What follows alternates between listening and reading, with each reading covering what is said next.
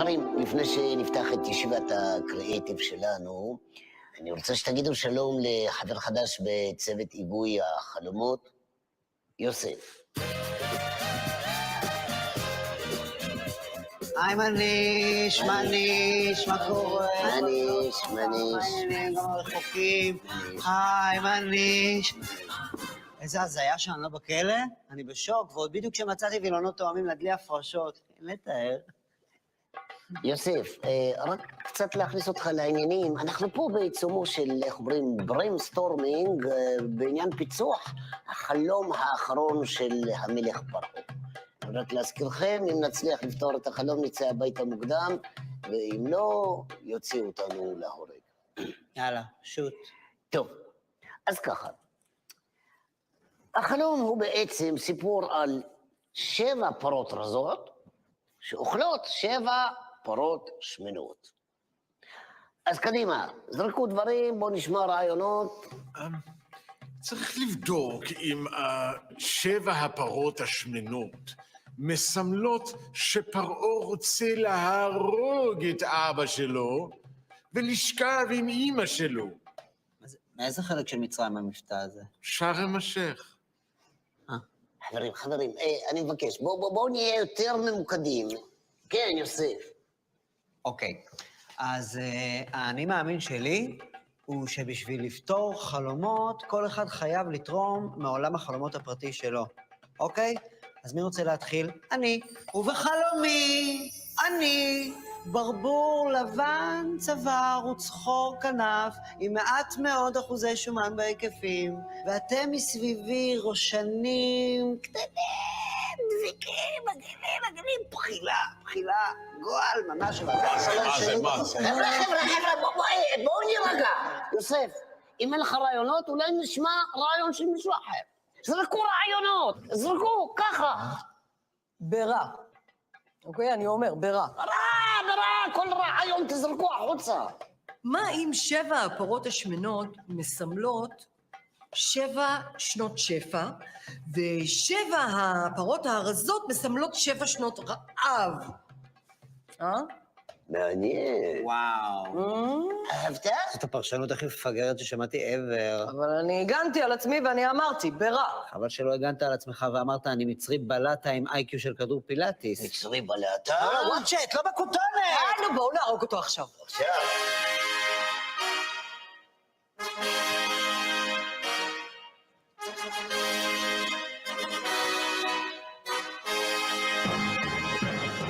יוסף, למה אתה לא משתחווה? יש לי כאבי ברכיים.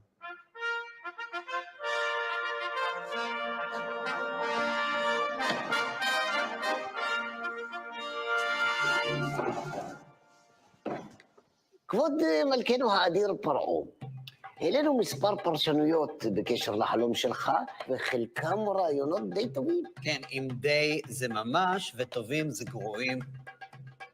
יוסף, אם כל הרעיונות גרועים לדעתך, אולי נשמע את הרעיון שלך.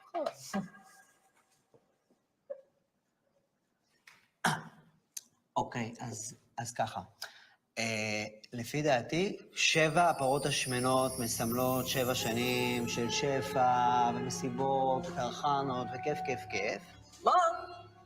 זה הרעיון שלי. ו7 הפרות הרזות מסמלות 7 שנים של רעב, שאלוהים ישמור אותנו. מה אומרת?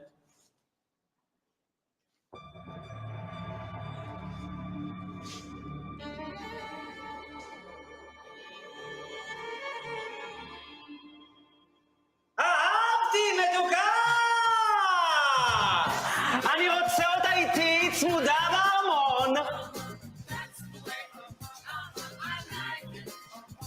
ביי, היה כיף. ביי, מתוקה! לדעתי הוא עדיין רוצה לשכב עם האימא שלו. So that's the perfect way to start this chapter. So welcome back, everyone.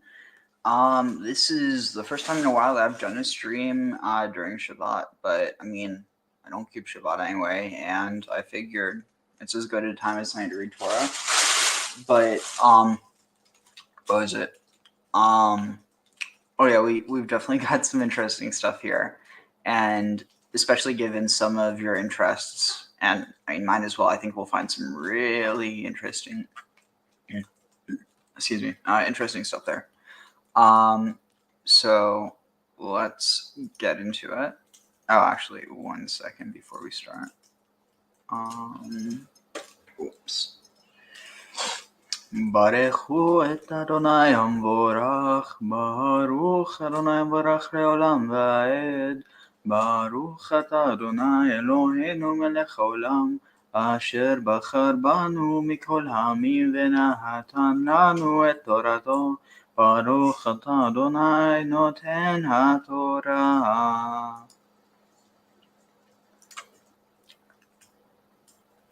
ויהי מקץ 2 ימים ופרעה חולם והנה עומד על היאור והנה מן היאור עולות 7 פרות יפות מראה ובריות בשר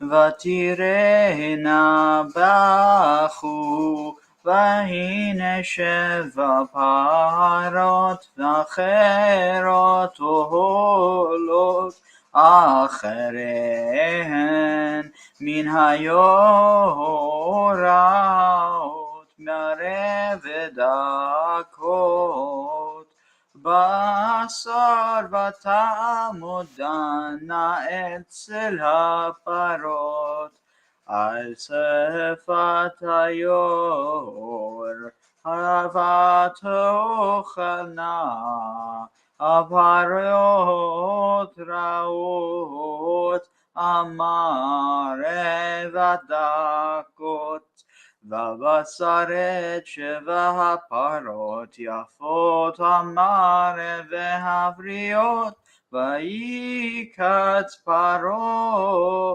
וישן ויחלום שנית והנה 7 שיבולים עולות בקנה אחד בריות וטובות. So was Miketz from the end. So some people translate this as like after 2 or like at the end, but literally from the end of 2 years days. Shnatayim. Yeah. After 2 years time, from the end of 2 years time, Wow, honestly, after is such a poor translation of Miketz. Like, that would be like saying before is first. Like, yes, technically there is a connection. They do mean the same thing, but not literally. So so it was, after 2 years' time, Pharaoh. Also, so this is actually really interesting. I do want to bring this up. Have you ever heard of the name Paru? I can't say that I have. So I found this a long time ago, forgot about it because I couldn't remember what the name was, but let me see if I can find it. Come on. Let's see. Paru, Egypt. Am I able to find anything?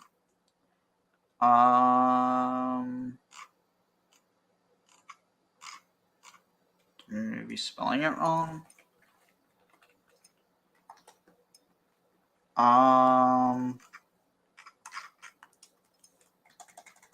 Let's see.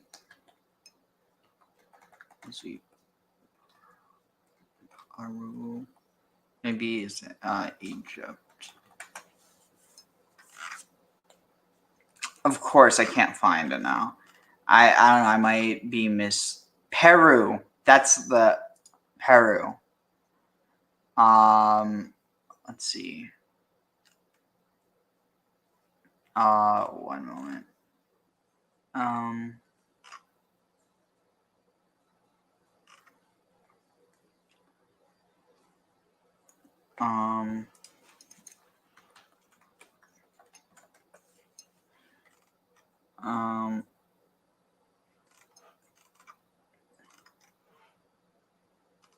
Let's see.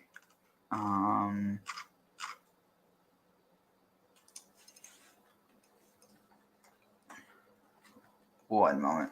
Peru word Egypt.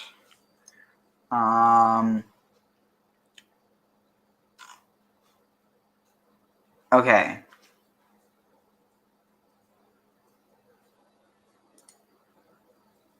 So this is interesting. Yeah.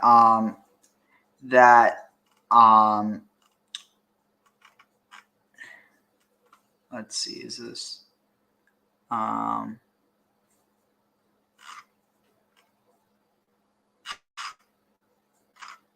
Oh, never mind. I think Peru. I might be wrong, but is it Peru or Paru is just the Egyptian word for Pharaoh. Never mind. Well, Anyway. you're right. There's a connection. Well, yeah, in the same way there's a connection between taxi in two different languages. Let's see. Shoot, now I'm wondering what does taxi actually come from? I'm looking this up. Taxi etymology.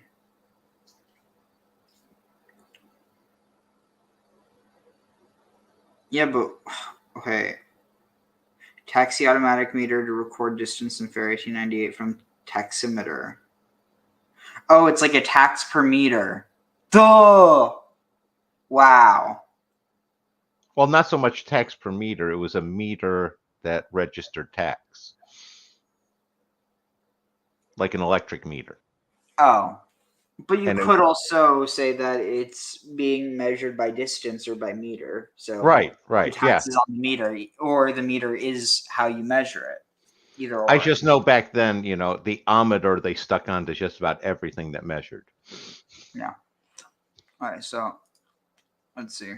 Also, if anyone wants to join, I posted the link in the comments. Let's see. Okay, so it was after, and so it was at the end of 2 years' time that Pharaoh dreamed,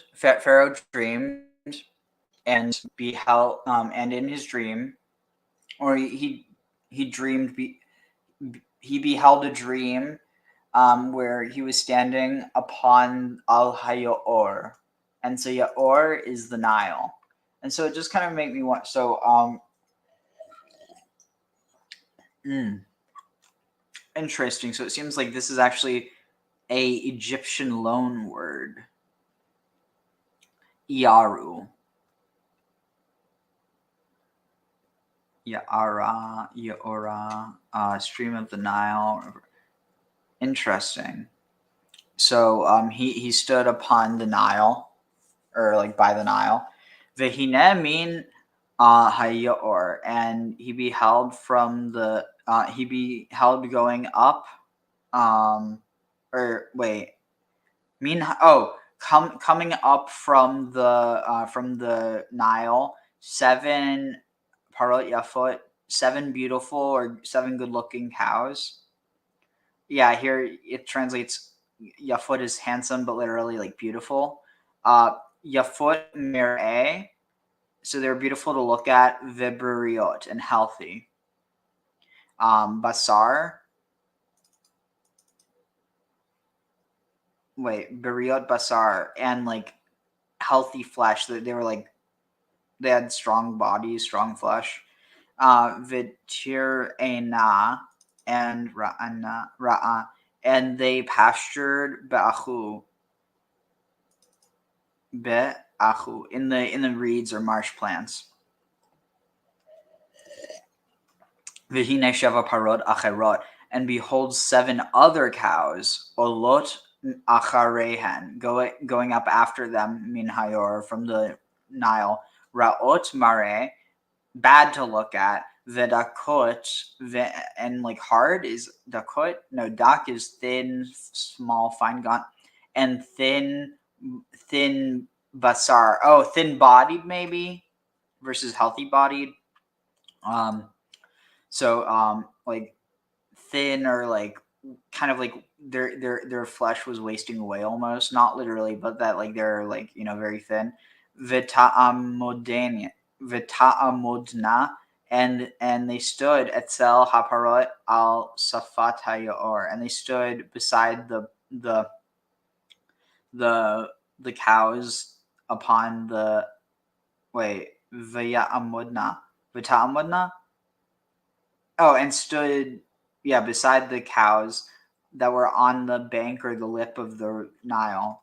So I love that the word for bank, literally, like the bank of the river is literally the lip of the river.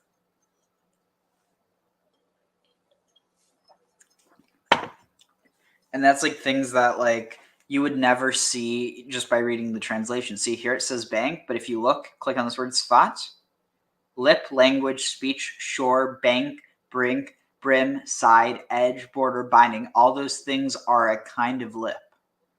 This idea of, 2 sides that surround something.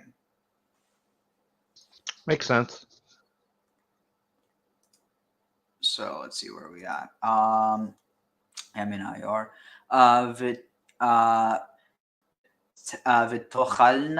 Vitochalna haparot raot hamare vedakot habasar et sheva haparot. Let's see. Tochalna haparot raot. And the bad, or the bad cows, tochalna, consumed the mare. The cows that were bad to look at, or I guess you could just translate it as ugly, but like the let's see, let's just say evil looking cows, because that's the literal definition you could translate as. The evil looking cows consumed the evil looking and weak cow and weakly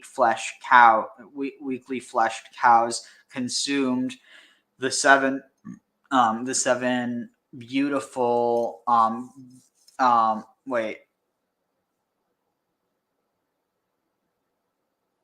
good looking and healthy cows, Miketz Pharaoh. And it is interesting. Holy crap, this is wild. So guess what katz means?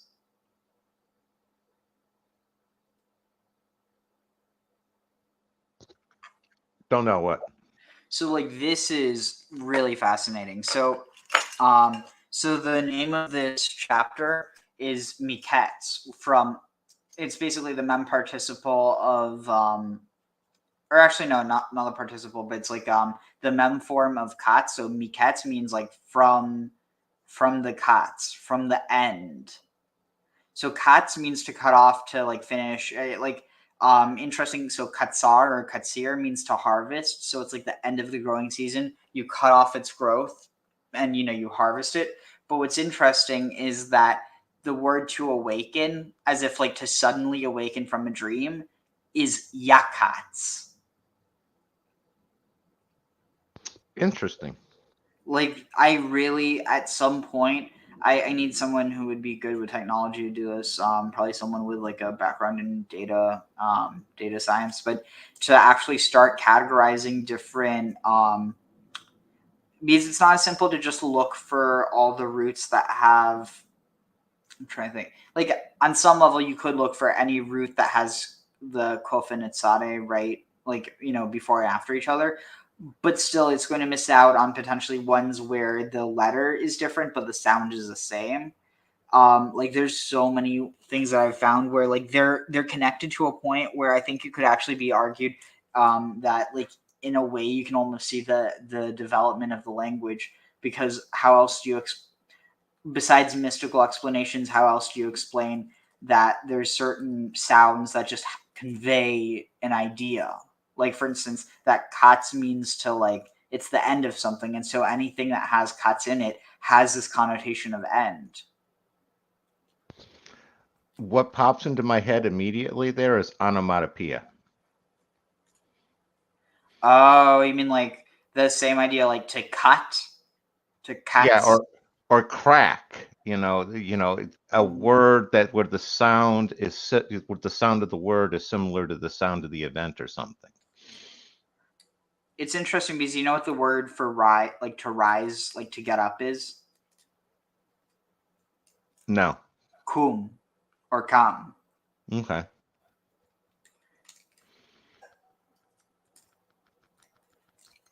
Okay. Anyway, so let's see where we at. Okay, so they consumed and Vaikatz Paro and Pharaoh, and Pharaoh's dream ended, but literally, and Pharaoh woke up. I want to see, but it's also interesting because so Miketz and then Yikatz, it's a clear play on words, and again, stuff that you would totally miss if you only ever read it in the English. Let's see, commentary.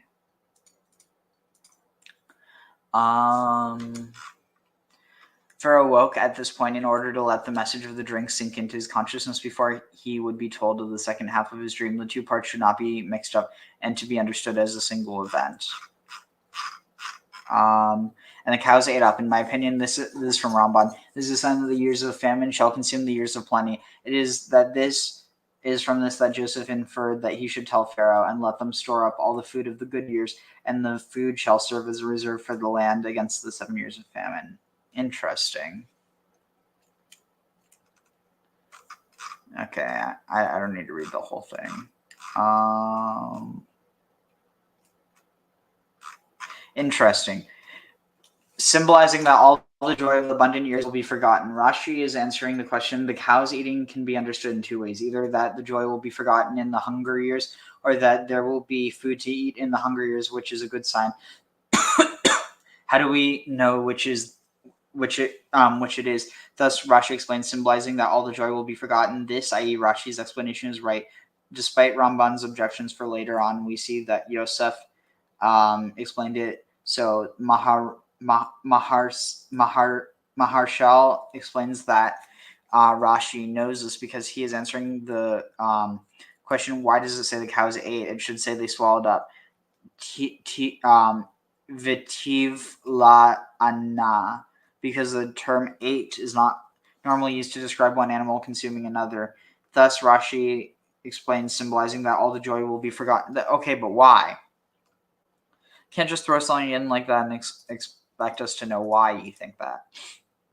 But thanks. So let's see where we at. Vaishan vayachalom. Vaishan, and he grew weary. Is it?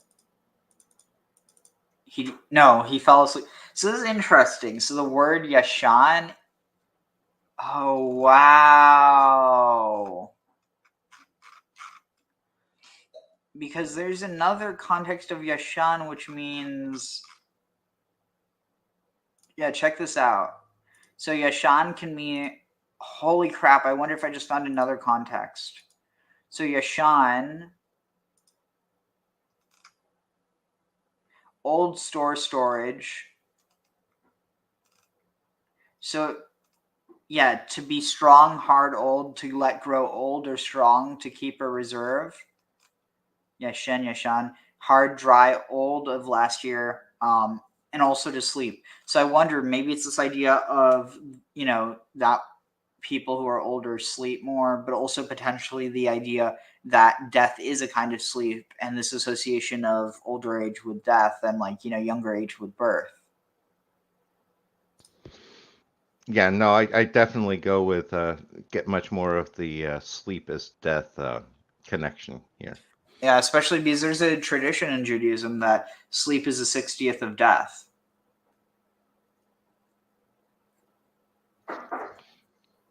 It's definitely an interesting tradition. So let's see. Whenever I hear 60 like that, I always think of Babylon. So tag. Why 60?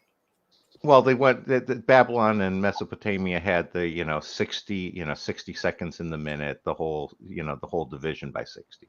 Oh, interesting. Let's see. So yeah, and he fell asleep and he dreamed a second time, and he beheld 7 shibolim, 7. So this is actually interesting. Have you ever heard the term shibboleth? Yeah, that's Lovecraft. What? Lovecraft used shibboleths. H.P. Lovecraft? Yeah, but in what context? Oh, they were basically slow-moving, bumbling monster sort of things. Interesting. So this word shibolim, so shibolet is the feminine form of shibol or shibolim. So shibolet is shibolot. What would it be? Shibolot, I think would be the plural. So it's a flowing stream or an ear of. Oh, flowing stream gives it a whole new meaning. So, if it's a flowing stream, it could be ear of grain, head of grain. But so the flowing stream, that's actually fascinating. So have you ever heard of shibboleth in the context of coding or security? I've heard it used, but I don't know the exact definition.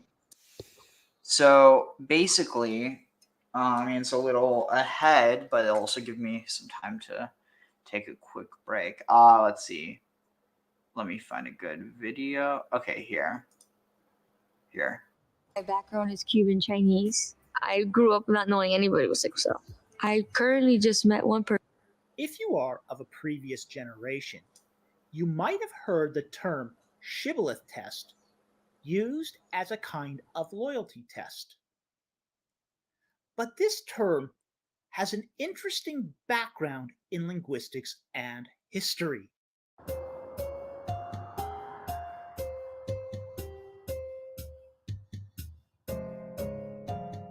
Today, we are going to talk about the history of the shibboleth test.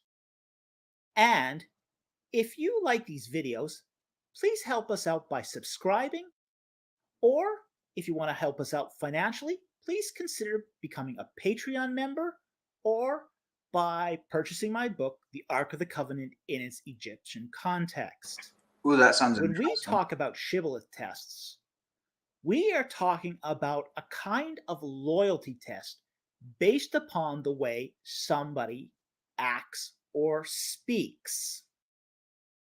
Now, I'm going to tell you a true story. This actually happened to me. There was a time when I had to do a business trip in Tucson, Arizona. I decided to take a day off and go to Tombstone to check out the OK Corral, being a bit of a fan of sort of the Wyatt Earp legend. On the way back, there happens to be a Homeland Security checkpoint. And what they do is you're supposed to drive up to the booth, roll down the window, and then they start getting you talking. Well, when I drove up, I rolled down the window. Hey, howdy there, partner. How you doing? The Homeland Security agent asked, "Where have you been?" And I said, "Wow, man, I went to Tombstone, man. It was like totally awesome, dude." The guard just tried to suppress a smirk, but he just quite couldn't. And you just see the corners of his mouth just go, and he just waved me through. What he was doing, and that's was why he was checking to see if I had a Mexican accent. And that's why traffickers don't always use people from Mexico.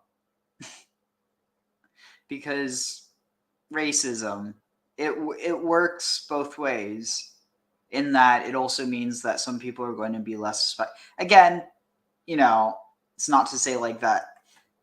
I don't want to get into that discussion, but basically that the reason why, and again, I actually, on some level though, because see, here's the thing, I would argue that, like, some people could argue, oh, well, it's a thing about nationality, but there's plenty of people in Texas who, because of their accent, would be seen by other Texans as not Texan, but actually Mexican, which again, it goes into this issue of what does it mean to be Texan versus Mexican, because there's plenty of Texans who are Mexican, and it's not like they're Texan and they're Mexican, but they don't live in Mexico.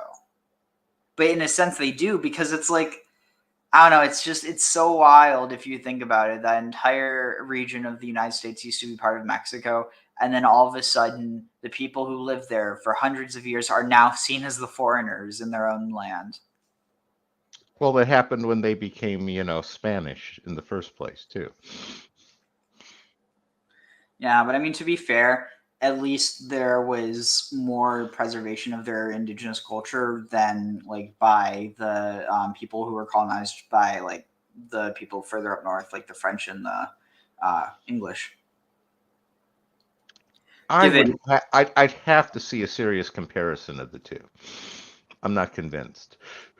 Yeah, I mean, we could talk about it another time, but I think there's a pretty solid argument that even though I'm not trying to justify any of the oppression that they faced, from the Spanish Catholics, the way they were like, it wasn't because the Catholics were particularly nice about this. This was because of their own ingenuity.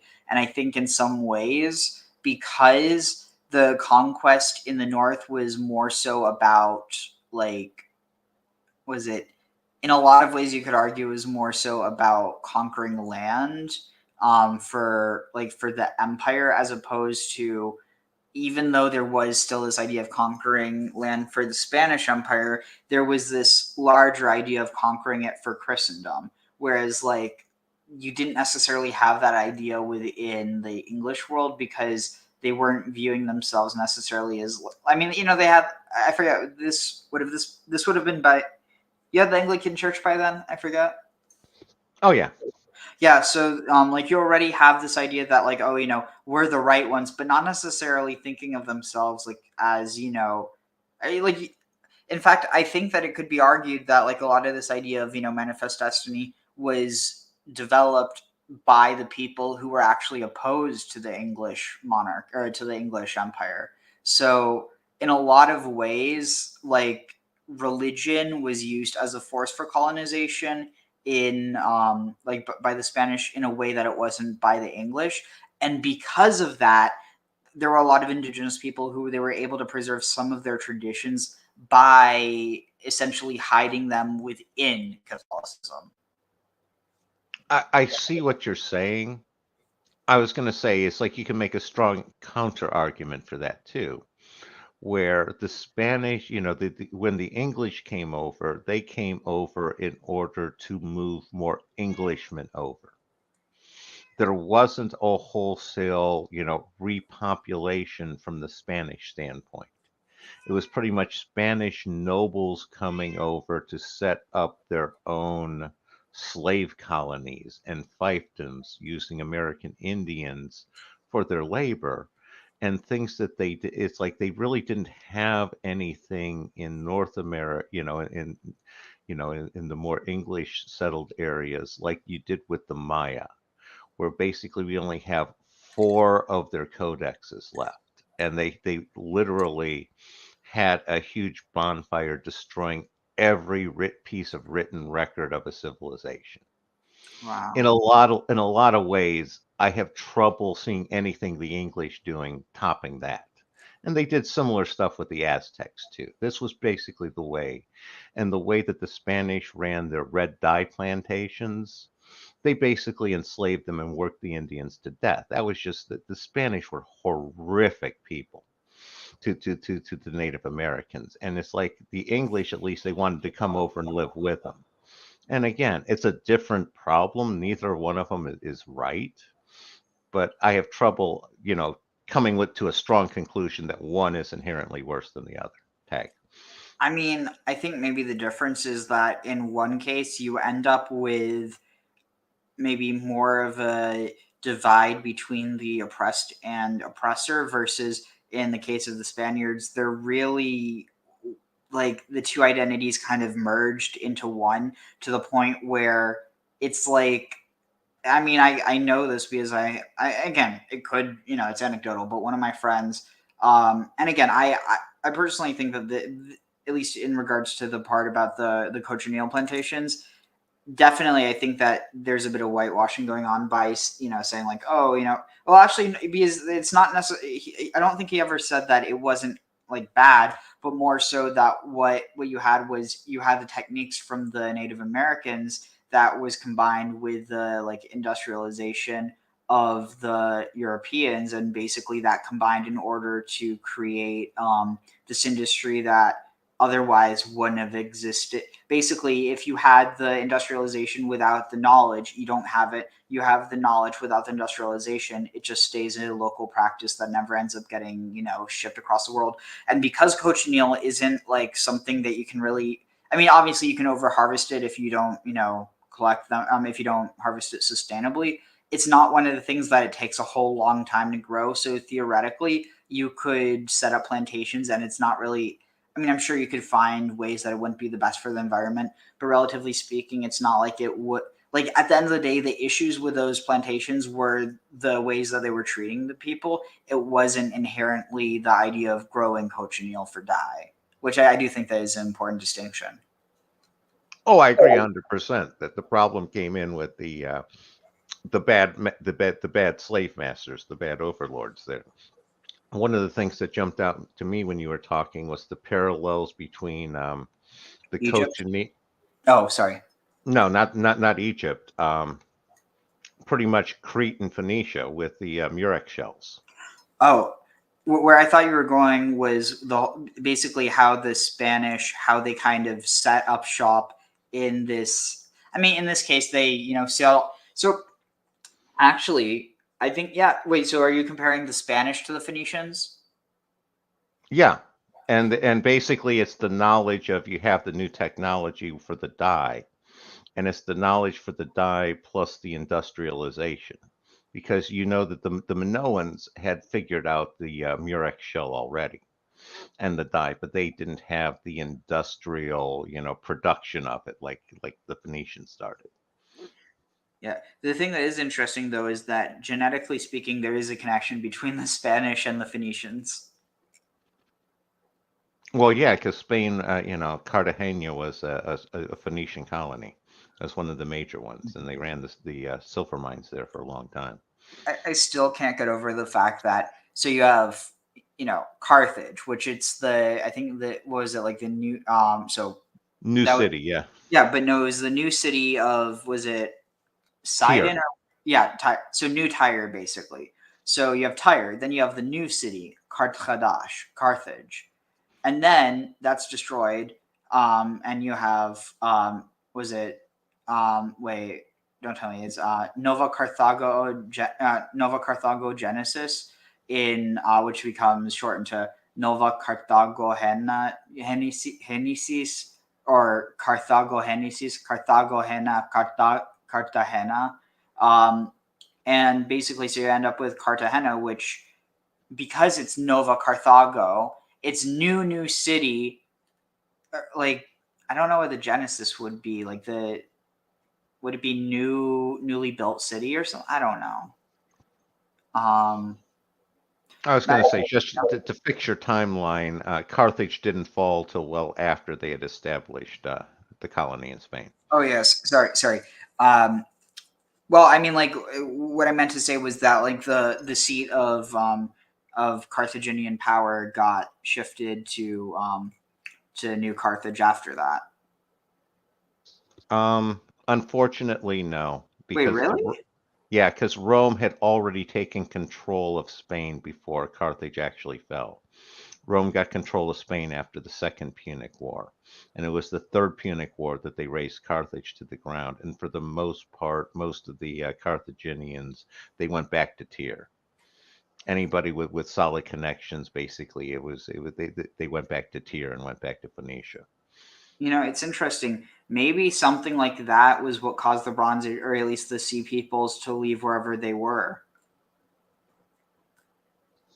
Again, that's one of the theories I've seen on the Bronze Age collapse, because you have the whole, volcanic eruption explanation, where the people in the northern, in the north there, were fleeing their even rougher winters, and that's just sort of forced everything south. Again, all sorts of theories on the Bronze Age collapse. Yeah. And I'm in the camp of it's probably a little bit of everything. Tag. All right, yeah, let's continue a bit. Let's see here.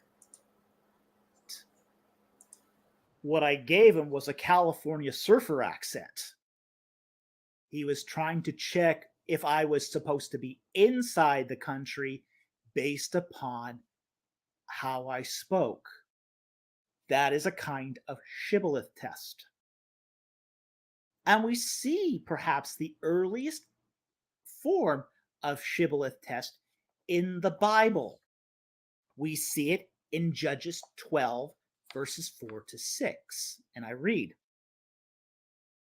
Then Japheth gathered all the men of Gilead and fought Ephraim. Yeah, Yiftah. And the men of Jephthah. Gilead defeated Ephraim because they said, quote, You are fugitives of Ephraim, O Gileadites, in the midst of Ephraim and in the midst of Manasseh, end quote. And the Gileadites captured the fords of the Jordan opposite Ephraim. And it happened when any of the fugitives of Ephraim said, quote, Let me cross over, end quote, the men of Gilead would say to him, quote, Are you an Ephraimite? Quote, if he said no, they would say to him, Say now, Shibboleth. But he said Sibboleth, for he could not pronounce it correctly.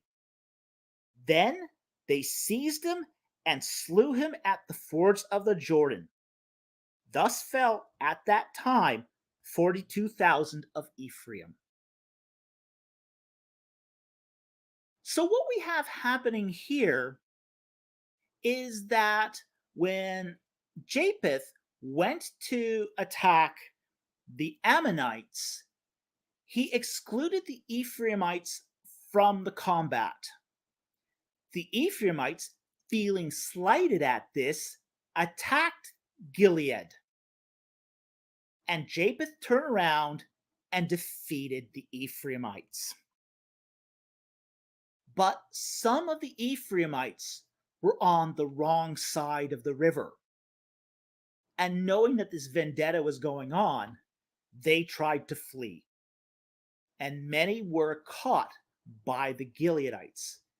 And to see if they were from Ephraim, they would apply this test based upon how someone spoke. And this is the origin of the so-called shibboleth test. The way the test works is that the Gileadites would make a person say shibboleth. That word Shibboleth. begins with the letter Shin in Hebrew. This is a Hebrew character that has a sh sound like ship or shake or shadow. In linguistics, this is called a voiceless postvelar fricative.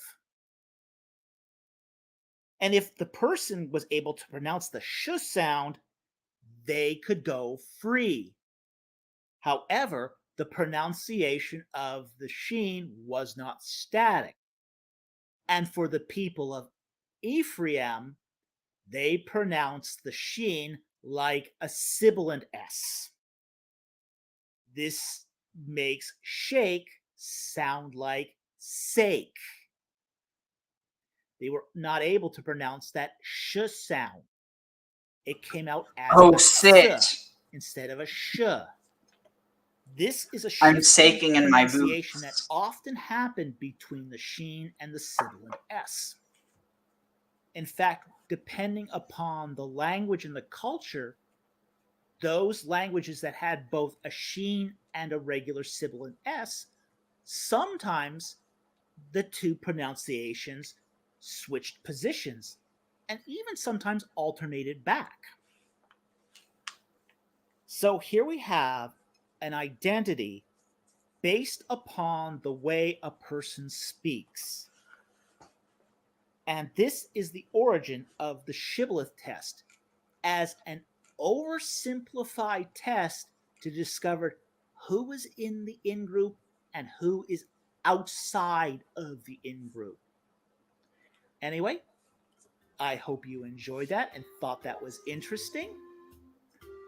And thank you very much for watching, and I will see you next time on Ancient Egypt and the Bible.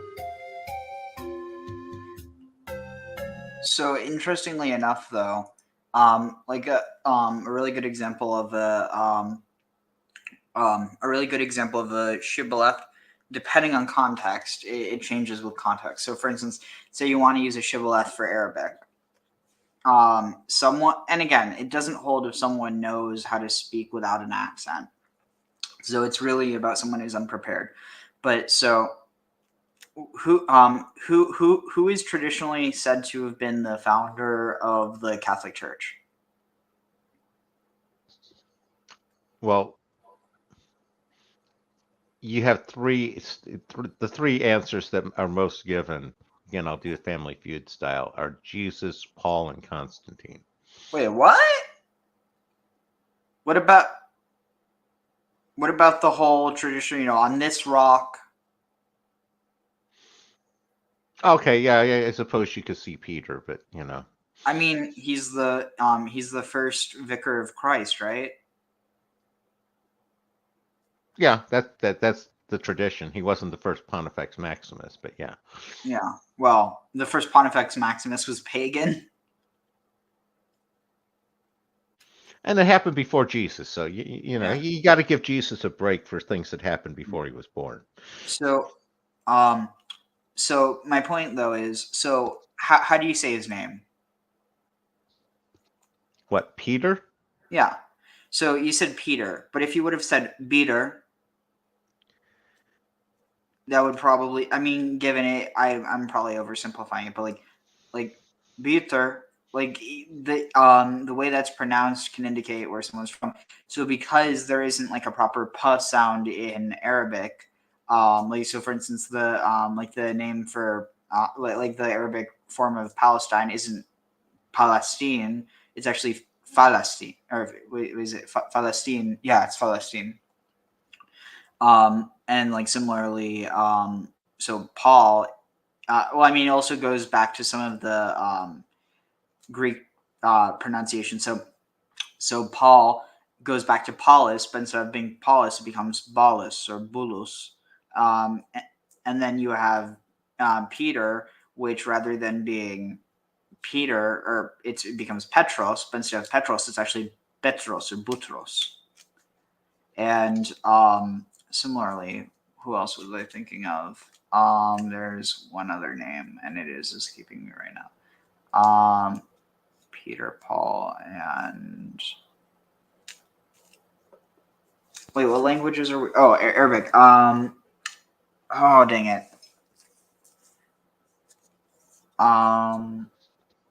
Again, I always want to say Mary after somebody says Peter and Paul, but let's see. Peter, Paul, Bulus, Butros. Yeah, I don't remember off the top of my head what I was thinking of, but whatever. Wait, is it? Oh, exactly. Nablus. Nablus is was originally Neapolis. Neapolis becomes Nupulus, and Nupulus becomes Nublus or Nablus. And I mean, it's actually similar to like like what was Naples originally? It was Napoli or no, what was it before that? Neapolitano or no, it was something like that. Neapolis. That's what it was. Neapolis. Wait, Neapolis means new city, doesn't it? Yeah, a lot of them are called New City. Interesting. It would be interesting if I wonder, is there any connection of Naples to, let's see, Naples, Phoenician. Let's see.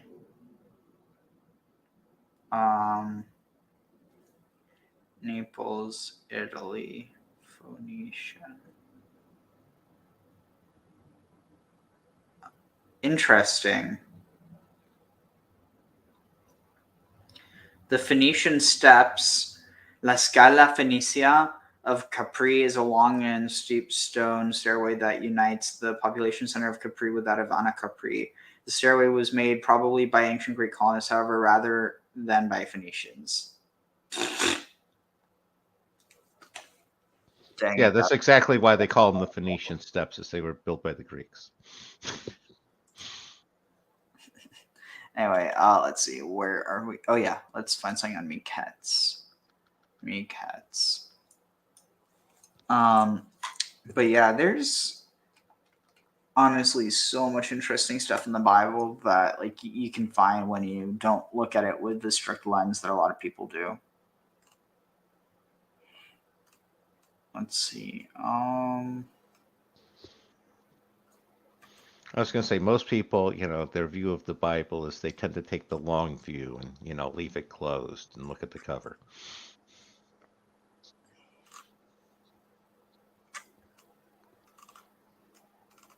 Let's see, what can I find? What can I find?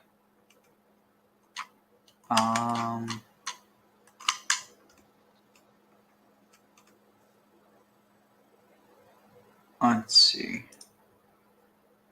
And then I switched to Liberty Mutual and saved hundreds. I know. Rough. Exactly. Sounds rough. This is the emergency fire blanket. This is the emergency fire blanket. This is the emergency fire blanket from Prepared Hero. That was the emergency skip button.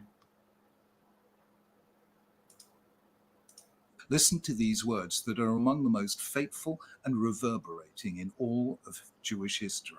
Vayaker Yosef et Achav. No. We're not here yet. That's in a few days. We're not there yet. Oh, God. God bless you, Nazareth. Oh, seriously? Honestly, like, I don't know why. I'd like to share. Honestly, I'm not as bothered by her preaching against Catholics as she is against Jews. Not because I have anything against Catholics, but just because, like, hate's not being directed at me. At the same time, like, I feel like, I don't know, I'm going to be honest, I feel like interreligious conflict is not as bad as, like, conflict that happens between religions. Because, like, at least with... This is how you're going to make... At least when somebody... What? I was going to say, my take is sort of in the Jacob and Laban thing. Turnabout's fair play. The Catholics go around converting people, so it's just fine to go and proselytize right back at them. No. She's like going to the Catholics and like condemning them. Oh, I thought she was trying to convert them to Christianity. No. Oh, okay. I mean that, but like, with her, she's inherently implying that, you know, I want to make you feel bad as I'm trying to convert you. Well, that's part of the point. That's the stick part of the whole thing. You got heaven as the carrot, and you got hell as the stick. Let's see, what can I find?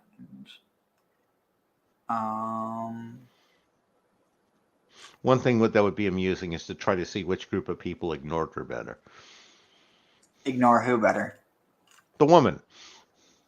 Wait, what woman? Sorry, I'm like the proselytizing woman. Oh, whether right. the people in Jerusalem could ignore her better walking by, or whether the people in Rome can ignore her better walking by. Oh, no. That was in Nazareth. Oh, okay. Because she had been talking Oh, about going to no. Rome. I thought she went to Rome. Okay. Oh no, dude, is she crazy enough to go to Bethlehem right now with everything going on? Well, from everything she's shown, I think the clear answer is yes. Oh God. I mean, you did read about the, again, the evangelic, the guy who decided he was going to take Christianity to North Sentinel Island a few years ago. Yeah. We haven't heard back whether they converted or not. Dude, that's not funny. He died. Well, I don't know that for certain. I agree. That's the obvious conclusion. What is it, like that one theory that I don't even remember why I know this, but there's some people who are like, they buy into this whole theory that they think that Tom Hanks is like, I don't know, they think that he's actually like someone else who got stranded on an island, but like on purpose. I don't know. It's complete. I don't know. They thought the movie was real? Basically. Like yeah, for a second there, I thought you were going that they thought that somebody killed Tom Hanks and replaced him with a double, sort of like the old Paul is dead rumor with the Beatles. Wait, Ball is dead? Paul is dead. Yeah, Ball. Yeah. Ball of Tarsus. No, you gotta be easy. If you say it in Arabic, it would be Ball. Yeah. Ball. Let's see. Let's see what I can find on Miketz. Wait, I'm sorry, did I just see? The Hanukkah End Time Mystery. What on earth is this crap? I'm going to put this in my garbage can. Save to watch later. Oh, yeah. Are they trying to say that the end of time comes when the oil finally runs out in the temple? I'm not sure what they're going with. No. The end comes when the oil runs out in the Middle East. Ah, now that makes sense. I can see them panicking over that and just blowing things up with all the weapons we've sold them. That actually makes a lot of sense. After last month's massive solar flare added a 25th hour to the day, businesses are wondering, what should we do with it? Bacon and eggs, 25/7.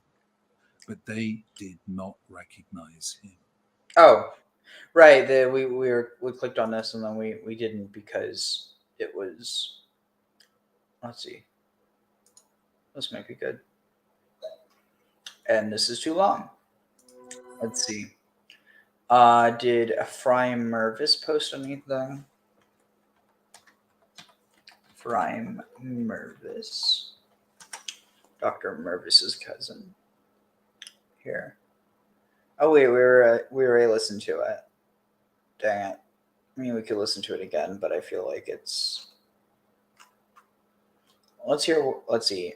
Miketz. Let's hear what he says from other years and compare that to this year.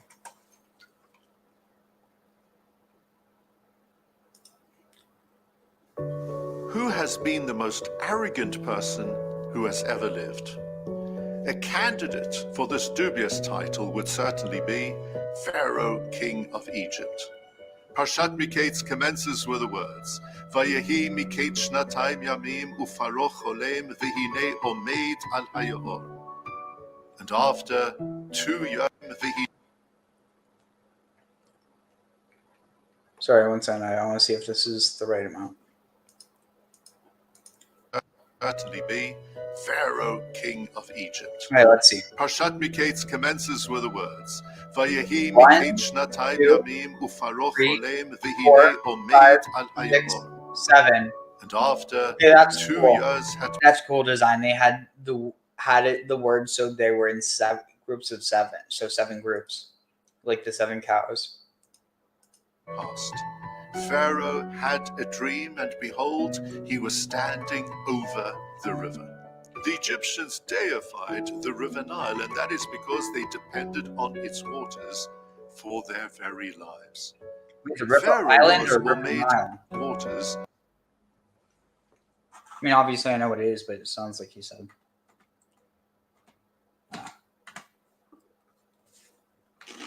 Egyptians deified the river Nile, and that is because they depended on its waters for their very lives. That is being over the river. The Egyptians deified the river. He was standing had passed. Pharaoh had a dream, and behold, he was standing over the river. The Egyptians deified the river Nile, and that is because they depended on its waters for their very lives. Pharaoh was Omeid al Hayor. He stood over the river, indicating that he saw himself as the ultimate, supreme, powerful God of gods. Rav Salman Sorotskin in his Sefer Osnaim LaTorah explains that is surely why the Egyptian sages, when interpreting his dream, explained that everything to do with his dreams was connected with Pharaoh's own self, his self-importance, his personal life, his personal future. But they were wrong. Joseph stepped forward, and he gave what Pharaoh knew to be the true interpretation. Because Joseph saw in Pharaoh not just somebody who was living for himself. A true and great leader is somebody who is concerned about his people and is concerned about the entire world. And therefore, Joseph's interpretation related to all of Egypt and all of humankind at the time. Pharaoh liked Joseph's interpretations, and in turn, he lived up to the aspirations that had been placed for his kingship. And as a result, he entrusted Joseph with the responsibility to guarantee that Egypt and the world would be prepared for those 7 years of famine. Rav Sorotskin adds a further word. The Torah tells us, Pharaoh omeid al hayor, in the present tense. Not Pharaoh stood over the river, but Pharaoh is standing over the river, indicating that Pharaoh, king of Egypt, was not the only ruler who was there in power for his own sake. Unfortunately and tragically, there are some Pharaoh-styled rulers who exist to this day. Rulers of nations who are only concerned about their own grandeur, about their own power, about their own control. Rulers... Netanyahu. Sorry, I think I got a Netanyahu stuck in my throat. All I can think of there is Kanye. Sorry, tag. No, but there's a difference. Dang, I don't want to step my foot in this. My issue isn't with Israel. My issue is with Netanyahu, and mainly just Netanyahu. I mean, to be fair, also like the far right in his coalition, but let's be real. He is very self-interested. I mean, to be fair, so are most politicians. Like, I think you could say the same thing about Trump. You could say the same thing about Biden. You could say the same thing about Trudeau. You could say the same thing about who is the...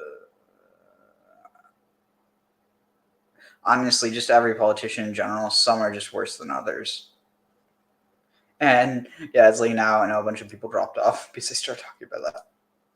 Those who are willing, at the expense of their people, to engage in dangerous pursuits, who are willing to sacrifice the lives of tens of thousands of their people just to guarantee that they will have more power on earth. Joseph's timeless message for us is that to be a great leader, one needs to recognize one is in one's seat of power, not for one's own sake, but for the sake of all others. Shabbat Shalom.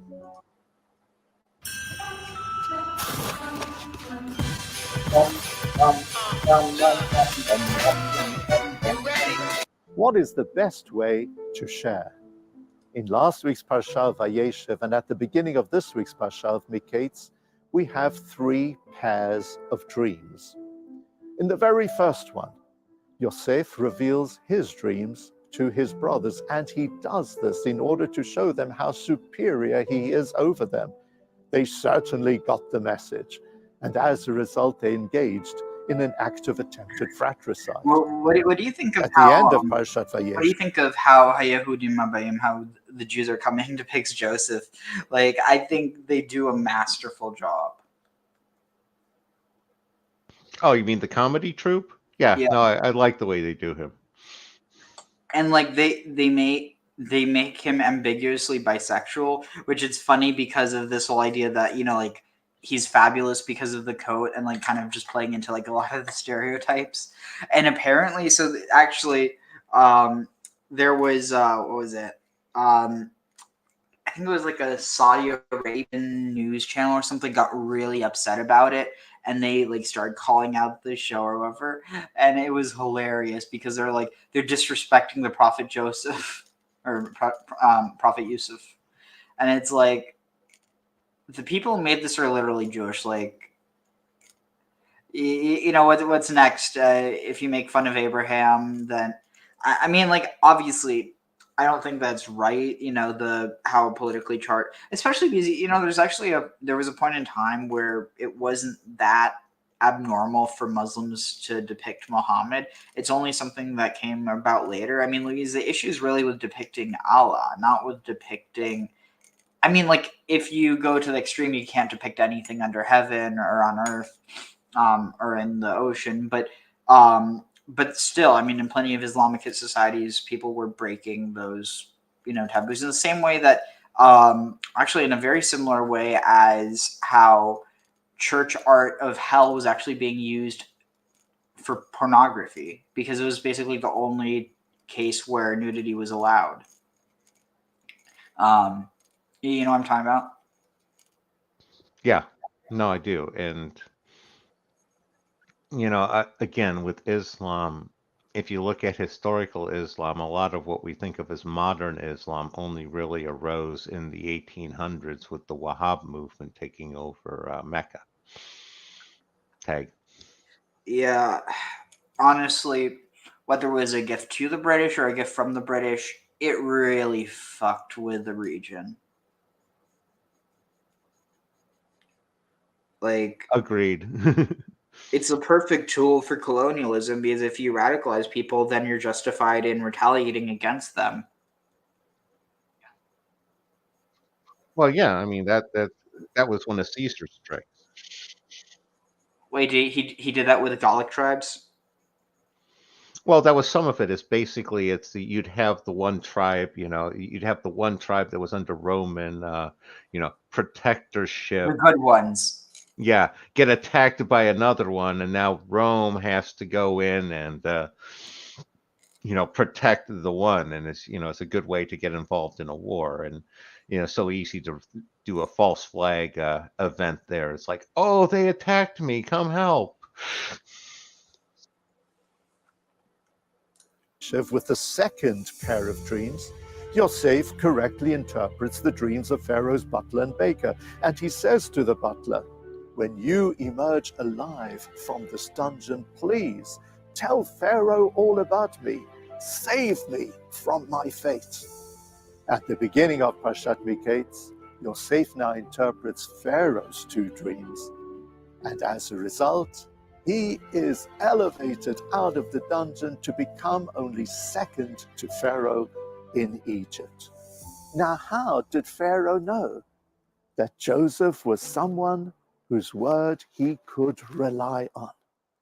You see, this was the first occasion in which Joseph was involved in dreams, and he was sharing valuable information unconditionally. On the previous occasions, he always had a personal agenda. However, on this occasion, when Pharaoh quizzed Joseph, Joseph said, "It's Hashem who is correctly interpreting your dreams. He showed that he was a person of integrity and sincerity. There was no agenda. He didn't want to receive anything in return. He was sharing out of concern and out of empathy and out of consideration. That is what impressed Pharaoh. That's what So this is enabled him to interesting, know and we're going to have that to work here was a through in person order to really whose determine word he if this is could the case. But I do wonder if him saying Hashem, if him saying Yud-Heh-Vav-Heh was the one who interpreted the dream, is it possible that this is actually an... Dude, this could be wild. I wonder, this might actually have to do with the reason why so many Christians end up seeing parallels between Joseph and Jesus. It could be because there actually was a time where Joseph essentially was Jesus before Jesus. Oh, definitely. You have that also with David as well. But does he ever actually act as an avatar for Yahweh?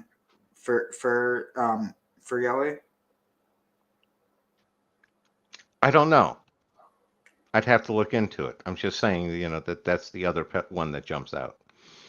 Yeah, I mean, I wouldn't be surprised because there's a lot of parallels between David and Baal and between Yam and Goliath. I actually wrote about that in my paper. Because I think we went over this a bit one time. Remember how they both get hit square between the eyes? Yeah. Well, and you also have where David is, David, the Muzid, Tammuz, the whole dying and rising shepherd.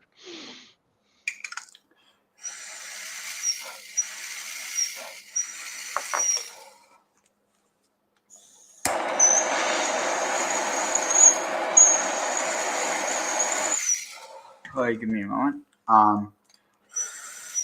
Rely on. So the message for us is that when we have something to share, it could be an object, it could be a gift, it could be knowledge. If we have an agenda, we don't stand to benefit from what we are doing. But when we're there for the sake of others and when we share unconditionally, that is when we stand to receive the most. Shabbat Shalom. Ooh, I just realized. Hello, I'm Patrick Sabbath Stewart. versus Shabbat is another Shibboleth. Oh, what do you celebrate? What day do you celebrate? God resting from creation. Oh, I celebrate that on Shabbat. Oh, you must be Jewish. I celebrate that on the Sabbath. Oh, clearly Christian. Wait. Actually, no, sorry. I mean, if you say I celebrate Sabbath on Sunday, or Sabbath is on Sunday, then clearly you know that they're Christian. And if they say that it's on Friday, shoot, I forget when it is for Islam. I think it's either Thursday or Friday. I think it's Friday. Islam, traditionally, I learned it as Islam is Friday, Judaism is Saturday, and Christianity is Sunday, except for the Seventh-day Adventists. Yeah, I mean, the thing is, because Friday is also for Jews, even though it doesn't start until sundown, because you have to prepare, it's practically you're getting ready for Shabbat even before Shabbat. Anyway, let's go here. So where are we? So and he slept, and he dreamt a second time, and beheld 7 shivalim, 7 sheaves of wheat, or lot, going up. Okay, this is interesting. Sheva shivalim olot. So 7 shivalim going up from... Okay, yeah, it would have to be ears of corn or 7 ears of grain, because the flowing stream would go down, not up. It could come from up, but it would be going down. So you have 7 shibulim, 7 sheaves of wheat, or 7 heads of grain. Olot bekaneh echad, coming out from one stalk, or one cane. Beriot, healthy, vitovot, healthy and good. So there's one theory that it's pretty well founded that this could actually be a reference to not only the menorah, because see 7 ears of grain growing off of a single stalk, but that it could also be a reference to cannabis, to hemp. Let's see, they talk about it here. Chizkuni says, rising on a single stalk, this was an allusion to plenty abundance. The message had now become more explicit than the first half of the dream. Normally, the 7 kernels would compete with each other for the nutrients provided by a single stalk. In this dream, they did not do so. They were all fully developed. Anything else we can find?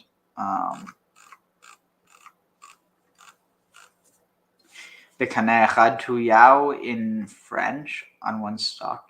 Let's see. Come on. Interesting. I don't know. What's it mean this only applies to animals, as Willik has before? Good ears of grain are called sains, which in Yiddish is frisch.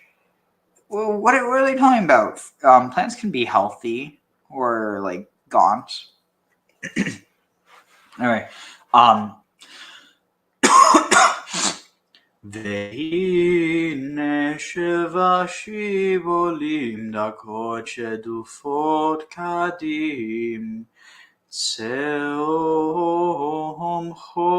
אחריהן, ותבלענה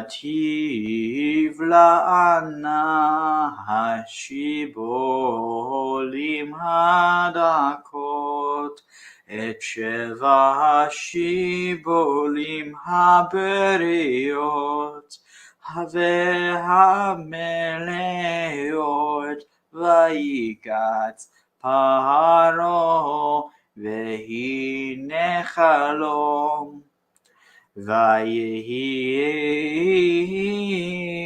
בבוקר ותפעתי בהם רוחו, וישלח ויקרא את כל חתומי מצרים ואת כל חכמיה,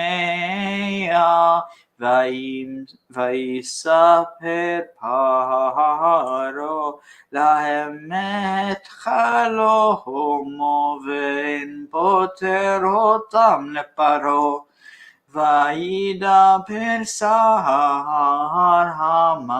המשקים את פרעה לאמר את חטאי, ואני מזכיר היום פרעה קצף, עליו וייתן אותים ומשמר, ואת שאר הטווחים אותי ואת שר האופים. And behold, 7 flowing 7 stalks of Shibulim. And behold them, 7 7 stalks, 7 stalks, dakot, weak stalks, or sickly stalks, v'shadufot kadim, blighted v'kadim, blighted and thin. Okay, this is interesting. So, okay, this is really interesting. So look at this. So dak, here it's dalid kof. Then here you have kof dalid. It's the opposite. So dakot means thin, and kadim here it means east, like from kadem. But it means that it was like blighted by kadim, by the east, or the east one. It's sumchot, sprouted, acharehan. They sprouted after them or behind them. Vativlana hashibulim hadakot, and the thin or the gaunt shibulim. I'm just going to say shibulim because it's easier than translating each time. Head of grain. So I'm just from here on, shibulim, head of grain. And the shibulim, the weak shibulim, swallowed up the 7 shibulim that were healthy and full, and Pharaoh woke up, and behold, it was a dream. I was just dreaming, bruh. It was just a dream. And I was dreaming of Shibalim. yeah, dreaming of Shibalim. Dream of the Shibalim. And so it was in the morning, Vatipaem, Tapam, Tapa'a? No, Pa'am. He was thrusted, impelled, pushed, persistently, disturbed. Where is it? Hipael. Vatipaem. Wait. Hitpael. Sorry. E. Versus you have Nifal, which would be Iha, and you have Ka, which would be A. So Hipel. So Iha, Hiha, Ti, Ha, E. Yeah. Okay, so that's and he was disturbed.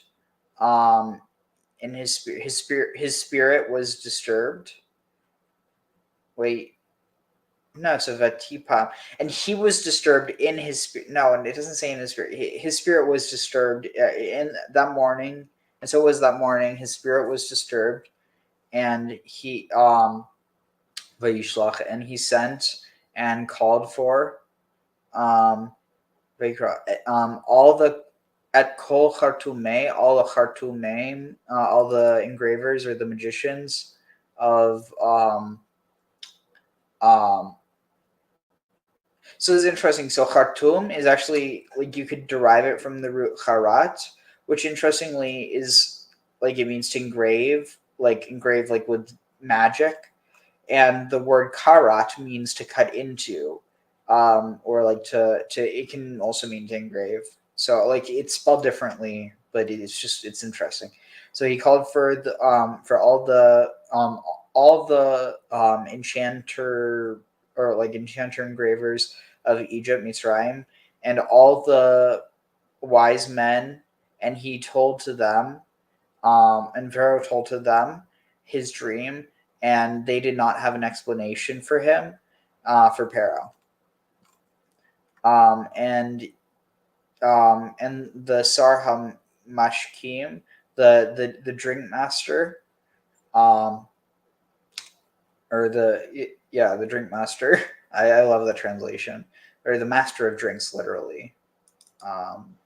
Prince, ruler, the prince of drinks, the chief of drinks, the drink official, the drink captain. Let's go with the captain, the drink captain. Let's see. Do we have any comments yet? That might. Yeah, no. 2 people watching, but no comments. So, Graham, how do you think we should refer to this? Should we refer to him as prince of drinks, drink master, ruler of drinks, drink leader, chief drink, drink official, or captain drunk? I was gonna say that there's a part of me that is sort of, I'm almost leaning to pick one off the chart and go with head mixologist or something like that. How about mixmaster? Ooh, I like that, mixmaster. All right. Pharaoh's mixmaster, yeah. Yeah.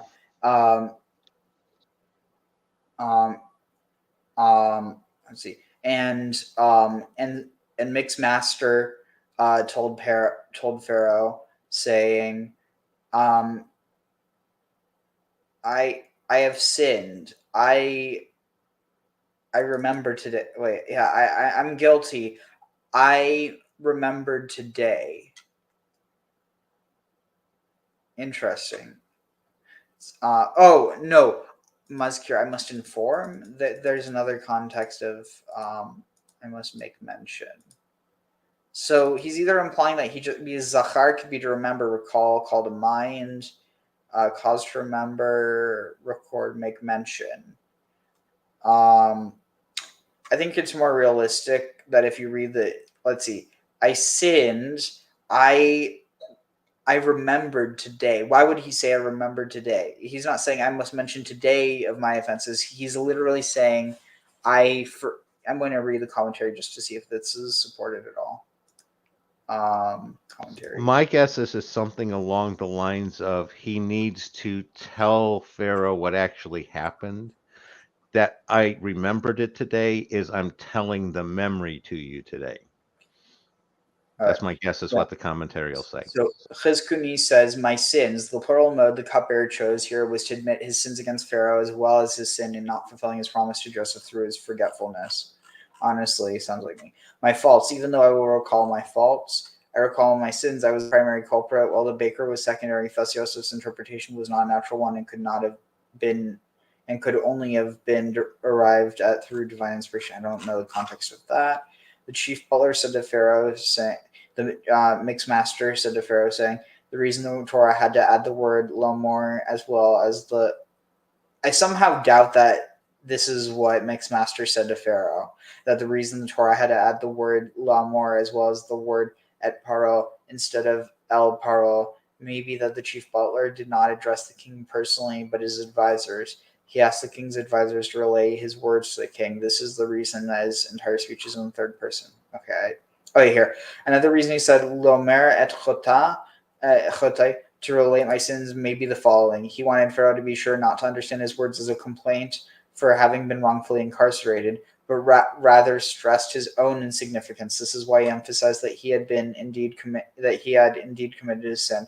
The chief butler added the word hayom, today, to explain that the reason he had come forward now is that there was an overriding need for the information he had to impart. Had this not been the case, he would not have brought up his own incongruous past.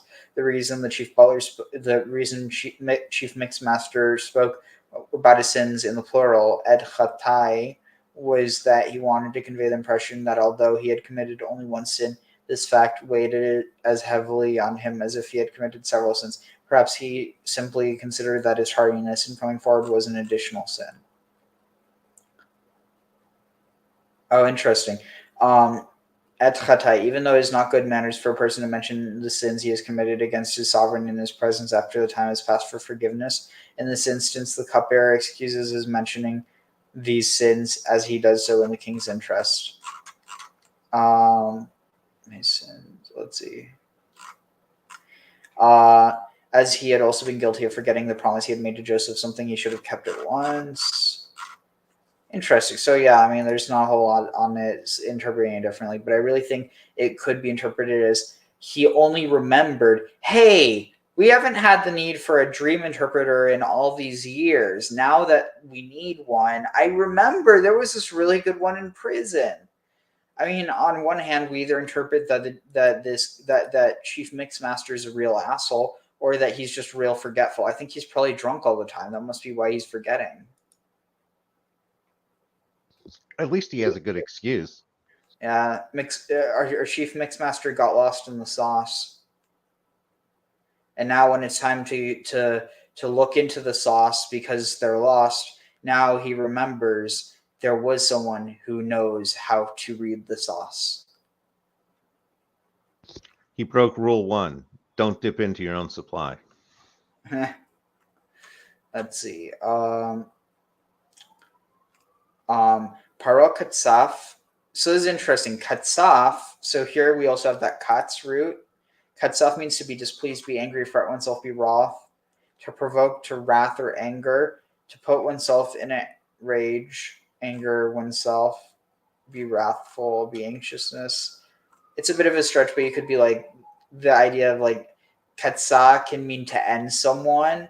So there is this context of anger or like of violence within katsa, actually, and even katsar, because the idea of harvesting is to cut something, from its source. So there might be a connection there. So, and Pharaoh was displeased with his servants, and he gave Oti, me, who's talk? Oh, wait. So this is all something that the mixed master was saying. So he was saying, I must make magic. Oh, this is continuing. Pharaoh was angry with his servants, and he gave me b'mishmar into the guard of the Beit Sar HaTfachim, the house of the. So Tfachim can be So what's the term for someone who they have like a lot of animals and they use those animals for hunting? I'm not sure. That's a good question. It's not So- quite a rancher. A beast. Beastmaster wouldn't be bad. Forester? Nah, I am going specifically for Beastmaster. So this Sar-Afis could be executioner, cook, bodyguard, guardsman, cook, who also killed the animal for food, guardsman, bodyguard. I feel like we should go with Mixmaster, and here we have Feastmaster. I like that.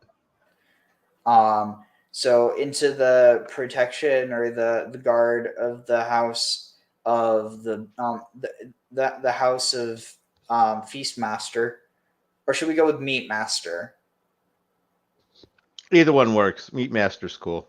Meatmaster. And I want everyone to know this is not a direct translation. It would be like literally the master or like prince of executions or of, it's this idea of like slaughtering for food. So it's not just this idea of like senseless violence, but it's like violence for gain, which is itself kind of a grim prospect. But he runs the slaughterhouse. Yeah. Yeah. So Meatmaster, to the house of Meatmaster, and I and me and the Sar-Afis, the, let's see, chief baker, the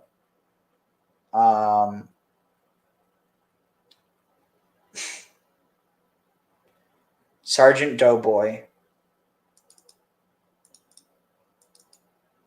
because Sar can be captain, so we'll just change that to sergeant, because Sergeant starts with Sar, and then Halfim is of baking, so we'll call him Sergeant Doughboy. How's that? Works for me. Dude, I don't know what's up with me. I mean, honestly, I think I'm just a bit more relaxed. That could be it. But yeah, let's see what we can find now.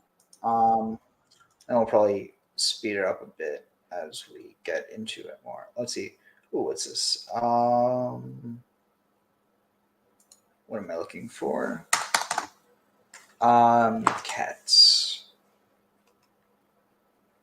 Yosef and Hanukkah. Here. Fortunately, we're already. I'm sorry. You named your son Braxton, as in like Braxton Hicks. That was funny, right? Yeah, I was going to say maybe he was born premature. Okay, I feel terrible now. I feel terrible in general, but I feel terrible because, like, I'm not making fun of him, but still, like, that is kind of an interesting name. All right. Oh my god. I can't watch this. It's too much. Oh wait, you guys weren't even you guys didn't even see what I was talking. So I'm just talking, literally so tired. But you know what? I don't know. I felt like I needed to do this. Eventually I'm going to try to get on a better schedule soon. But that'll probably be next week. And then I'll be streaming during the day, so I might actually get a normal audience. That might be cool. But I'm not doing it for audience. I'm just doing it to get, let's see, Sarah Rivka, Bat Ben Sion. Shalom and happy Hanukkah. Shalom. Dream, dream, dream.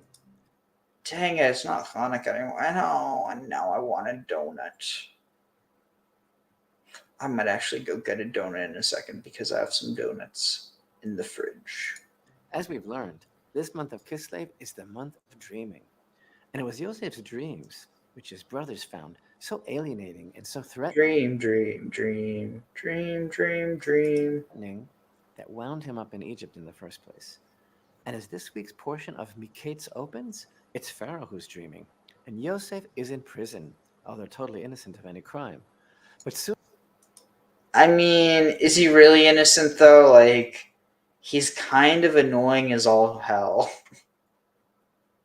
I'm joking. He was just misunderstood. He was just trying to share his knowledge, and everyone was like, "Oh, look at Joseph. He thinks he's so much better than us." And Joseph's like, "No, no, no. I'm just trying to share with you what I know." And it's like, kind of opposite of Noah. Noah's like, "Okay, I'm going to build this ark, and anyone, if they want to hop on, you can." But he doesn't really go. Well, actually, no. I think there is a whole tradition that he goes out and actually, does he? I think he tries for a little bit, and nobody wants to listen and repent, and so he just kind of gives up after that. Whereas with Abraham, he tried repeatedly in order to get people to be saved. But I was going to say, I always saw Joseph's defense as, I can't help it. I'm so much better than you guys.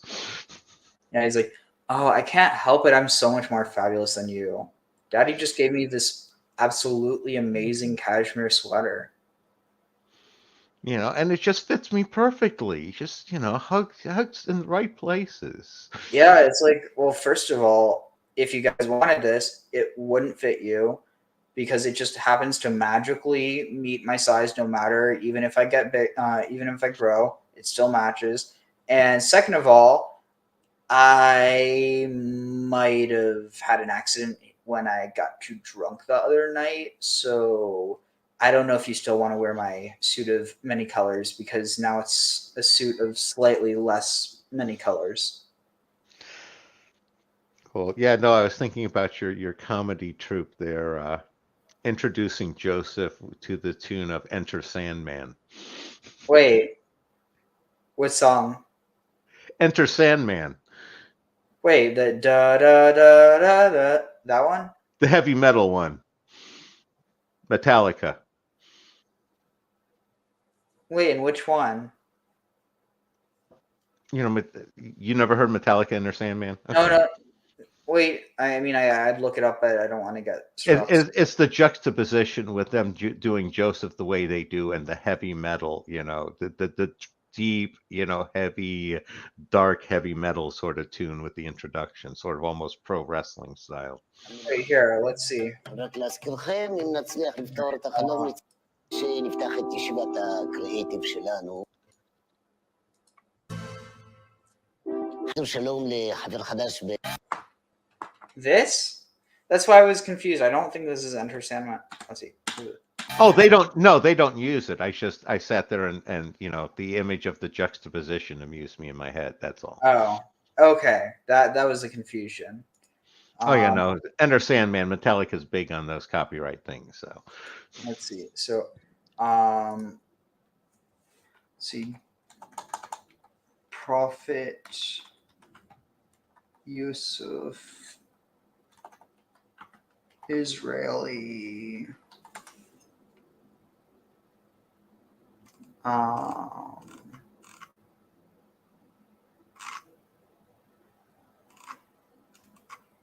Israeli comedy gay. How it should not be this hard to find. Jews are coming.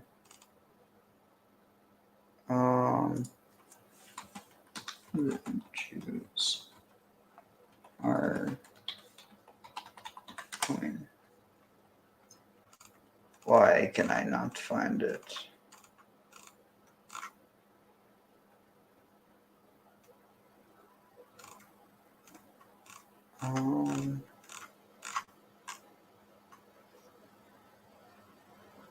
Let's see.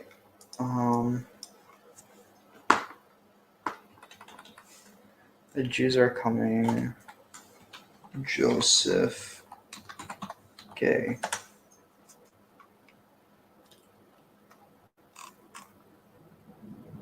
Where is it? Oh, Joseph's.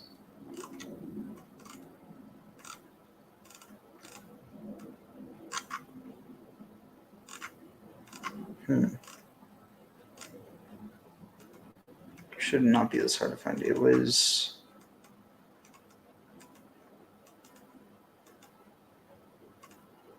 Huh. See, Joseph Gay. Coffin? Maybe?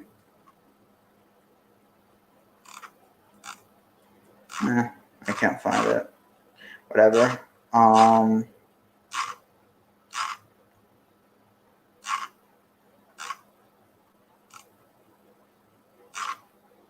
Dang, I was really... Wait. Okay, I just saw it.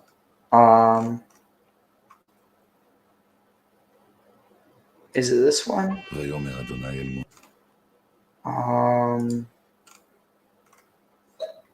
me just make sure.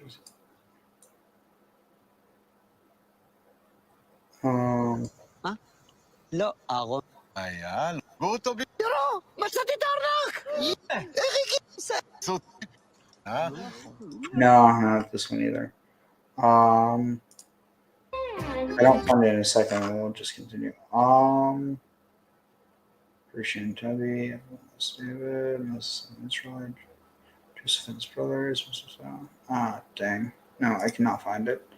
For the life of me. It is kind of upsetting, but it's not the end of the world. Oh, wait. Maybe if I just search for it. Anyway, do you have any thoughts on what we've talked about so far?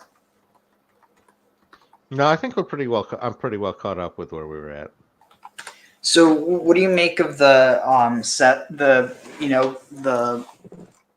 cane with 7 sheaths?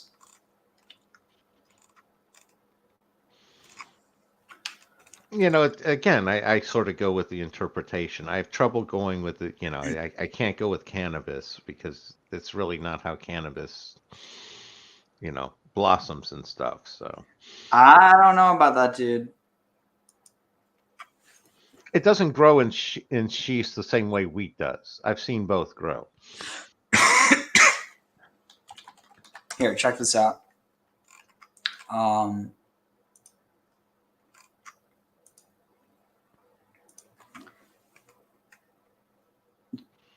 This so obviously like they trimmed, but the point is, so if you look at the node sites, let's see, where is it?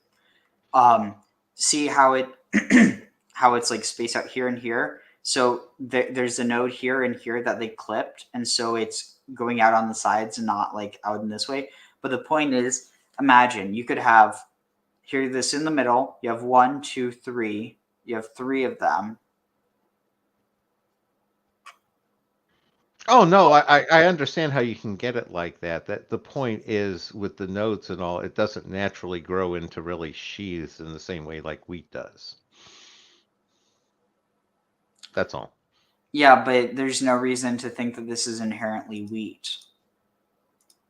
Well, I didn't say wheat. It was if they're talking sheaths, it's something that comes in sheaths. So that's what I would think. Well, even that's like an improper use here if I shibulim. An ear of grain or a head of grain or a cluster. Okay, no, that could apply to canvas. You see what I'm saying with sheath, because sheath, it implies the long extent that, and then the things at the top, which isn't quite. Actually, I don't know why I said sheath. I'm tired. Oh, no problem. All right, so let's see, where are we at? ונחל מחלום בלילה אחד הניבה הוא איש כפתרון חלמו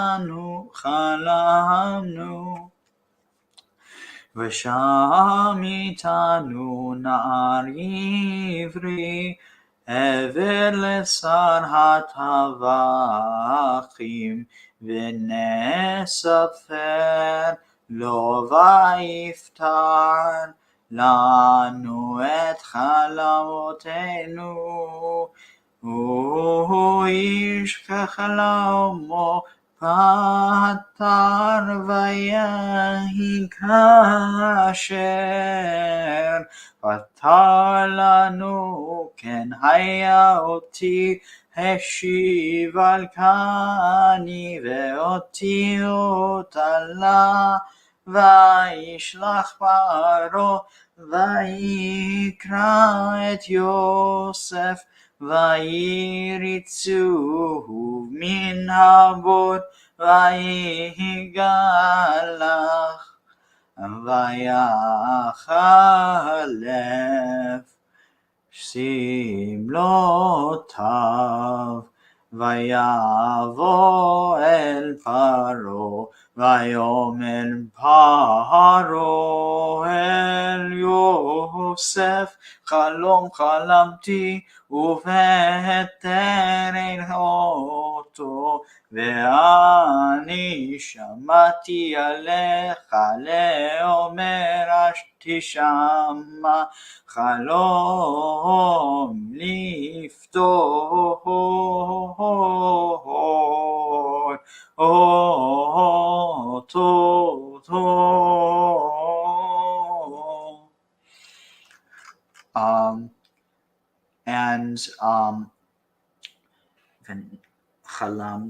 and we dreamt dreams that night, or one night, and I and he, a man like his, or a man as his, a man with his interpretation, with the interpretation chalomo for his dream, that we for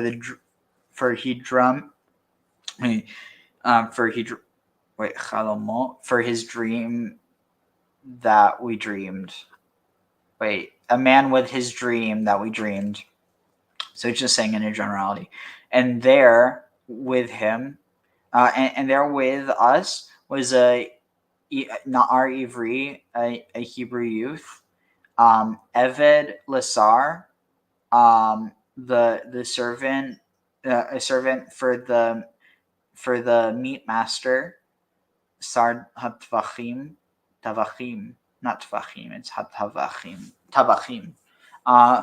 And we told him, and he interpreted for us our dreams. A man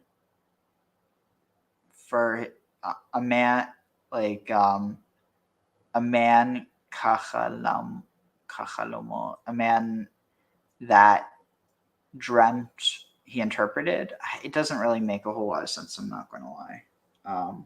Some of the context, it's just like, like you either get it or you don't, and in a lot of cases I actually don't get the context. 1 second. Oh shoot, no, I was feeling like that something fell off, but no, it's from burn. I burnt my arm like a week ago or so, so I didn't know why it fell off, but no, it's normal. Let's see, so where are we at?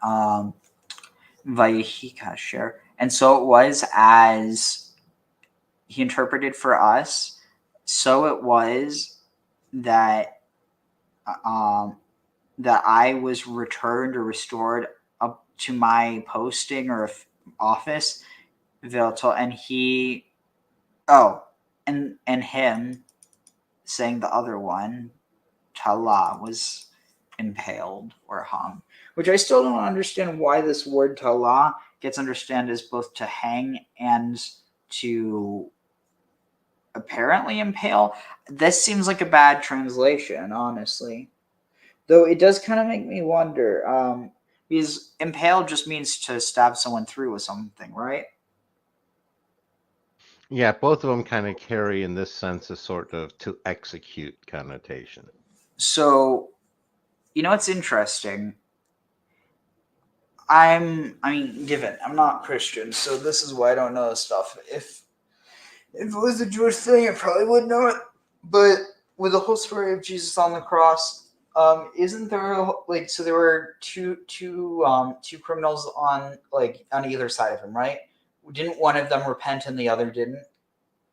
Right. Yeah, the good thief and the bad thief. So notice this. So one ends up going to heaven, one ends up going to hell. Now notice this. One is restored. Mixed master is restored. He's brought up from hell, proverbially or metaphorically, whereas his friend, who is it? Sergeant Doughboy actually ends up getting executed, but not just executed. So what's interesting is hung. Like he's hung up. It says call to hang up on any object, to put to death by hanging. But for whatever reason, talah seems to also be understood as to impale, which makes me think, honestly, interesting. This supports what I was thinking. Lamentations 5:12. Princes Sarim beyadam, princes by their hands, nitalu, have been hung. Pnei zekanim, in the presence of the elders, they do not nehadru. So yeah, I mean, this say basically that the princes were hung up by their hands. This is interesting. This almost seems to be an allusion to crucifixion. Yeah, no, it's easy to see where the Christians can bring lots of parallels to Jesus in here. Yeah, but I forget. I think the Syrians crucified people, right?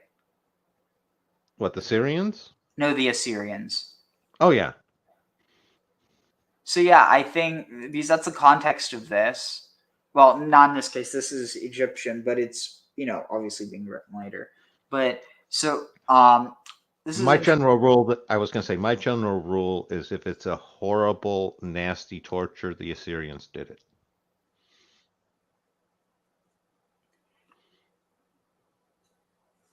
Fair enough. Well, especially considering, interesting, Assyrian. Tulu, hang up. Arabic, let down, dangle from a rope. Hang, devoted or addicted to, an Ethiopic. Hung up by any object. Be'ele, hung up in the tree. Put to death by hanging. When hanged, princes have been hung up by their hands. They were hung up by a tree, hung up for display.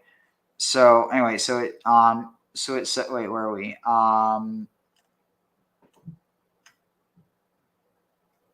Wait, where are we? Genesis 40. Oh, it must have gone back.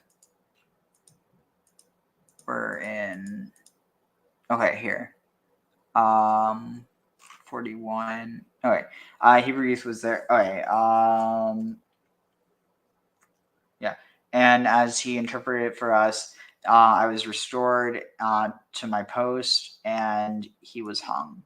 So, I mean, this is interesting, especially in the context that there's this idea that, like, Jesus is being hung, but that, again, I'm talking about within Christian tradition. I'm a religious studies scholar for anyone watching. This isn't me, for any Christians out there, this isn't me becoming Christian. As much as I hate to tell you so, actually, I don't hate to tell you so, but as much as you might hate to hear it, this is just me doing comparative religion, which, I mean, I hope you guys can at least appreciate. I know Graham appreciates it, but I'm talking about, like, Bible believing Christians. I hope you don't see this and you're like, oh, he knows, but he rejects it. It's like, no, I'm literally just looking at, and again, I feel like there is, in a lot of ways, this motif that pre-exists. And I mean, Graham also has a lot of theories of this, but this idea of Jesus as more than just like an individual historical character, but more so like an archetype.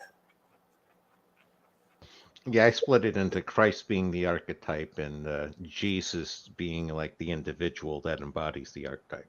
Yeah, but which Jesus? Yeah, take your pick. All of them. Anyway, let's see. So, oh yeah, commentary on this. Let's see what we can find.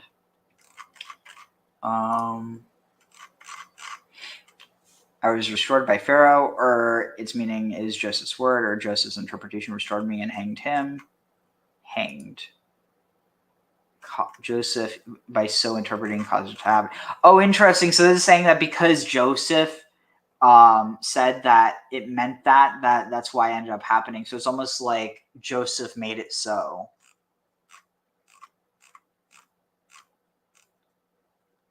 Let's see. No, I that's one of those standard sorts of ideas, sort of prophetic dreams, and chicken and egg, which comes first? Yeah. All right. So, Vayishlach, and Pharaoh sent and called for Joseph, and he ran to him from the dungeon, from the dungeon, pit, well, cistern, and he galach, and he shaved, Vayichalef, and he passed through Simlatav, or wait, he changed. Is that he changed? He quickly changed his clothing. So he shaved his hair. He quickly changed his clothing, and he came. He came to Pharaoh. Vayomer. And Pharaoh said to Joseph, "I dreamt a dream, and there is no interpretation for it. And I heard I heard of you, the person saying, or like, wait, now, I have heard of you to say, hearing, they say you can listen to dreams and interpret them." ויען יוסף את פרעה לאומר בלעדי אלוהים יענה את שלום פרעה וידבר פרעה אל יוסף בחלום הנני עומד על שפת היוהר והנה מן היוהר עולות 7 פרות בריות בשר ויפות תואר ותראינה בכו והנה 7 פרות אחרות עולות אחריהן דלות ורעות תואר מאוד ורקות בשר לא ראיתי כהנה בכל ארץ מצרים לרוע.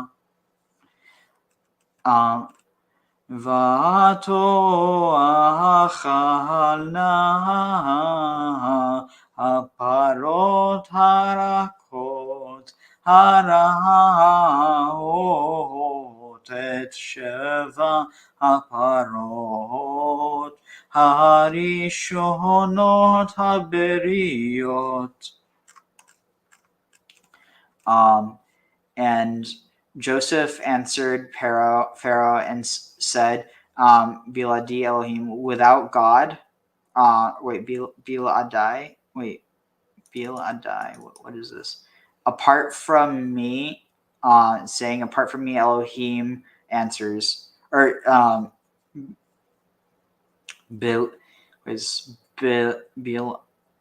without Elohim, without Elohim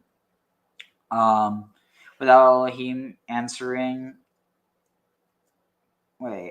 Biladi Elohim, not me,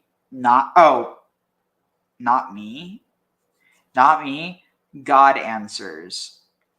God will, this is a different word. God will answer the peace of Pharaoh, or Pharaoh's peace or safety. And Pharaoh said to Joseph, in my dream, I beheld standing upon standing upon the bank or the lip of the Nile, and behold, from the Nile going up 7 parot, 7 heifers, 7 healthy heifers. 7 heifers, healthy of flesh and beautiful of form, Vetirena, and they were grazing in the reaches sorry, the rushes or the reeds or the marsh plants. I combined reeds and rushes into reaches. And behold, 7 parot acherot, 7 heifers after them, going up after them, dalot. So this is a new word. Dal means loose, hair, threads, threads of warp, hanging, poor. Oh yeah, poor. Like poor, poor and badly formed or bad of form, in like very bad of form, and rakot, and thin or like weak, scraggly, of flesh, and they did not see. Loraiti, I have not seen kahena like those bechol haaretz in all the land. Mitzrayim laroa. I've not seen such evil in the land of such badness in the land of Egypt. In all the land of Egypt. V'tochalna, and they haparot harakot, the weak,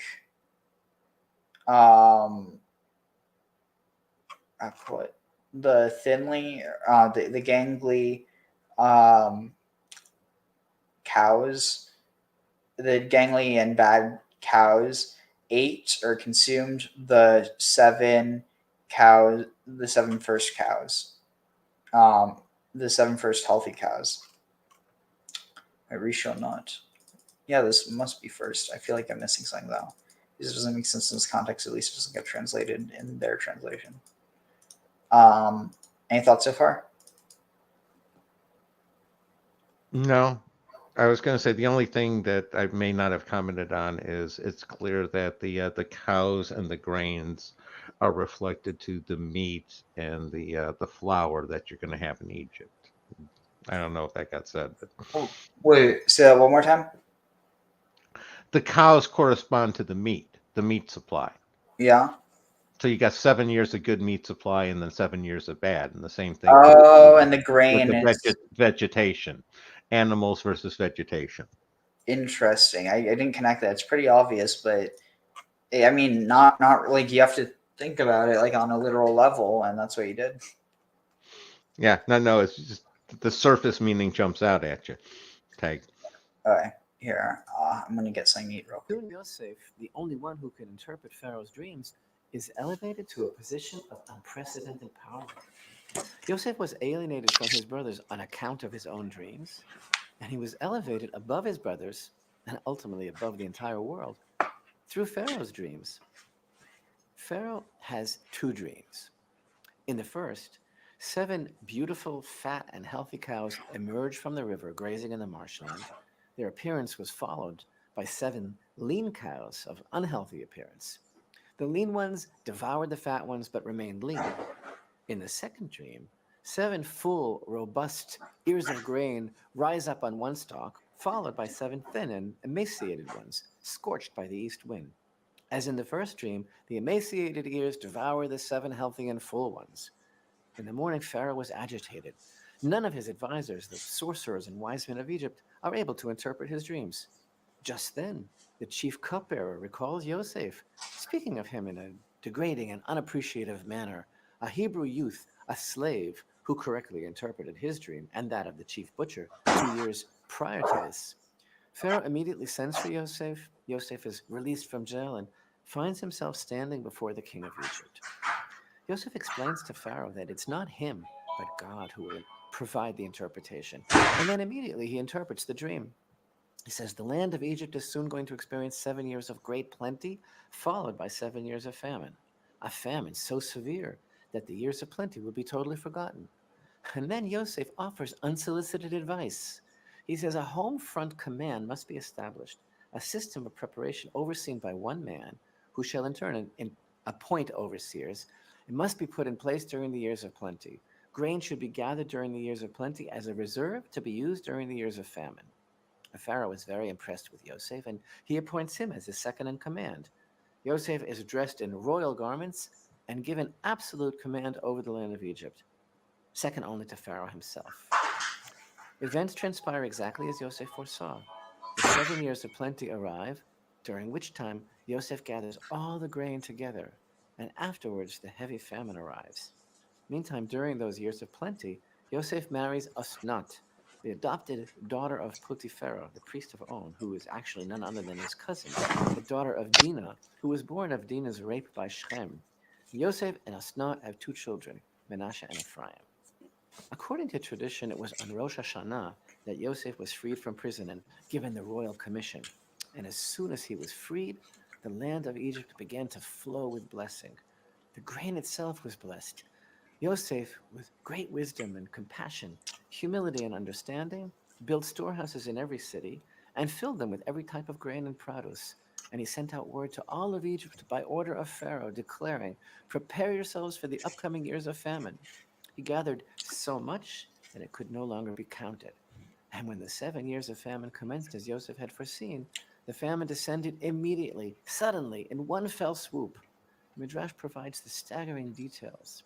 While the Egyptians were still at the table, the bread on their tables rotted before their eyes, the flour wormed, and all the grain that was privately stored rotted.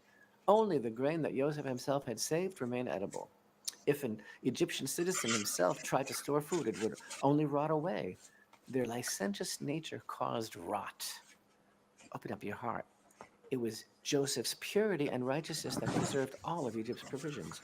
And on account of his purity, he was able to sustain the entire population and ultimately that of the world. Either that No or wonder, he as had we learned access last to week, some it's special Yosef who is alluded to antimicrobial. in Proverbs chapter 10 and verse 25 as the righteous who is the pillar of the world. Yosef gathered inestimable amounts of provisions. The famine reaches epic proportions. Oh, you and know all what? Egypt came to Yosef I think to I buy figured it out. provisions. The famine spreads all over the earth, reaching the Joseph Joseph got the divine through the Holy Spirit, got the divine knowledge on how to build refrigerators. Therefore, none of the food spoiled. I'm joking, of course. I was going to say I was one of the not so a little bit more serious was he was the one who figured out how to he domesticate cats, that the cats allowed the grain supply to sustain.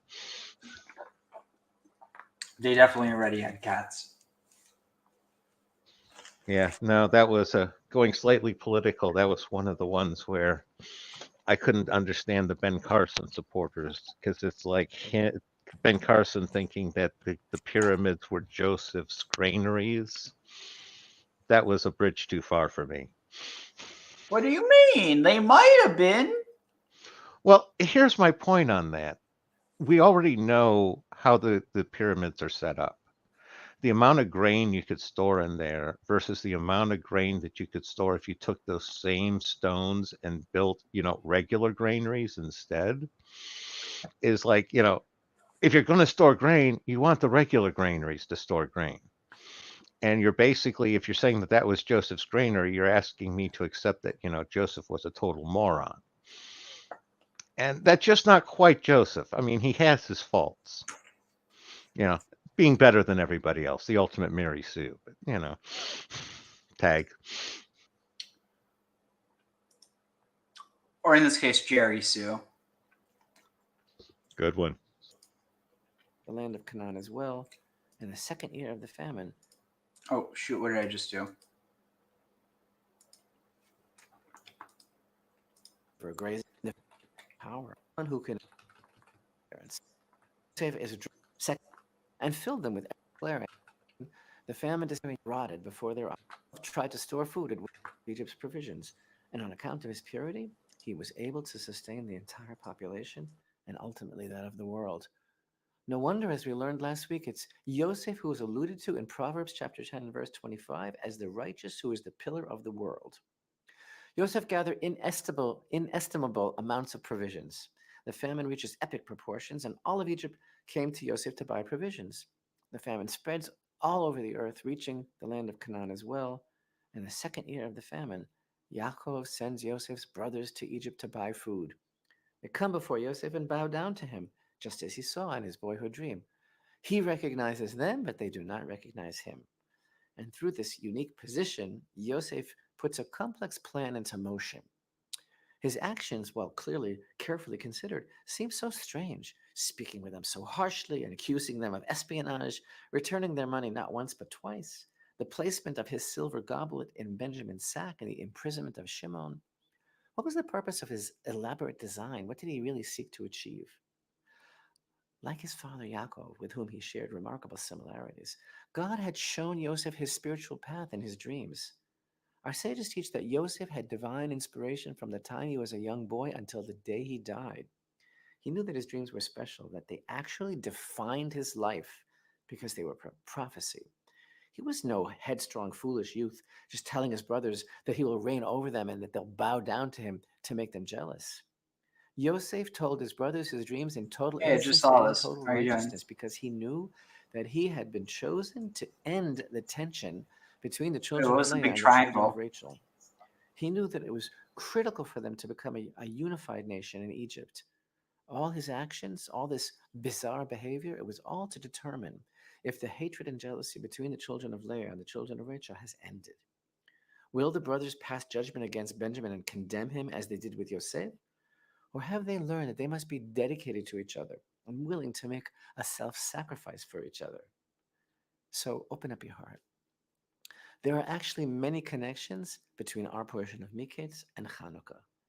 But perhaps one of the most basic ideas is the connection between Yosef successfully maintaining his Jewish identity in the midst of Egypt, remaining pure, and our forefathers' struggle to maintain and to fight for the survival of their Torah way of life in the face of the onslaught of the Greek oppression.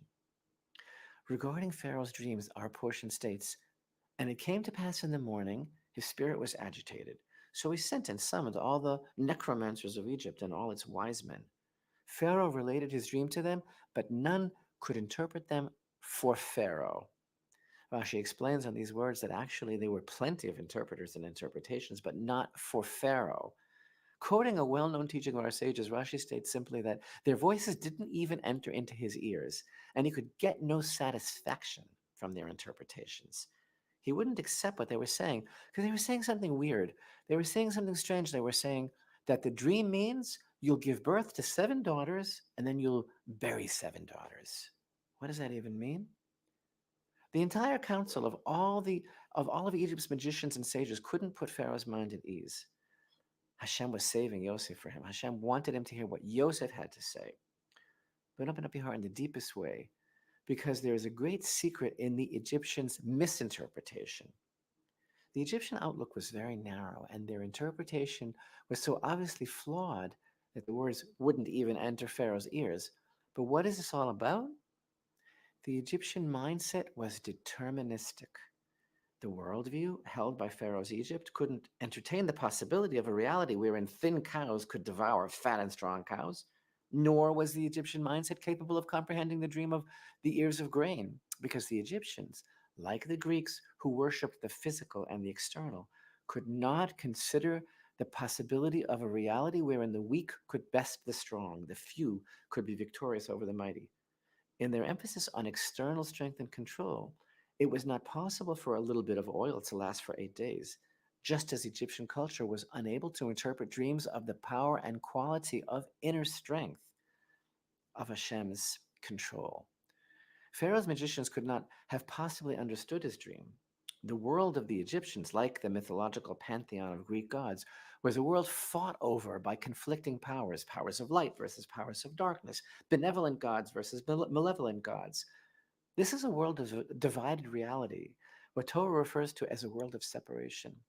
In that bleak world, man is a pawn, and perhaps the prize, in a game being waged by vying powers. It's kind of funny. There's this Thus, like you'll give birth to blue 7 part of a daughters, and you'll bury lollipop that 7 broke daughters. off, and it The looks like kind gods will bless you with a 7 blue daughters, rock but the from vicious gods will Breaking Bad or burn. something.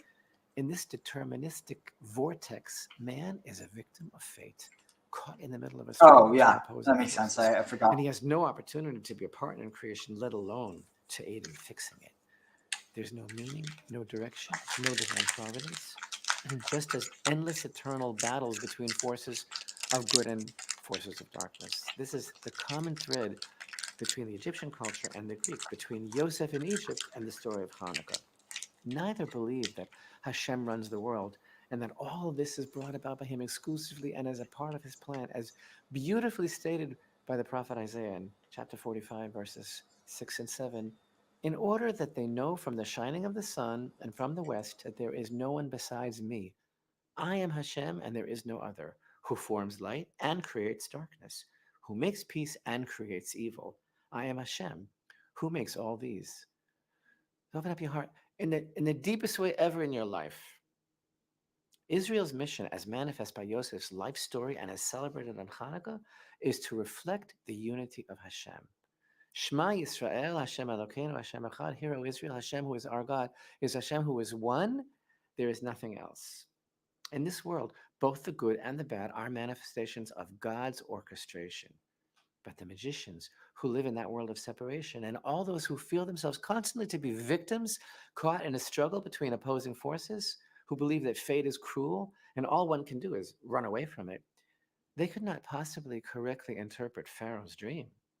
Only Joseph, who acknowledges, who believes and sees Hashem's hand in everything, and who understands that even the troubles that have come upon him are part of divine providence, and who understands that we were placed in this world in order to be given an opportunity to actively participate in tikkun, in fixing the world, he understands. What does he say? That Pharaoh's dreams are one, not two dreams. Bad and good, fat cows and lean cows, all are from Hashem. And because Yosef, like his father Yaakov, is a fixer, now all of a sudden we can understand another mystery. Why did Yosef offer unsolicited advice as to what should be done? Chutzpah? He was asked for an interpretation of the dream and nothing more, yet immediately he moved swiftly and seamlessly to the solution to Pharaoh's problem. Because Yosef is the opposite of everything Egypt represents. To him is given the secret of interpretation of the meaning of the human condition, because the knowledge that Hashem, our God, is Hashem who is one, is the answer to Pharaoh's dreams. And that knowledge also took Yosef to the next stage, the stage of action. And it was that same knowledge that powered the Chashmonaim, the priests, to victory over the forces of mighty Greece. The Greeks tried to convince Israel that belief in the one God is an illusion, that only the physical and demonstrable and the material is true. Hashem is our God, Hashem is one, tells us that only Hashem is reality and all else is illusion. That is what both Yosef and the light of Hanukkah teach us as they converge this week in Parshat Miketz. Shabbat Shalom and Chanukah Sameach. Shabbat Shalom and Chanukah Sameach. Thanks so much for watching, and thanks so much for being part of the Jerusalem Lights community. Have a wonderful Shabbat and a wonderful light-filled Chanukah. Interesting.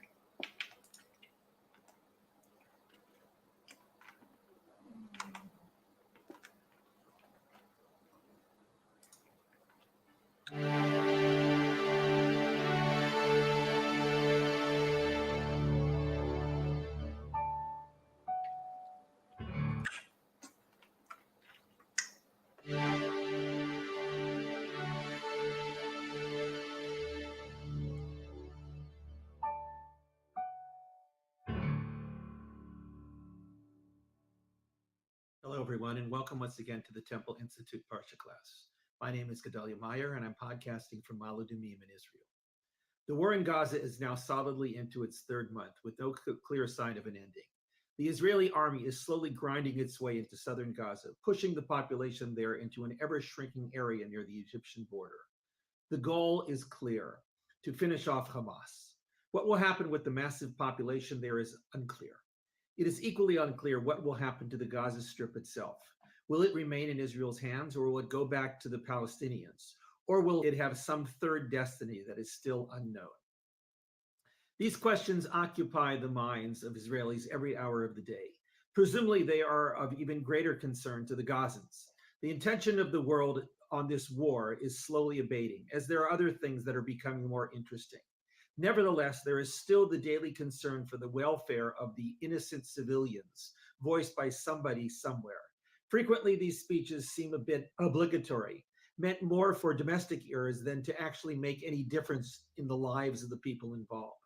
Israel, for its part, is doing what it has to do, defeating the enemy, suffering through the daily news of more of its precious soldiers dying in battle, and helplessly worrying about the fate of the remaining hostages still held captive somewhere in Gaza. Throughout all of this, there rides an almost silent current in Israel that all of this could have been avoided if the people in charge had read the signs properly before it all started. Apparently, the plans of the Hamas invasion were known in some manner, but were ignored as either irrelevant or inconsequential. This huge error on the part of certain higher-ups in the Israeli military intelligence looms as one of the greatest failures in Israeli history.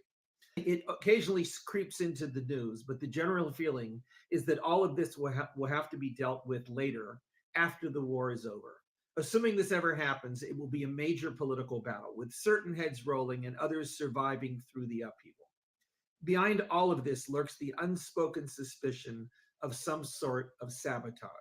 This dreaded word is hardly heard in Israel, but it has crossed the mind of almost everyone.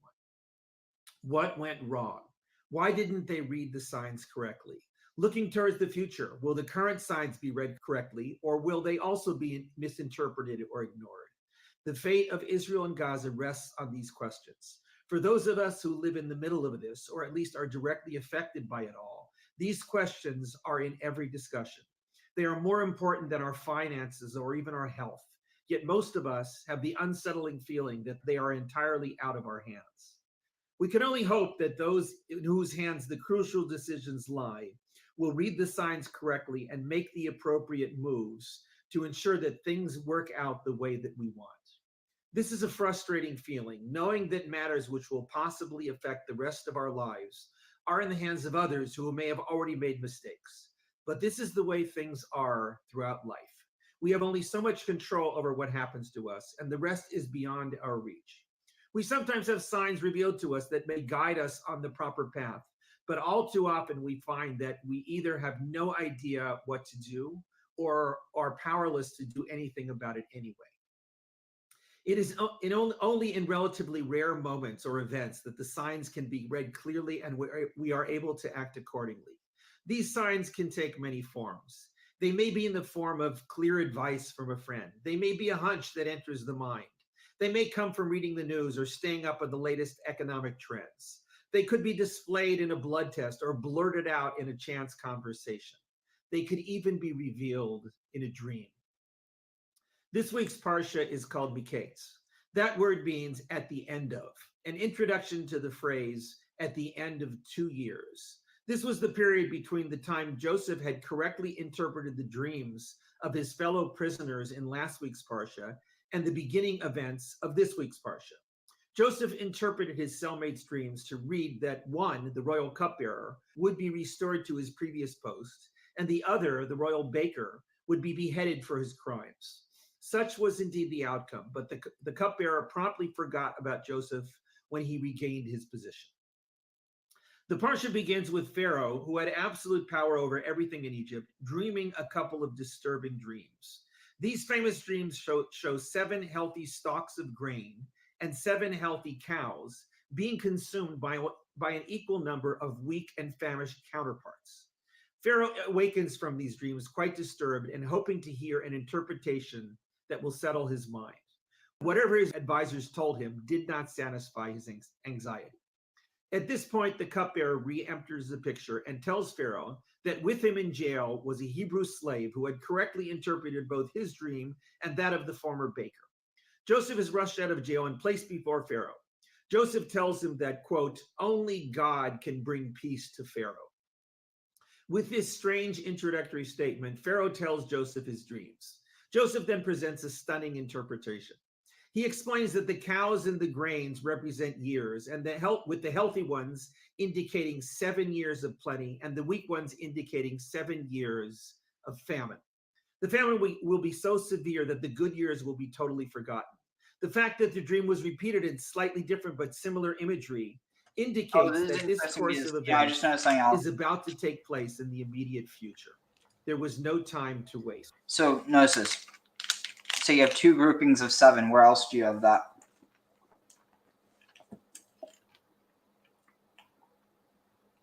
I don't know where.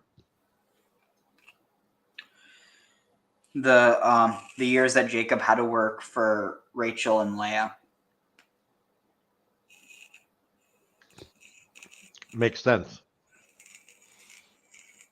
And again, that ties in with the cow eyes.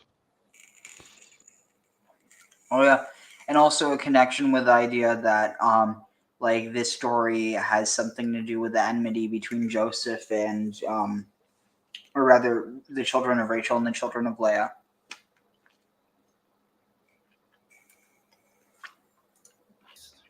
Pharaoh No, is that instantly definitely struck that's in by play. the accuracy of this interpretation and has Joseph appointed in charge of all advanced preparations for the imminent famine. Joseph institutes a program of storing food in secure locations so that it will be available for the years of famine.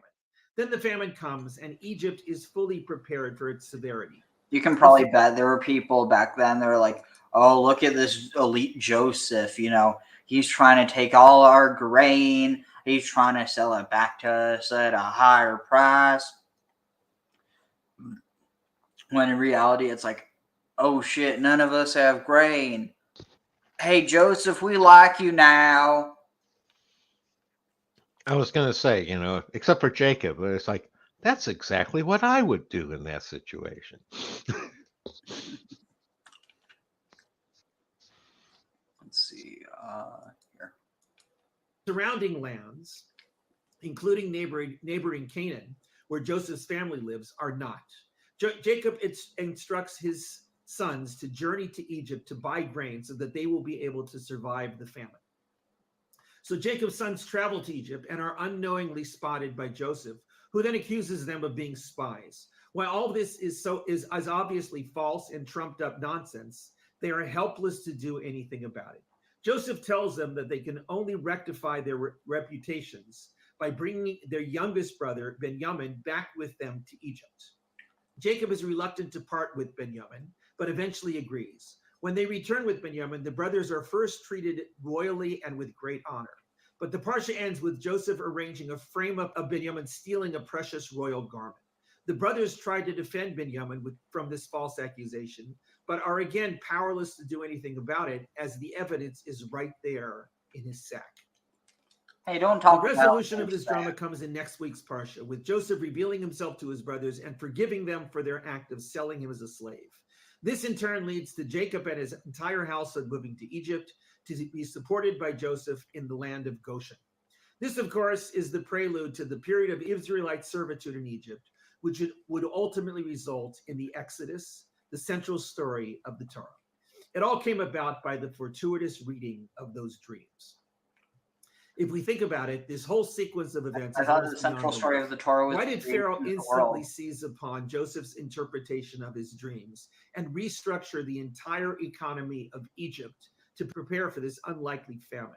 Why didn't he reject this as total nonsense, nothing more than the fantasies of a random dream? Why would anybody today possibly expect that such consequential matters could come about by nothing more than a couple of weird dreams and a pretty decent interpretation of what they meant? None of this really makes any sense at all. We can only imagine ourselves there at the time, living through the years of plenty, wondering why there are all these crazy rules about storing grain and all these unnecessary advanced preparations for a famine that might not come about. Why did anybody believe any of this was going to happen 7 years in advance? Just like of when it Noah. did? The answer to these questions is a combination of the perceived power of dreams in ancient society, the absolute power of the Pharaoh in ancient Egypt, the wisdom of Joseph in reading all the signs and guiding things so that their message was correctly acted upon, and a firm recognition of the power of fate in the lives of all involved. All of these played a role in the highly unlikely sequence of events, which ultimately resulted in the story of the Exodus. Today, it is virtually impossible for this to have taken place, when none of the required ingredients would be there. Dreams are nothing more than the memory going wild. Absolute power may still be there in certain places, but it no longer wields the same influence. Reading signs and acting upon them is still done, but it is nowhere near as conclusive as was the case with Joseph. Fate is now looked upon as a relic of ancient myths. It is no longer perceived to play a significant part in our lives. But this was how things were decided in the Bible. It was the reading of those signs that was the crucial link in everything. If that had been done differently, perhaps the Exodus never would have happened. It was not easy to read those signs. The story makes it seem obvious in hindsight, but who knows what kind of pressure Joseph was under. The signs were there, but the right person in the right state of mind was necessary to read them. Even with that, those in power had to act upon this prophetic insight in the right way. This was a case in which everything worked out. Usually today, we are not so fortunate. We are here today in Israel with clear and vague signs of the way things should go. We have leaders who may or may not read those signs correctly and act accordingly. Some of these things may be out of the hands of the leaders themselves and left to an uncertain fate that is greater than all. I think I might have another We can only Netanyahu hope stuck in my that whatever throat. signs are out there are discerned with wisdom and that we are able to navigate the right path through them. It is important to remember through all of this that in the end, only God can bring peace to Israel and to this region. Shabbat Shalom. Honestly, like, I still think that we should have, all the governments unite, become pagan, and then give everybody something to unite against. I mean, I personally don't like the idea of people uniting against paganism just because, well, that would be more bloodshed. But the point is, at least that would get people to unify against something. But see, that's the thing. Why is it that people have to unify against something that they can't unify towards something? Good question. Oh, what's this? Symbolism of the Jewish menorah. People couldn't see my potential, so I had to show them. I've run this place for 20 years, but I still need... So I investigated the 5-branch menorah, but then I started asking myself, what about the 7-branch menorah? Like, what's up with that? Like, why are I'm sorry, the 5-branch menorah? What's he talking about? there 7 branches? What's the symbolism behind that? So I want to offer a few ways to understand that. And just before that, though, I want to just give a little background on what the menorah is, and then we'll touch on the different explanations for its symbolism. So the menorah was one of the vessels in the temple. You can see it on Titus's arch in Rome. There's an arch there with it depicts the removal of all the different vessels, several different vessels from the temple by the Romans. They brought them from Jerusalem to Rome. And one of the central vessel there is the menorah. Menorah was used in the temple. It was lit in the evenings. It was lit in the evening. In the morning, it was also the Ner Tamid was lit on it. Maybe that's another symbol. The Ner Tamid, the eternal light, was lit in the morning. But for the most part, all 7 candles were lit by the Kohen every evening. And one of the reasons it's offered for that, why it was lit in the temple, is because when you're away from home, the lights are off. When you're home, you turn the lights on. Or when you go away and you don't want other people to come in your home, you turn the lights on. So the idea is that this is God's home. We have to have light here. That's one explanation. Another one is that, like, when you light the candles, it actually spiritually brings down light and sustenance to the nation. That's a little more of a mystical explanation. It's interesting, in King Solomon's temple, people don't know this, but he had 10 menorahs in his temple, not just one. Some people say 10, some people say 11, but just the Bible says it. It's just interesting to note that. So that's kind of a little bit on the menorah. I still think there's a good argument to be made that the menorahs were actually Asherahs. I'm not going to argue with that. I think that's a fair thing. And again, like, whether that's like a direct thing, like that the menorahs were Asherahs, or whether the menorahs replaced the Asherahs, there's clearly some connection, because the idea of the 7 branches and the fact that it is supposed to represent some type of plant. Menorah was pretty high. It was 5 feet high. So when the Kohen would light it, there was like sometimes they would go up on a step and they would light it, and that's kind of like the idea, the basics of the menorah. Now, what do the seven branches symbolize? So I started reading a little bit into this book, and he brings Josephus, who was a historian at the time, the destruction of the temple, he gives a reason for it. He says that these seven branches. Oh, let me go back. Anybody have any thoughts on this? Why there could be 7 days of the week? Okay, that's one explanation. Any other thoughts on that? 7 planets. I don't know why I'm looking at you specifically, but but you look like you have an answer. 7 lower Sphirot. Oh, okay. 3 and 4. 3 patriarchs and 4 matriarchs. All right, so those are 2 really good ones. So Josephus offered one that you wouldn't have thought of. He says it corresponds to the 7 planets. Woo! I said that. I said He says that. like this. There's I was going to the sun say, and moon I are have 2, my and there's chakras. 5 visible planets. And then What?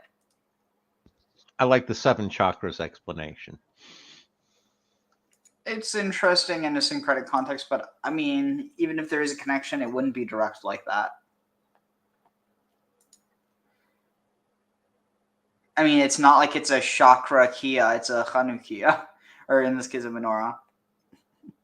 I mean, I'm being facetious, but I mean, I do think there is an argument to be made that there's a connection between the 7 lower Sphirot and the 7 chakras. The only problem is that if there is a connection, I don't think it would really be direct. I mean, I would almost wager money that it isn't direct.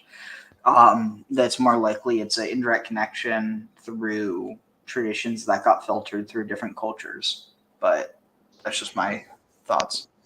Again, you can make I can see where you can make an argument both ways, because you can see it where, they're both dealing with the human body, they're both dealing with human spirituality, so you're going to come to similar conclusions. Sort of like 2 scientists coming to the same sort of thing. The other one is the idea that they may have inherited a certain amount from the, like Indus Valley civilization or something. Because, like I said, I see some overtones of that hiding in the story of Job, and there's a lot of traditions there that it seems like some of that could have come over as well. Yeah, I mean, I do want to clarify. Like, I'm not saying that, like, at least the way that I'd look at it is what we're describing is not that dissimilar to the idea that, you have the idea of the rainbow serpent in Australia and other, like, that region of the Pacific, what was it, like, Oceania.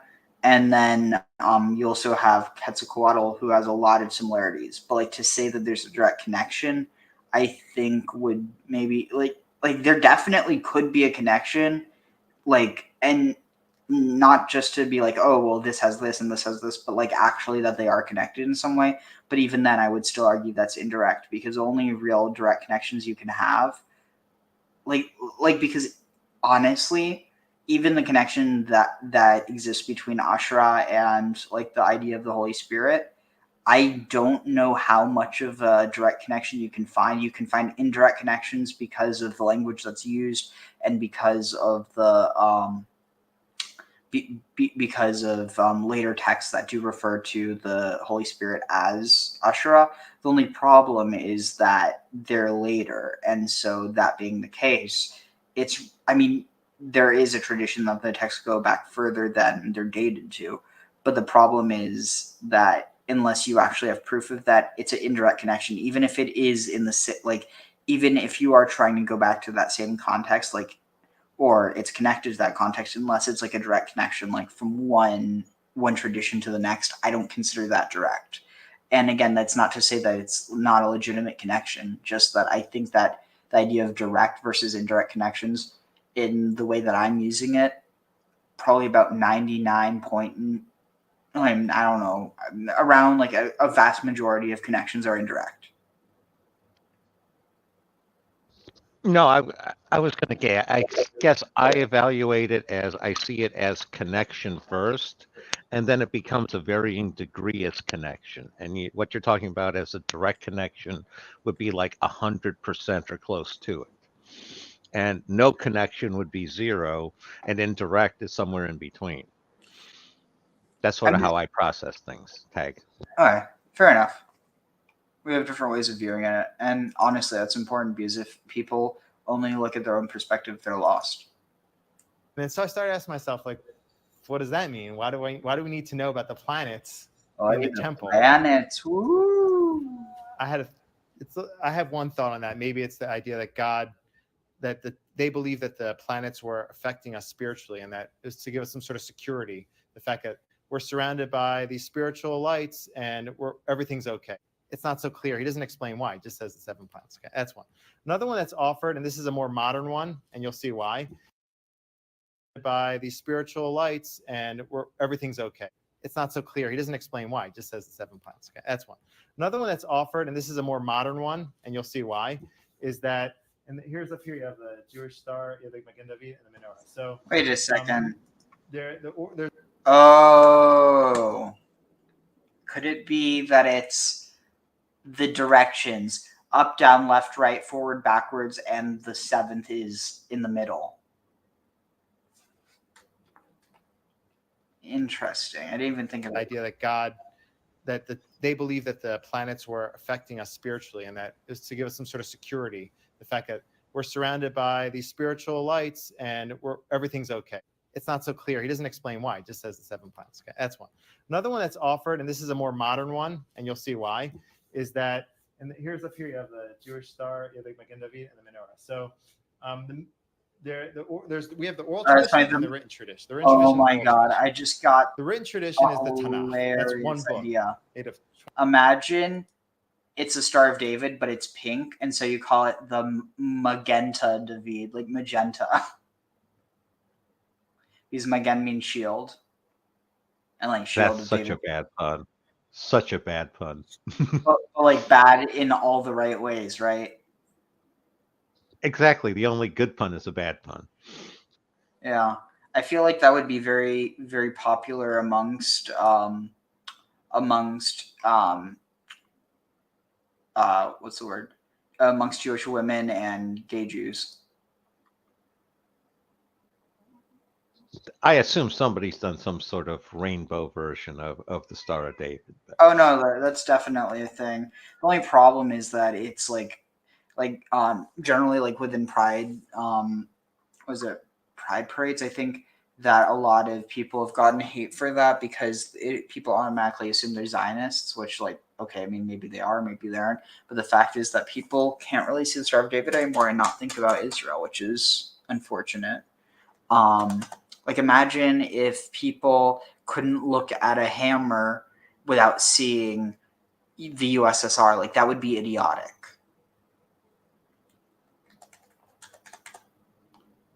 Or like imagine if the first thing that people thought of when they saw a sickle rather than, you know, the Grim Reaper was something like the communists. It's like, I don't know, I just think it would be funny. Okay, what am I searching for?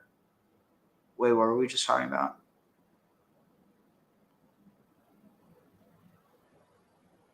You there? Yeah, no, we were talking about like symbols for things.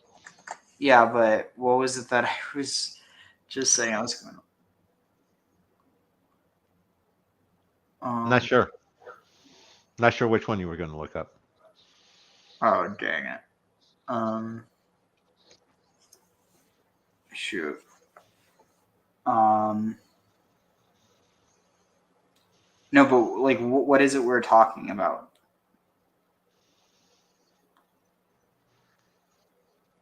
We were talking Joseph. We were talking with the right and left hand sides. One second. What I'm going to do is I'm just going to let's see, something about, oh, right, Magenta David. Yeah.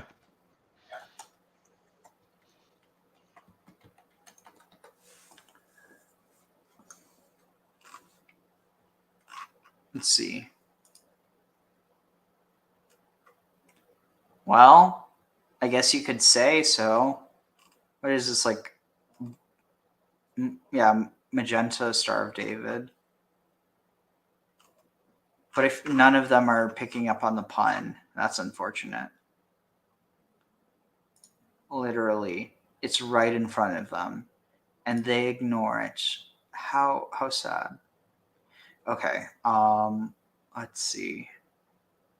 Where are we? Okay.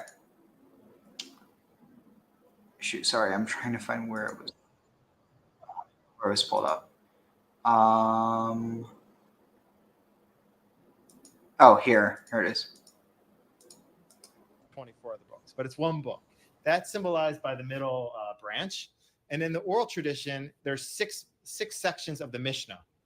And so it could represent the idea that you have to have both written and oral tradition. And that's maybe why it's an important symbol for us, because we're always in that in that tension between tradition, on one hand, the written Torah, and innovation, which is the oral tradition. And we need both of them to have the full light and blessing of the Torah. That could be another one. But that's a more of a modern explanation, because there weren't 6 books of the Mishnah in biblical times. There weren't books. It was the oral tradition. So that's more of a modern explanation. I saw that on Chabad website. Okay, so here's some of what you mentioned.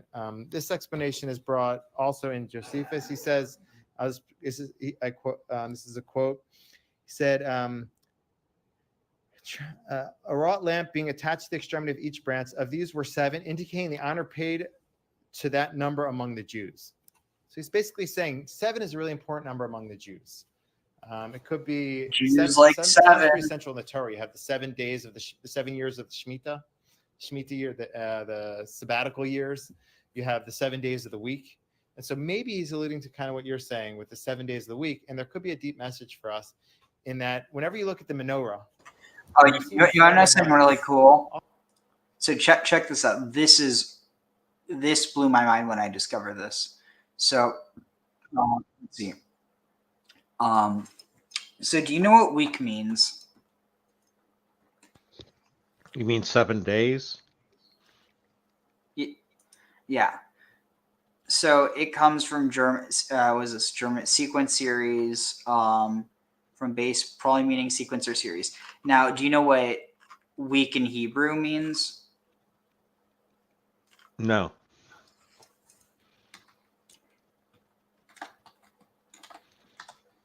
This is cool. Let's see. Here. So Shavua, if you take away the Vav, it turns into Sheva, 7. Today's first word, Shavua, week, comes from the root Sheva, which means 7. The connection is very clear. Whereas the year Shana, so Shana means to repeat, whereas Shavua means like 7, so like 7 days. And then Chodesh is month, and it's a reference to Chadash, to new moon. So every, it's interesting because, month also is connection to moon, like, moons. But I like how the connection is much clearer in Hebrew. You know what I mean? Yeah, no, I see what you mean. I was going to say, I know that the concept of the week originally arose from Mesopotamia, where they had the month celebration and then they had the half-month celebration. And the week is basically the half-month celebration. And that's kind of how the evolution of the week came about. So they had 4-week-long months. Yeah. Yeah. I'm not sure if the Mesopotamians had actually broken it down. I know they broke the month into halves. I don't know if they broke it down further into quarters. But I just know that was basically the origin of the Sabbath and the week, because the one in the middle was basically, again, a day off, a day of celebration. Interesting. Wait, what on earth? What is...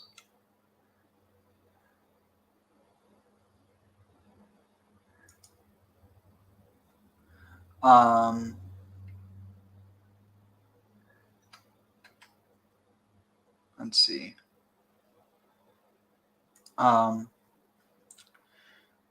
Sorry, I'm very easily distracted. Oftentimes we get caught up in the past and the future, and we have fears.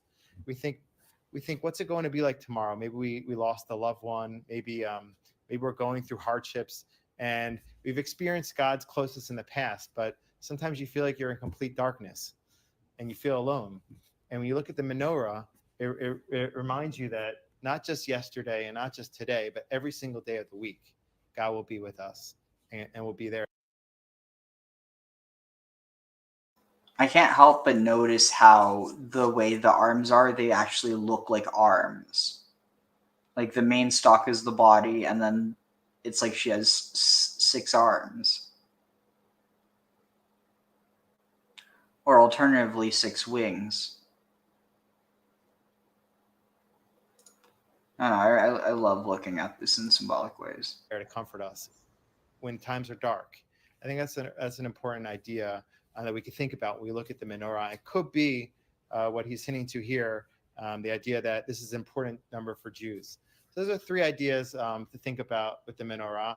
The planets one, the idea of that we need the oral written tradition, and more importantly, God's light always being with us every day of the week. Show your daughter how much you love her with this beautiful gift. You know, at some point I do want to get like a proper menorah, because I've only ever had Chanukiot my whole life. Because the thing is, menorahs aren't really used because it's like not really proper to have, like, but then again, who am I? Since when have I cared about properness when it comes? I mean, like, at the end of the day, I feel like, you know, the issue is about not disrespecting the menorah because it's so holy. It's not, oh, you can't have it because it's so holy, but more so just, you know, treat it with respect, keep it clean, stuff like that. It doesn't seem like it. It's like, whoa, you're going to be struck dead because you decided to light a real menorah and it wasn't in the temple. How could you? Yeah, shame. Busha. Bosh means shame in Hebrew. Let's see, what can I find in a moment, and we will continue. Let's see, that's Jewish. Wait, what is this? The Schechter Institute. She looks super familiar. Oh my god, what the heck? I feel like I know this person, but at the same time, I don't think I do. Begin by saying that Definitely don't know her, but she looks like someone I know. Miketz, when 137 Israelis are still held hostage. Oh, she's wearing turbulent and powerful. Yeah, I'm going to. It enables us to experience in the flesh the existential insecurity that this. Oh, shoot. Ah, dang it. Share screen. Where'd it go? Here. And powerful experience. It enables us to experience in the flesh the existential insecurity that this portion is all about. This portion begins with Pharaoh's dream about the 7 fat and abundant cows that are eaten alive by the 7 meager ones. And the same scenario repeats with 7 ears of grain that are becoming thinner and thinner. Pharaoh doesn't know how to interpret this dream, and then Joseph, someone who knows existential insecurity by heart, comes to save him from. Pharaoh doesn't. And the same scenario repeats with 7 ears of grain that are becoming thinner and thinner. Pharaoh doesn't know how to interpret this dream, and then Joseph, someone who knows existential insecurity by heart, comes to save him from that. Joseph is by now 30 years old, and since his childhood, he has been living as a slave in Egypt. When he interprets his dream by saying that now it's the time for Egypt to start packing up food in order to escape the hunger that will come in 7 years, he actually saves the entire area from hunger and impoverishment. He still doesn't know that this is how he is going to enter into the heart of his own story. You know, it's also interesting because if you read between the lines, if it wasn't for what happened to Joseph, for the troubles, you know, the trauma he endured, the implication is that the people of Egypt would have starved to death.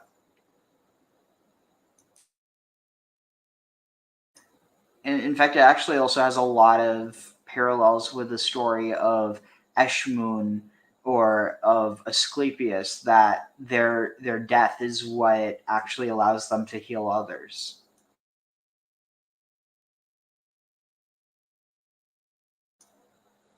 You there, Graham? Yeah, can you hear me? Now I can. Okay. Yeah, I was going to say that's the traditional role of the shaman. The shaman is the wounded healer, the healer that heals themselves, and then goes on to heal others.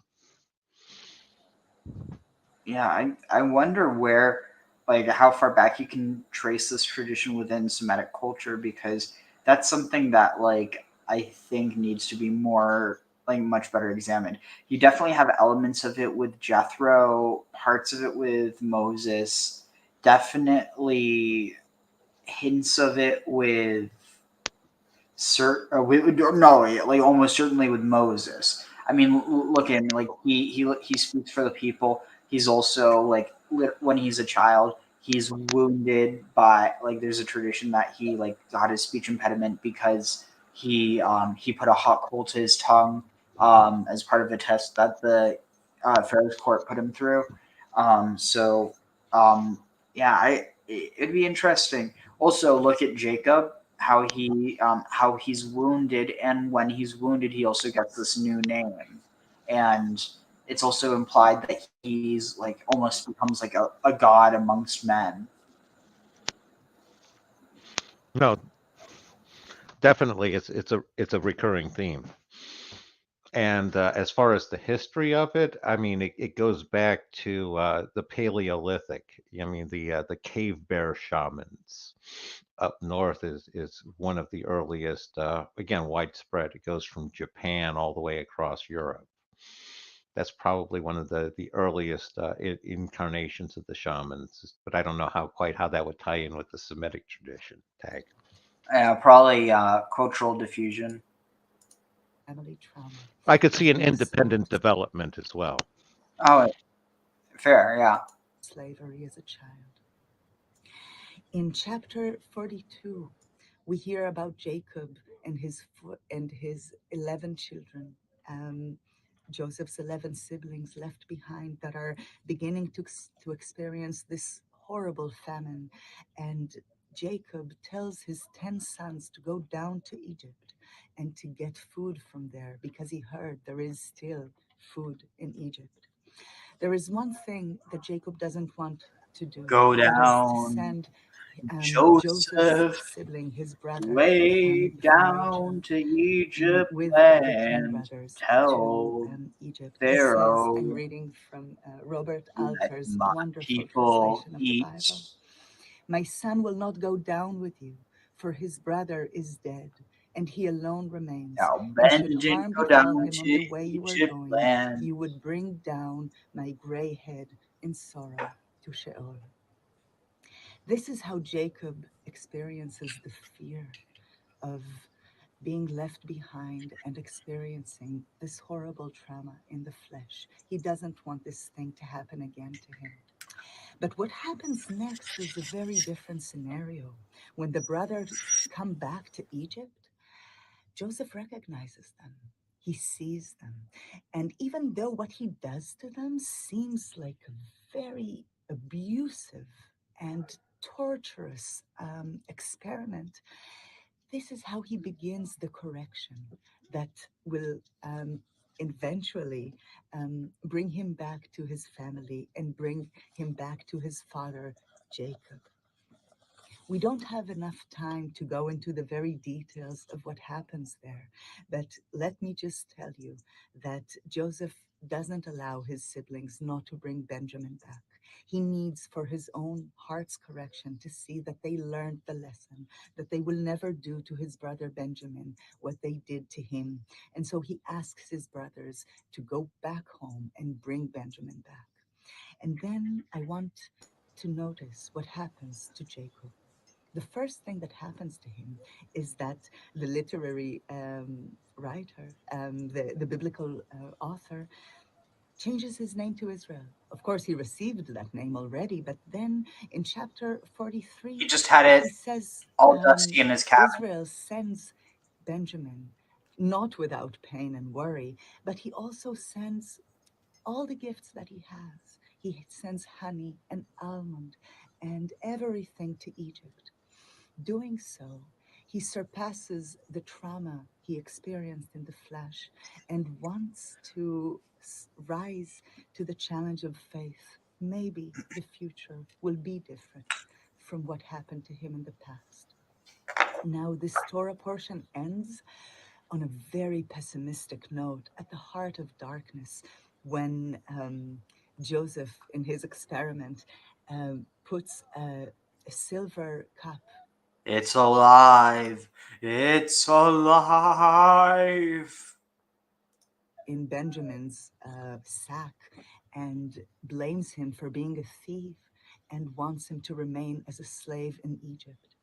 We still don't know when this portion ends, that this very moment is when Joseph will reclaim his trust in his family and will reclaim his trust in his brothers, that will say, we will not do this to our father again. We still experience to this day what happened to our dead brother that they don't know.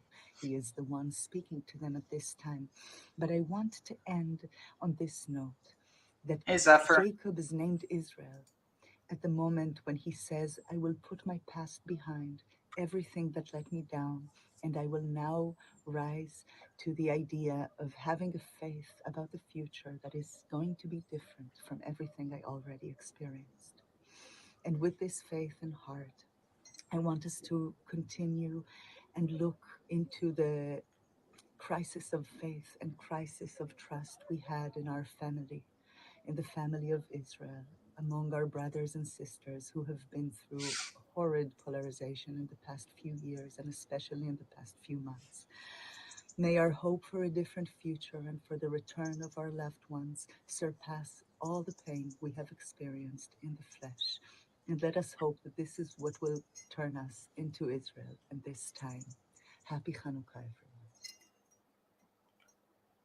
everyone. That was good. Okay, so here. ותבואנה אל קרבנה ולא נודע כי באו אל קרבנה ומהרהן רק אשר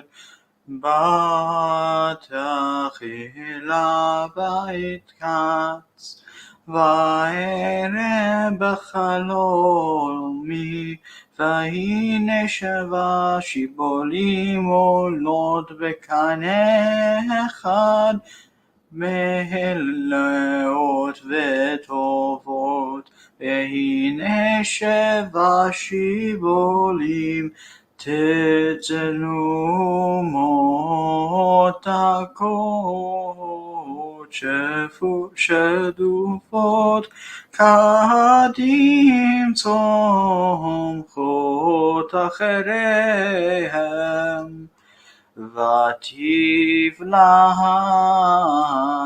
השיבולים הדקות את 7 השיבולים הטובות ואומר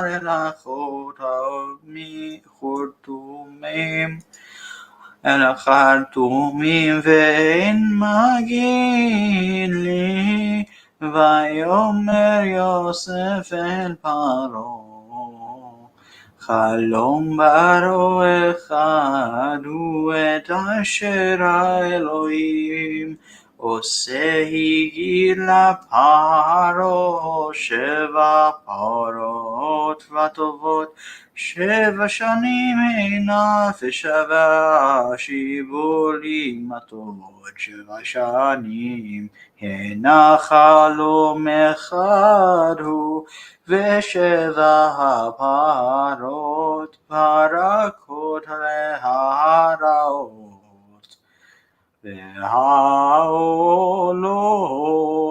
אחריהן 7 שנים הנה ו7 השיבולים הרי קודשי דופות הקדים יהיו 7 שני רעב.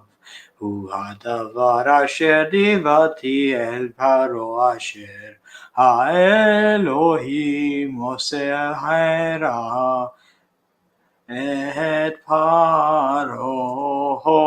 הנה 7 שנים באות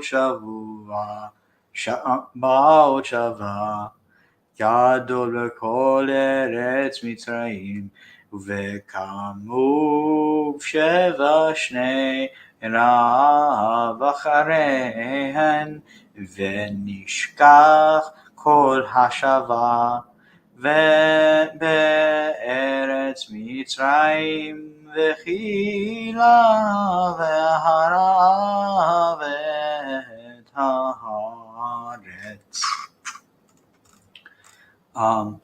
Vatavuna, and Vatavuna, and when they came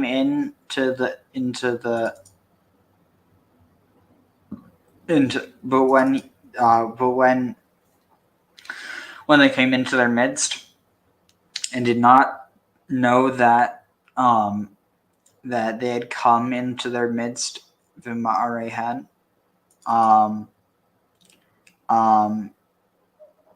and after their sight, after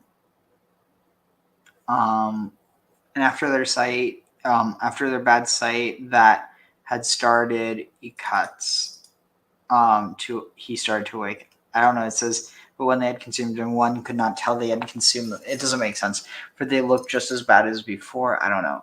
But Techila, in the beginning, or before, and I woke.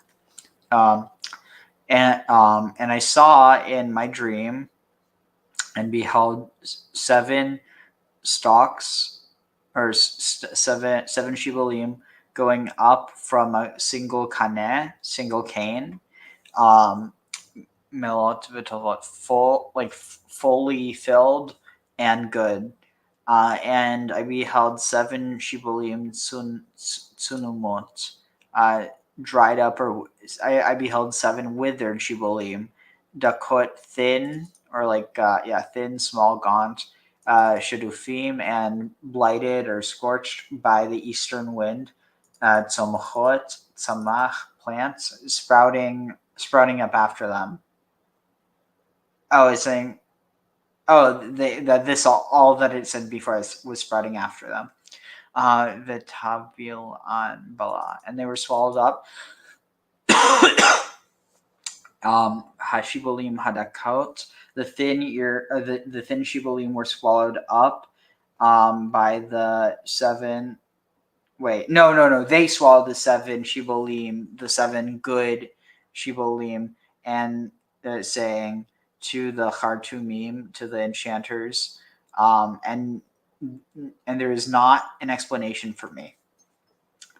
Vayomer Yosef el Paro, and Joseph said to Pharaoh, Chalom Paro, the dream of Pharaoh, Echad hu et asher, he's saying the dream of Pharaoh is one. It is as Elohim has done. He has told to Pharaoh. It's Echad hu et. Echad hu. Oh, it's one. It is one. That the dream, it is one. Et asher, it is one, and that it is the one. It is the one that is. It I don't know. It doesn't really make sense. But basically saying that the 2 dreams are actually one. It's like, oh, genius, you woke up from a dream and then you went back to sleep and you had a very similar dream. Maybe they're connected. Sheva parot, 7 heifers, good, 7 good heifers, and 7. The 7 good heifers are 7 good years. They are. There are 7 good years, and the 7 shibolim, the 7 good shibolim, are 7 years that are, wait, it's saying the 7 healthy cows are 7 years and the 7 healthy ears are 7 years. It is the same dream. Hine chalom echad hu. Oh, it's the same dream. Yeah, I got that part, but it almost seems like it's Sheva Purot Hatavot Sheva Shanim Hine V'Sheva Shibulim Tovot Sheva Shanim Hine. Interesting. It's saying that they're both the same, but there's clearly some difference. Otherwise, why wouldn't it just have 14 cows or 14 shibulim? Visheva haparot, and the 7 cows, 7 thin cows, 7 thin bad cows that went up after them are 7 years that are, they are 7 years that are the 7 shibulim that are weak and scorched by the easterly wind. They are 7 years of hunger, of famine, ra'av. It's also interesting. So ra'av, I remember it. I used to remember it when I had a difficulty remembering shorshim, remembering roots. So ra'av is like ra'avinous, because you're hungry. You're ra'avinous. So ra'av. Makes sense. Yeah, I mean, there's not a direct connection. It's just a good mnemonic. Why is mnemonic such a hard word to say? It seems almost ironic or paradoxical.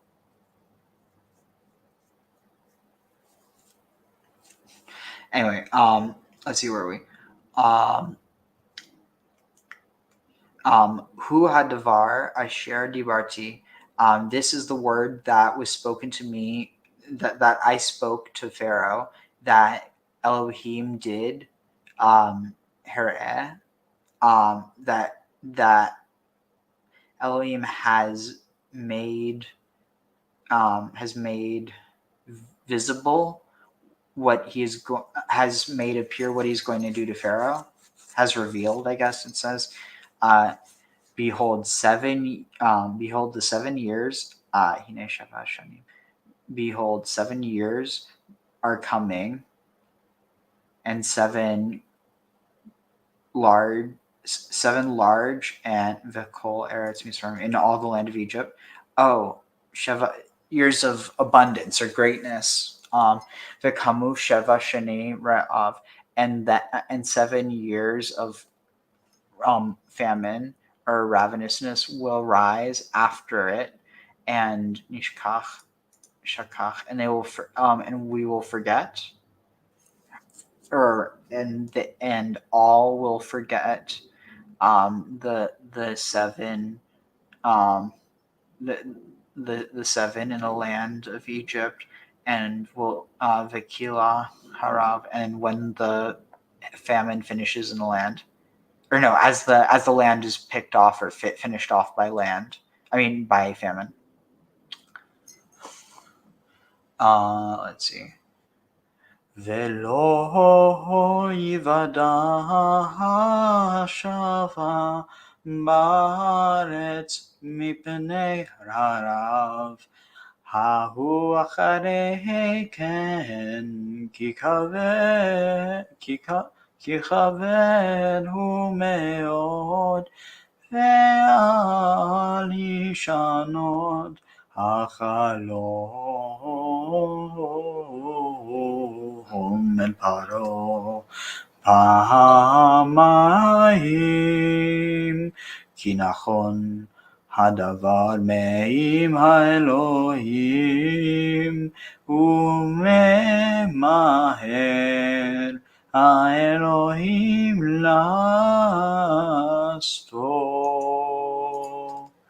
ועתה ירא פרעה איש נבון וחכם, וישתהו על ארץ מצרים. יעשה פרעה ויפקד פקידים על הארץ, וחימש את הארץ מצרים בשבע שני השבה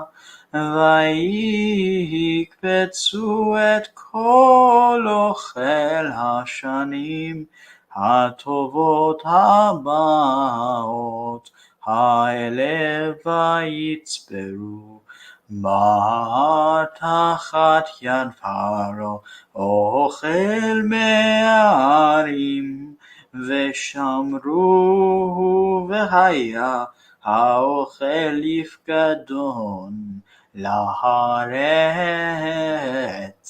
לשבע שני הרב אשר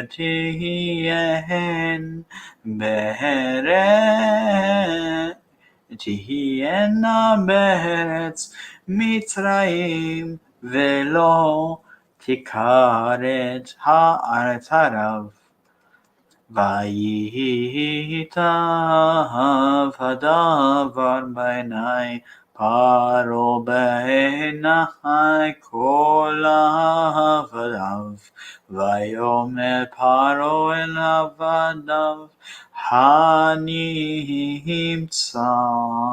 כזה איש אשר רוח אלוהים בו ויאמר פרעה אל יוסף אחרי הודיע אלוהים אותך את כל זאת אין נבון וחכם כמוך ואתה תהיה על ביתי ועל ביתך יישק כל עמי רק הכיסא אגדלה ממך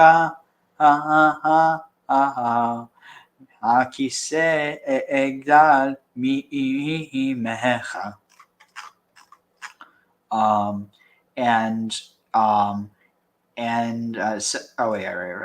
And you will not know, or no trace, no after knowledge of the years in the land from before the famine will be after it, because because heavy is because it'll be very very severe, very heavy. Vel hishanot, and upon the repetition. So see, like I told you, shana means repeat. It also means year. Hashanot, to repeat, to do again. So, but to do it again with the possibility of changing or altering, which is, it's very interesting. It's like you're repeating the year, but you're able to change how the year is.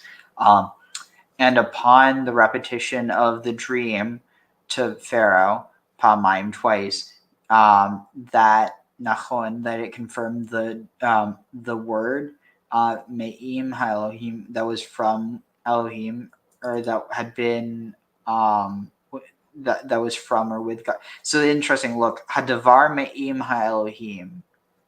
It's interesting because Me'im could be with. So it almost, like, I feel like you definitely have verses like this where you have people reading in this idea of the logos as Davar. I mean, because if you translated this, would it be? I wonder. Let's see, Genesis 41:32. Yeah. Right, Genesis 41:32. Genesis 41:32. Septuagint. Okay, here. Check this out. Oh, shoot. Why do I keep doing this? Okay. How do I present? Sorry about this. Oh, here, I'll check out the comments in a moment. I was in my zone. All right, so, oh, shoot. I forgot to mention to the Google search, I don't know enough Greek to read it. I was looking for interlinear, so I could just... Here. Does this have it here? No. Would it be here? This might have the... No, it doesn't. Here, I'll just use Bible Hub, and I think it has a... Let's see. Greek. Where's the Greek? Greek. Let's see. Genesis 41. Let's see. Interlinear, maybe? Let's see. Septuagint interlinear.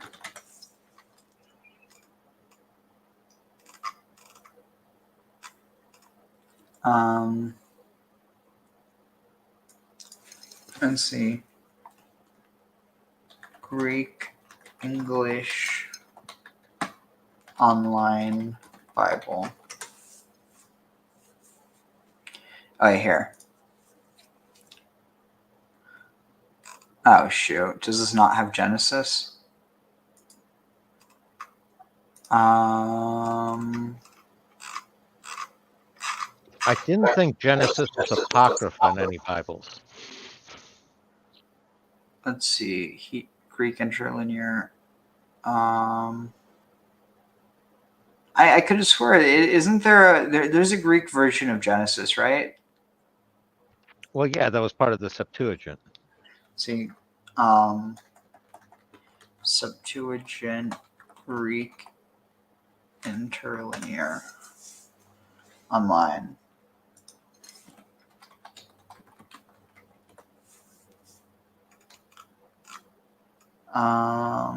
Here. Bible study tools, maybe? Is this it? No. Wait, search the Bible for Genesis.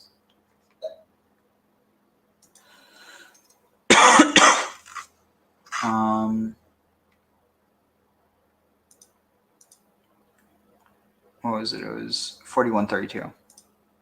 Oh shoot, what did I just click? I don't want Billy Graham holiday special. Genesis 4132. As this televangelist goes, Billy Graham's one of the better ones. All right, let's see. Read chapter. All right, how do I?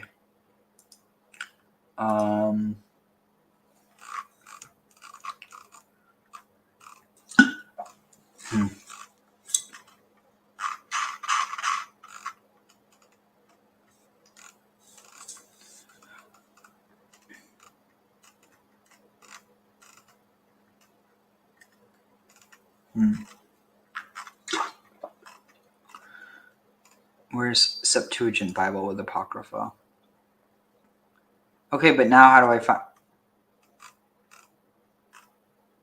Let's see, 30. I would think they would have the Genesis at the beginning.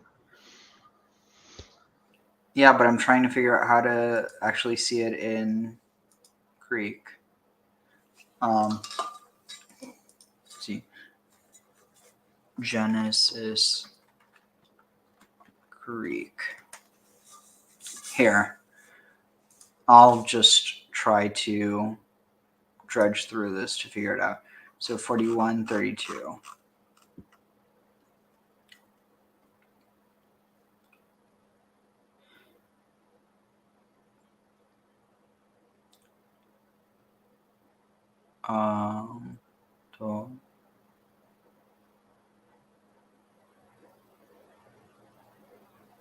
To text.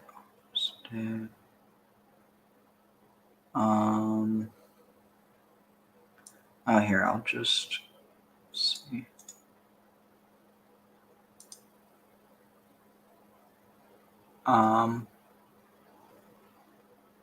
Let's see.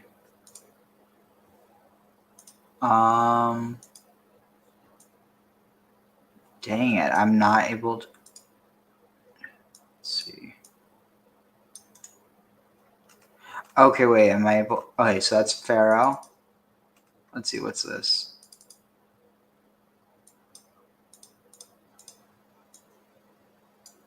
Sorry, I'm trying to.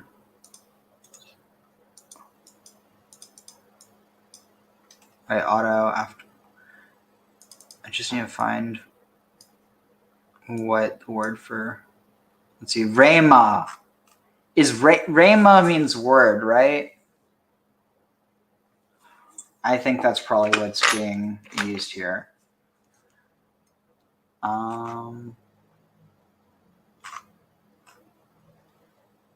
Let's see. Anyway, well, let's go back to it. This isn't really important.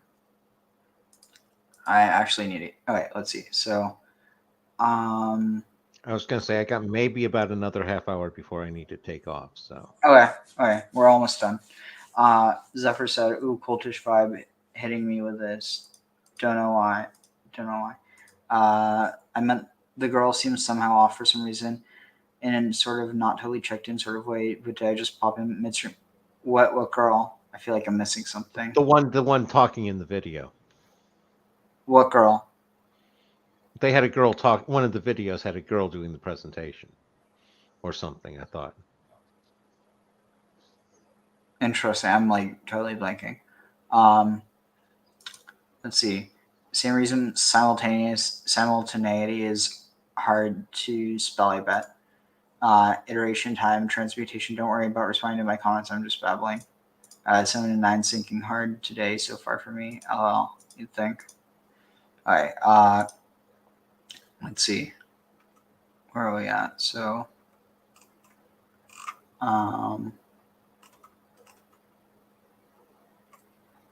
let's see here. Wait, where are we? It was the thing immediately after. Wait, after.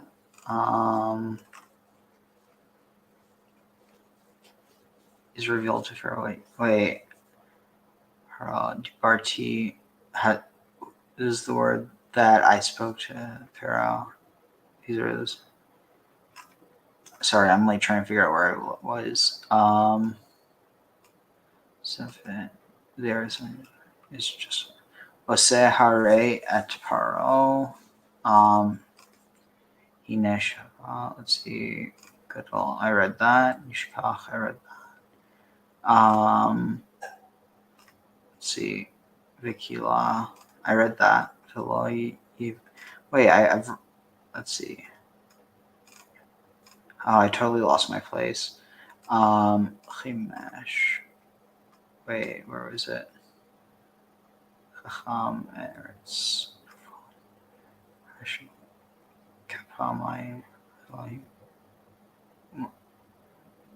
Hadavar Me'im. Oh, this is where I was. So because it is like correct or affirmed that the thing from that this word is from God, or this matter is from God, and it will be, and Elohim will quickly do it. And now fear. Wait.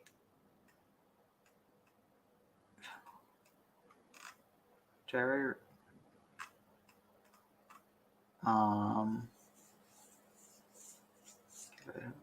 Did I write? Let's see. I just need to figure out where I'm. Mimecha. Igdal Mimecha. Kisarak. Kloni Shak. Interesting. I don't know if I read this part. I'm like starting to kind of lose my place.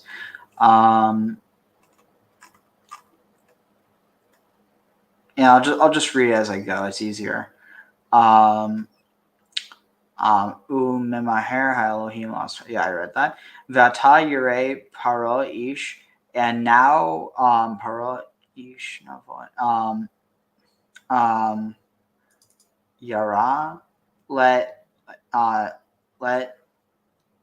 Pharaoh perceive, or let Pharaoh see a man. Navon. Wait. Now.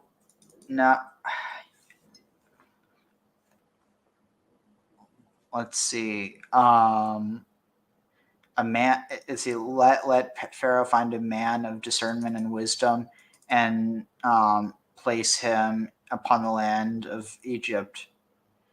And I don't know why it's saying accordingly, but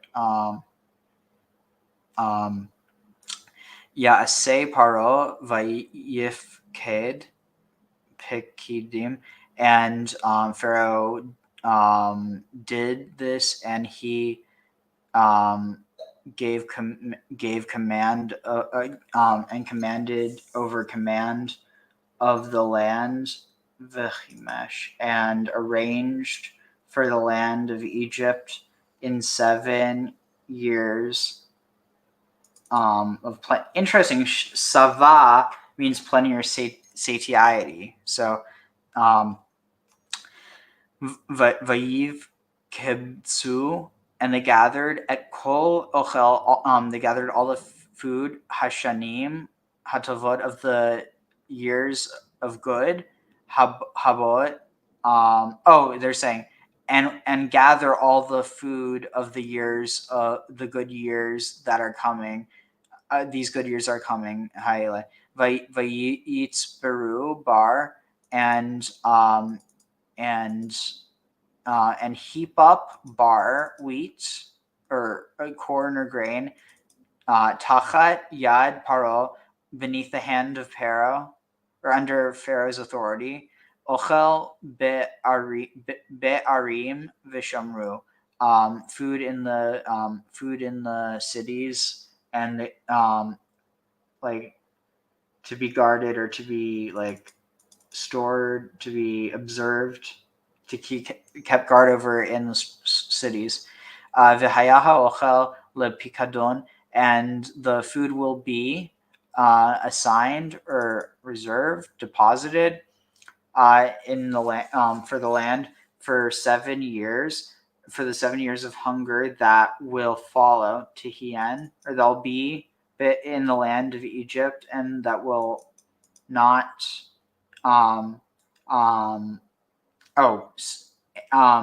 so that the land of Egypt will not be cut off, and the land so that the land may not perish in the famine, so that Egypt may not be cut off from the land in the famine of the land. I don't know. So that the land. The 7 years of famine that will come upon the land of Egypt, and will not, so that the land will not be destroyed in the famine. Okay, that makes sense. Vayital hadvar, and Vayitav hadvar, and the plan was good in the eyes of Pharaoh and in the eyes of all his servants, or all his, here it says courtiers. Vayomer Paro el Avadav, and Pharaoh said to his courtiers or servants, Hanimtsa Kazeh Ish Asher Ruach Elohim Bo. Can we find another man like this that has the spirit of Elohim in him? Okay, that's definitely an interesting parallel. Joseph and Jesus? I mean, not specific, or not exclusively, but yeah. Let's see what commentary is there on this. One such as this. Let's see, commentary, all commentary. What did Pharaoh see? Let's see, could we find a man in whom is the Spirit of God? And they said to him, there is no one wise and understanding like you, and he has made him the master over his entire household and ruler over the entire land of Egypt. Before he knew whether his words could be substantiated and whether the thing would come to effect or had interpreted or not, as behold, the chief wine steward did not do a thing for just this reason when he interpreted his dream positively, as maybe the thing would not be as he had interpreted it to Pharaoh. And if so, why did he raise him before the thing was tested? And he also prematurely gave him away from the notables of the land. Let's see.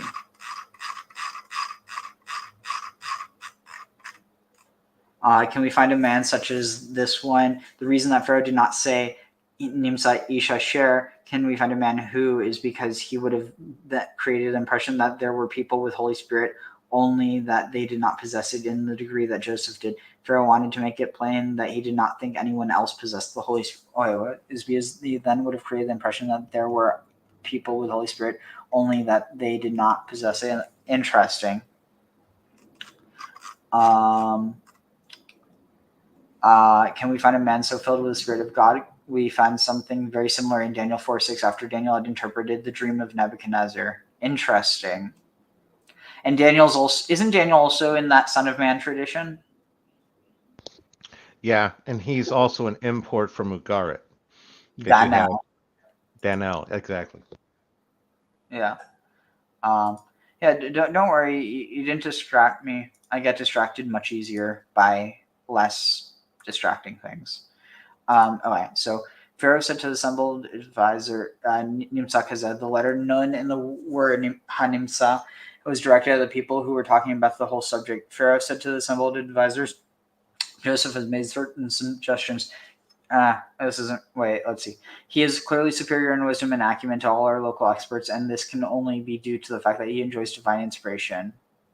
Can we find one such as this? Because he was a Hebrew, the members of which race were repugnant to the Egyptians, who would not eat of the things the Hebrews touched or have any contact with them, as they considered them unclean. Pharaoh did not want to appoint Joseph viceroy without their permission. Therefore, he said to them that they would find no Egyptian comparable to him, as the Spirit of God is in him. After they admitted it, he said to Joseph, since God has made all this known unto thee, for since the interpretation met with the approval of Pharaoh and all his courtiers, they regarded everything he had said as if it had already been fulfilled. Okay, la-di-da-di-da. Sorry, I'm just trying to move on. Where can we find one such as this? Interesting. Appointing Joseph to such a position was a well-known animosity harbored by Egyptians, generally against any Hebrew or Mesopotamians. This appointment was too interesting. And he'd also been a slave. All right, so it's almost done.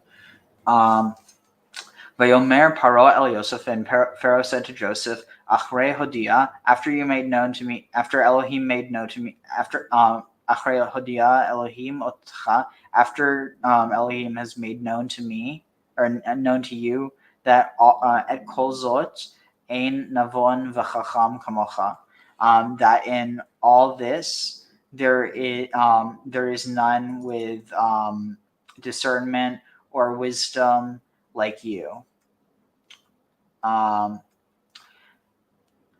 V'atati al beiti, and you will be upon my house, or you will be on my house, or in my house. Ve'al pecha, and you will be on my my lips, or on my mouth. Yishak kol ami. There must be another context. Kiss.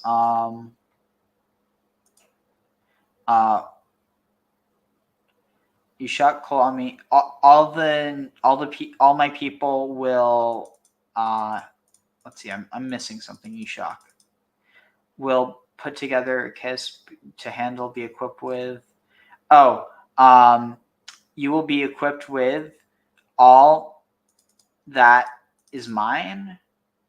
No, all by your command shall be all my people will be in your command, I guess.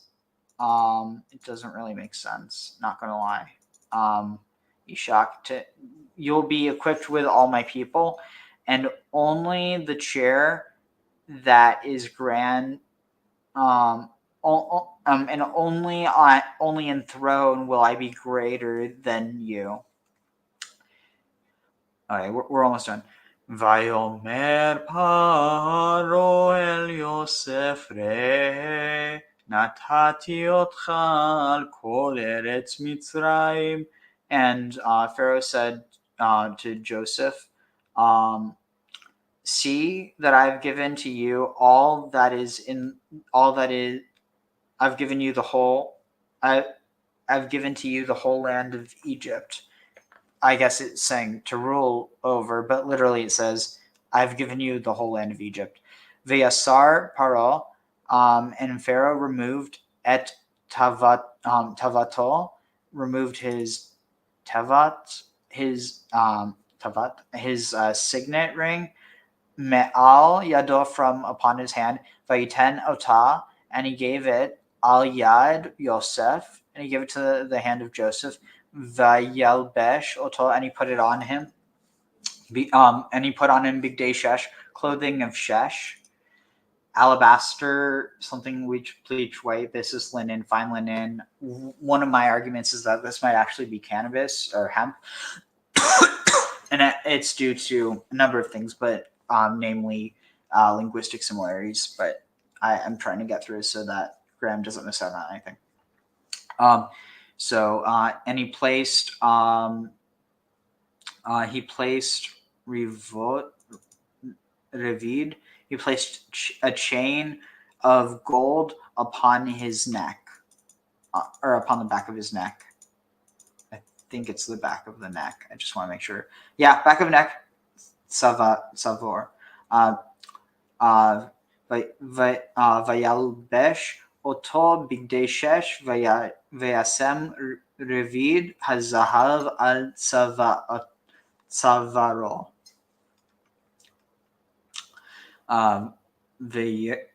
Vayarkev oto, and he had him ride b'merchevet. It's the same word as merkava, just like the merkava of the chariot of Hamishne, of his second asher lo, that was for him, second in command, second for him. Vayikru lefanav, and he called before him Avrech. Thus Venaton, and he gave him al kol eretz Mitzrayim, he gave him the whole land of Egypt. So this is interesting. So here this just says Abrek, others balani, but this seems like it could also be to bless, or like I will bless, but what's this? And they cry before I will bend the knee. Let's see, what's the comments on this? Kol Eretz Mitzrayim commentaries. Abrek. All right, let's see. Bow the knee as though from Barak to kneel. Perhaps an Egyptian word of unknown meaning. Abrek. Every man has called before him. I will bend the knee. Avrech. And I will bow down. The word avrach is a hifil. However, the word vayivrach in and kneel down, vayivrach upon his knees, blah, blah, is a call. Both words come from the same root, birkai, knees. Rabbi Jonah, the Spanish grammarian, said that avrach is an infinitive with an aleph taking the place of the hay, as we find in the word ashkem, in sending them betimes, ashkem, and often. However, I believe that the aleph of ashkem is a first person future prefix. Bow the knee. Oh, wait, read that. On your knees, and he has been appointed in charge of the whole land of Egypt. These two separate announcements were proclaimed in advance of the parade in which Joseph rode in a state coach. He was granted royalty-like status. They called him before him Avrach.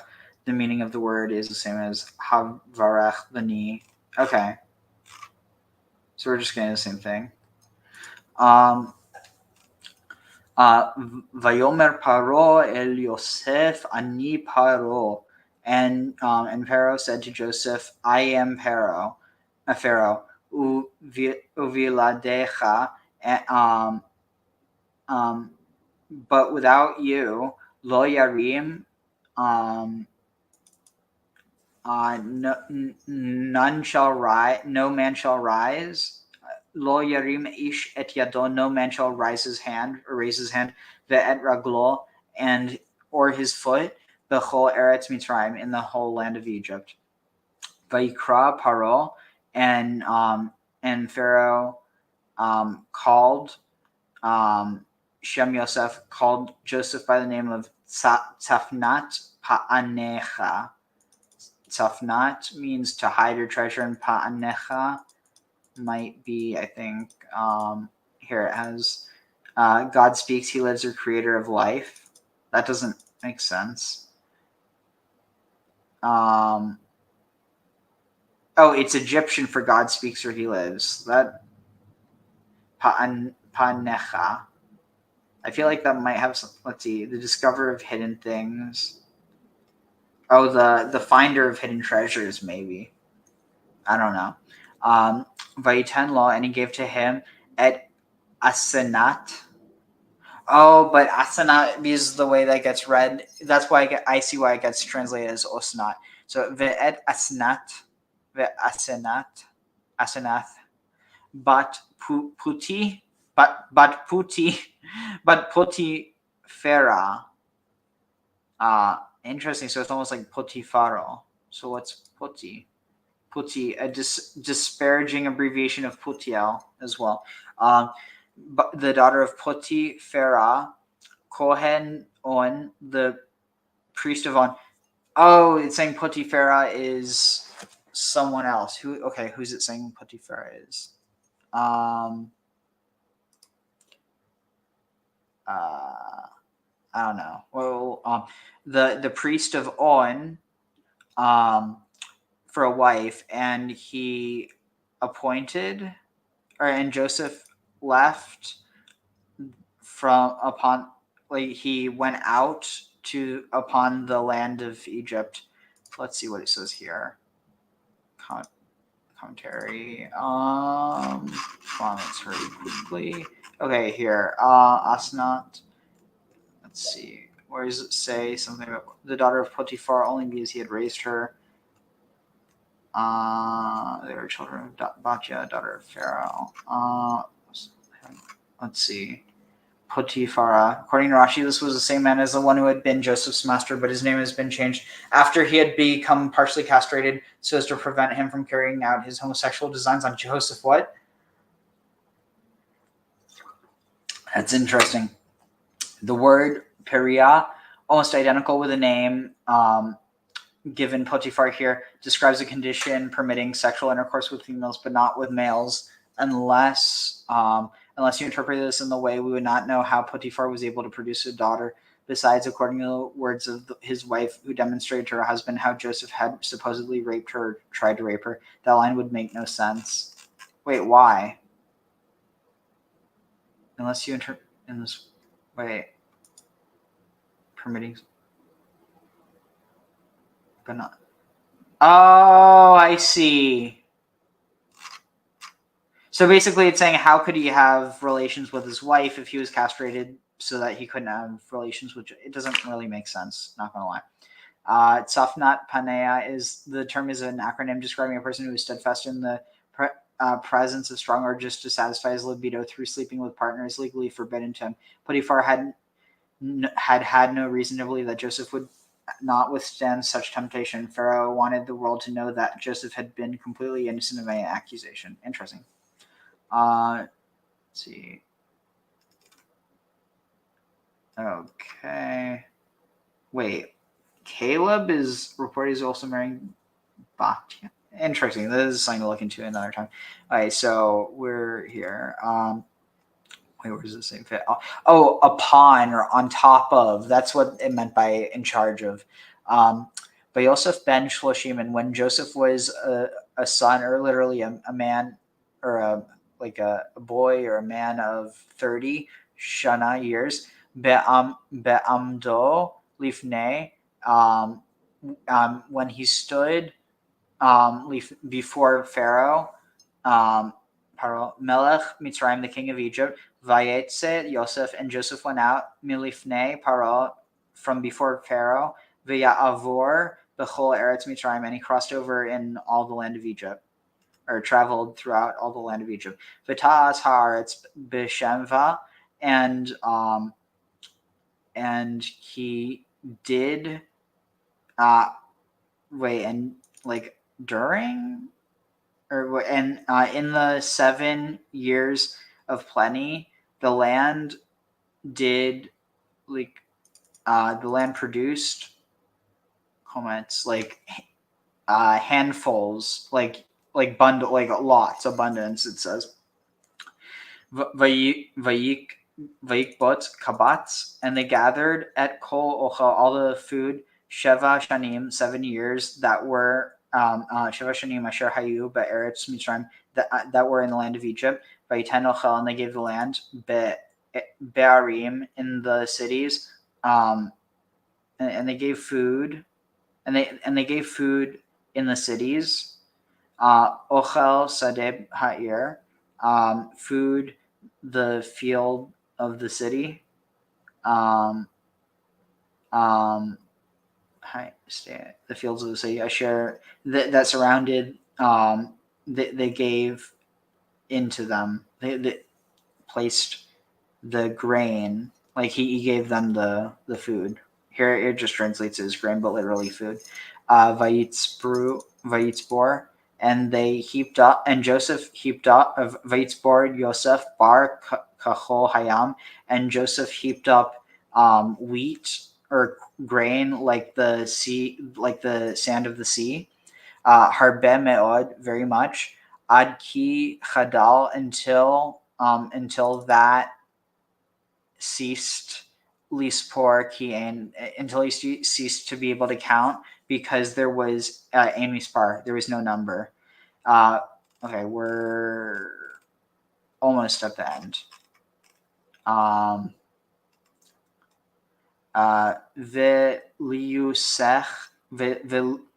Uli Yosef, and for Joseph, Luyash, Luyad was born. Uli Yosef Yulad Shnei Banim, and to Joseph was born 2 sons. B'terem Tavo, before Tavo Shanat Harav, before the years, before the evil year, or the famine year, that Yalda Lo, that was born to that. Before the famine years, they were born to him. Asenath, the daughter of Potiphar, the priest of On. Asenath, but Potiphar, Kohenon. Vaikra Yosef et Shem Habachor, and Joseph called the name of his firstborn son Manasseh, Ki Nashani. He named him Manasseh because Nashani, God has deprived.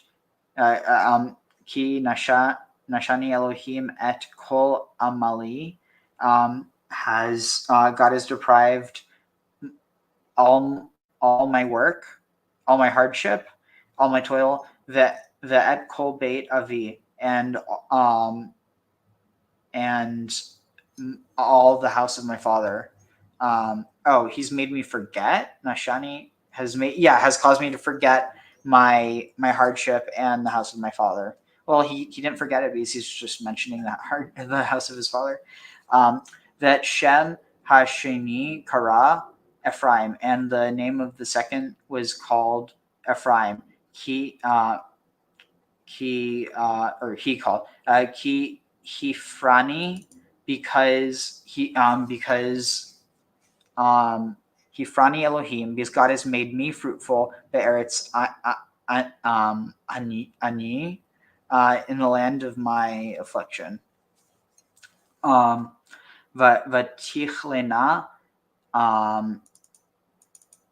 and the Vatichlena sheva shnei hashsava asher haya be'eretz Mitzrayim, and after the 7 years of plenty ceased that were in the land of Egypt, Vatichlena sheva shnei harav, and the that's interesting. So kala is to stop, and chala, like halal, not halal, is it halal? But the point is techilena, like the start is halal or chala, and then kala is to stop, or cease. So vatichlena, and the vatichlena sheva shnei harav, and the 7 years of hunger started, lavo, to come, kasher amar, just as it was set, kasher amar Yosef vayihi rav, just as Yosef said there would be, and there was hunger. V'kol ha'artzot, in all the lands, u'v'chol eretz Mitzrayim, and in all the land of Egypt, v'haya lechem, and there, but in the land of Egypt there was bread. Oh, and in all the land of Egypt, and throughout, Vatir of Kol Eretz Mitzrayim, and the entire land of Egypt was hungry. Vayitzak Ha'am, and the nation cried out, El Paro to Pharaoh, Lalachem for bread. Vayomer Paro, and Pharaoh said, Lachol Mitzrayim, and Pharaoh said to all of Mitzrayim, to all of Egypt, Lechu El Yosef, go to Joseph. Asher Yomer Lachem Tasu, go to Joseph as he said to go to do, or whatever, that which he says, go and do it. Lachem Tasu, Asher Yomer Lachem Tasu. V'hara'av haya al kol pnei haaretz, and the famine was upon the whole face of the earth. V'yiftach Yosef, and Joseph opened at kol asher bahem, and opened up all that was in Hayishbor, in the shavar, that was all that was in the grain storehouse, Mitzrayim, for Egypt. Vayechazak, and he strengthened. Vayechazak hara'av be'eretz Mitzrayim, and the famine strengthened in the land of Egypt. I don't know. It doesn't really make sense. V'chol haaretz ba'u Mitzrayma, and all the land that comes in from Egypt, and all the world came to Egypt, Lishbor, to get rations from Joseph, because he was strong. Because the famine had become strong in the whole land. Because the famine had become strong in the whole land.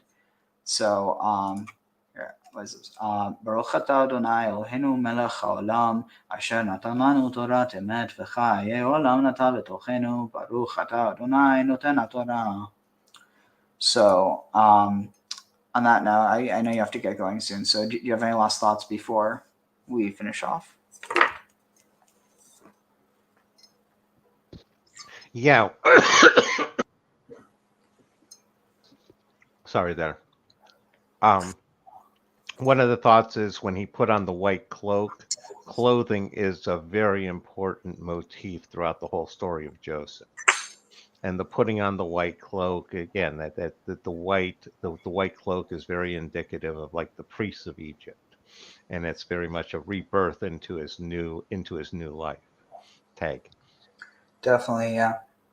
But yeah, my throat is starting to kind of get dry, so I think it's probably a good place to end off. But I'm trying to think. Is there? Oof, that was loud. What am I clicking on? Was there anything? I think there might have been. Was there a video? Yeah, but you have to get going now, or do you have a few minutes, or what? Yeah, I really need to get going. I'm kind of on. Yeah. Strange as it is, I'm actually kind of on a tight schedule today. All right. Take care. Yep, we'll do it again soon. Fun as always. Okay. Take care. Bye-bye. Bye. So yeah, I'll finish up in a few minutes. I just need to. Here's something I was going to get, and I don't remember what it was. Oh, right. I know now. I will be right back. I'm going to put on something in the meantime. Let's see, where is it?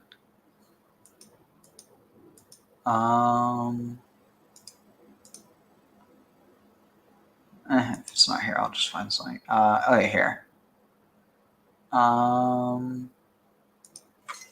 Yeah, let's find something about Miketz. So, let's see. Famine in Egypt. Joseph.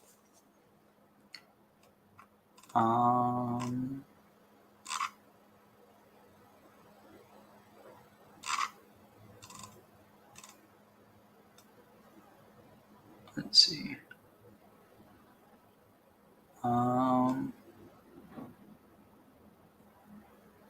Here. I think Nacho likes having a dog in his house. Where did the Holy Family, Mary, Joseph, and Jesus go when the angel told Oh, them no, I thought to this flee was- to Egypt? I thought this was talking about Joseph, the other Joseph.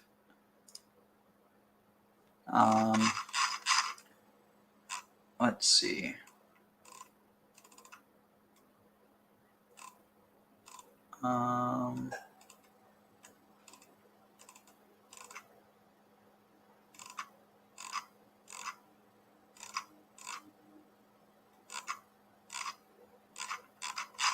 Let's see.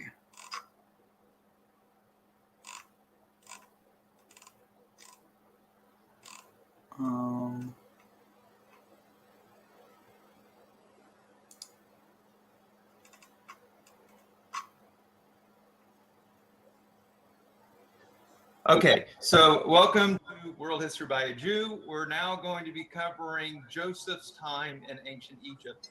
And what I'll be doing as the last lectures, we'll be going through a little bit of Egyptian history and then a little bit of Jewish history, and then we're going to see how the two sync up.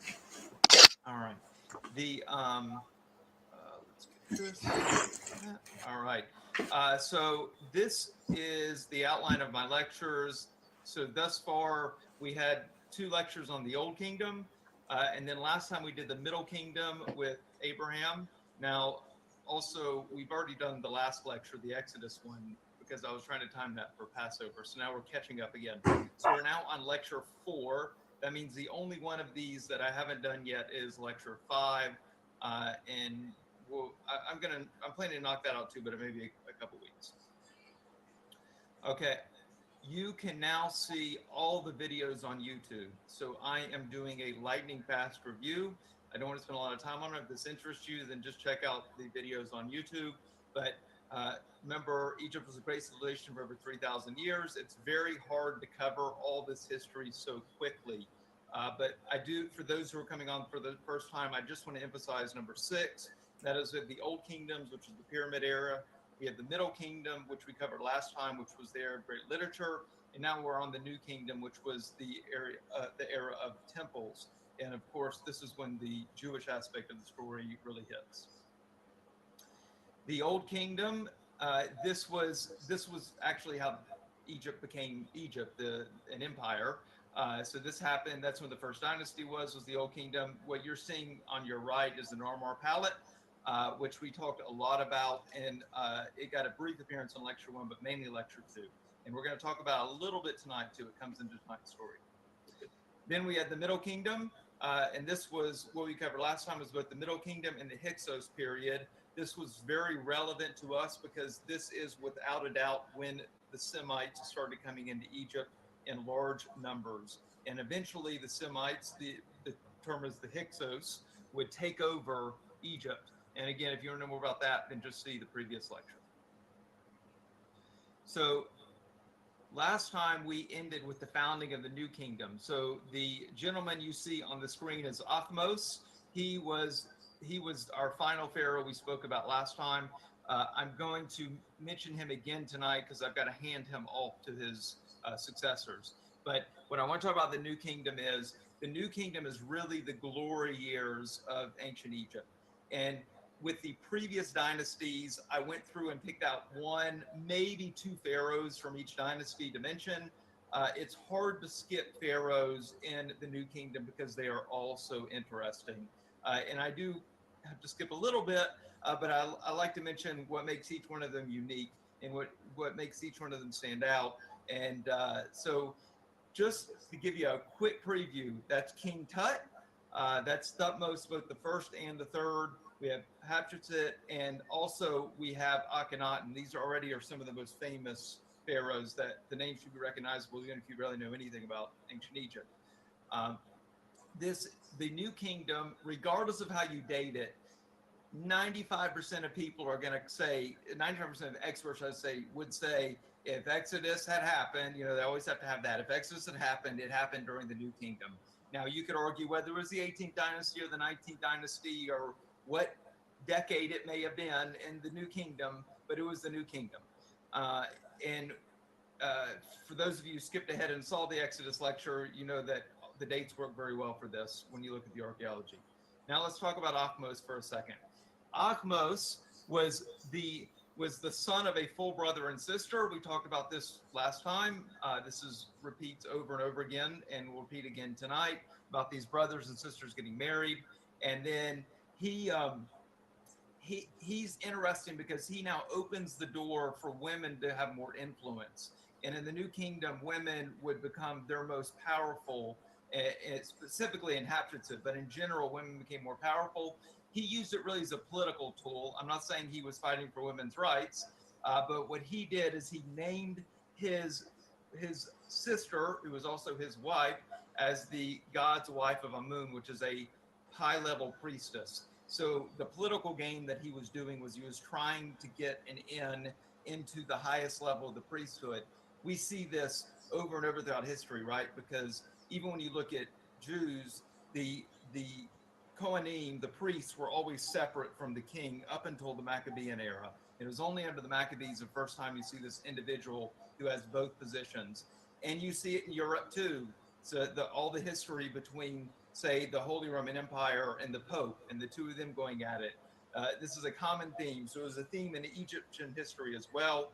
And Achmos was able to somewhat solve it by naming his wife, sister, as a high official within the priesthood. But this would open the door for royal women becoming more and more powerful, both within the 18th and the 19th dynasty. So Achmos is going to die in his 30s. He's going to leave a young son. This is going to be Amenhotep I. But actually, again, to emphasize the thing about women, it's going to be Amenhotep's mother who's going to rule as regent until he reached his majority. With that little Egyptian cliffhanger, let's look at our timeline. So we looked at this timeline at the very end of our last lecture. To give you these dates right here are the rabbinical timeline. You can find them on Chabad.org.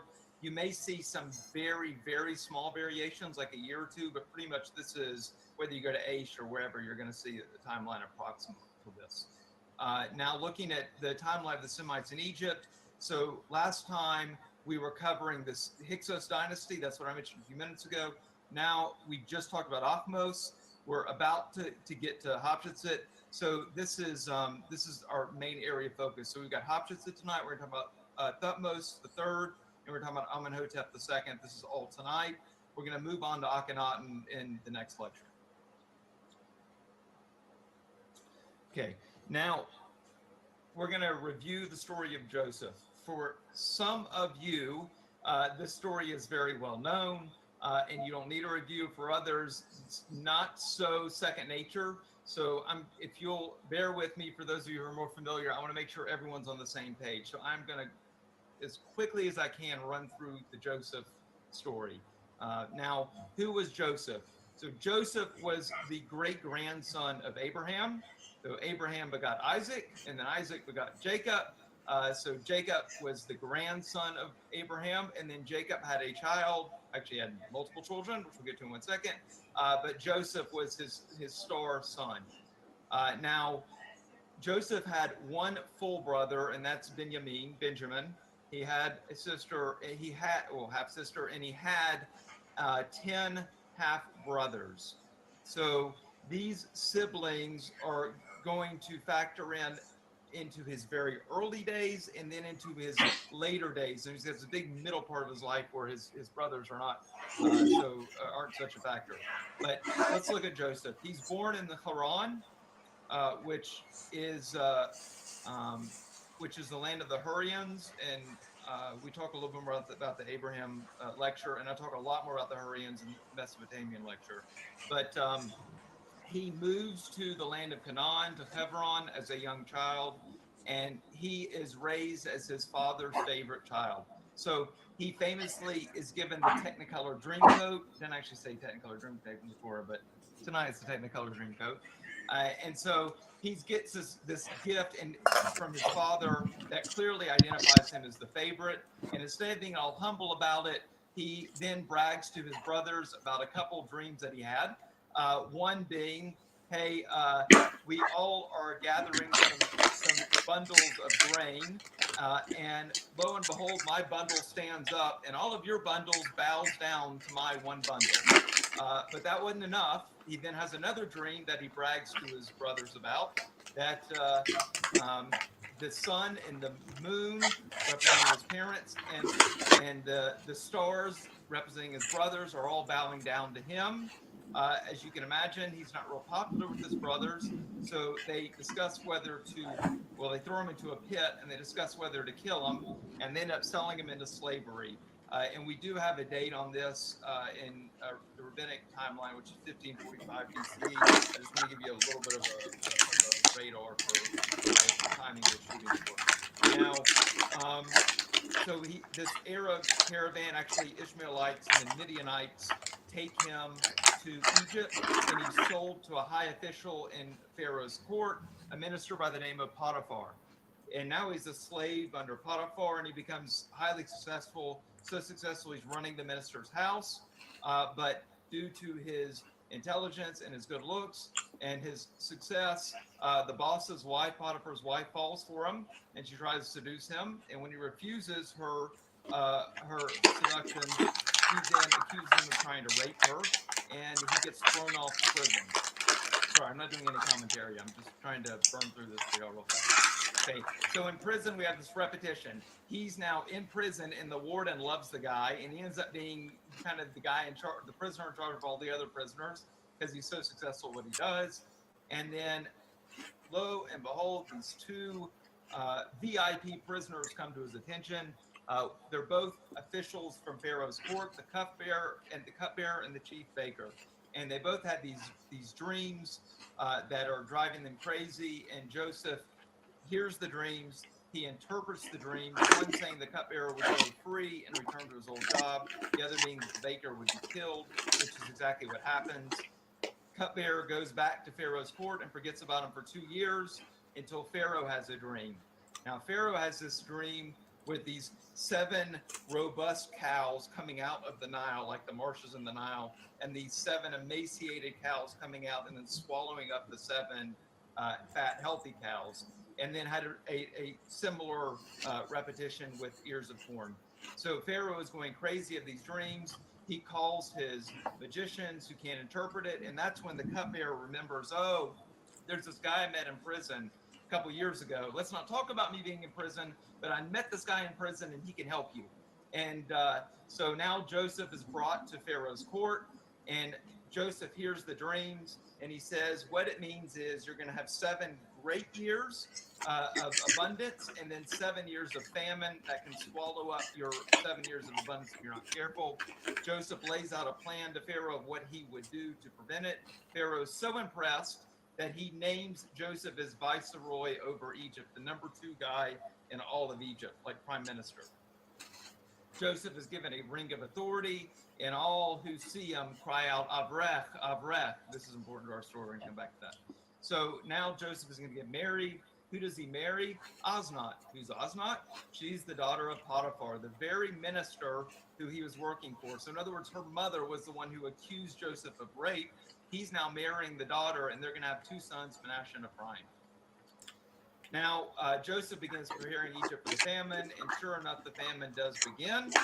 And Joseph then starts selling grain for all the wealth of Egypt. So if you're hungry, then if you come to the court, Joseph can sell you some grain. So he first takes all the wealth, then he takes all the possessions, then he takes all the land, and he basically is able to strip the Egyptians of their wealth and gives it all to Pharaoh, except for the priesthood. It's another important detail we're going to come back to later.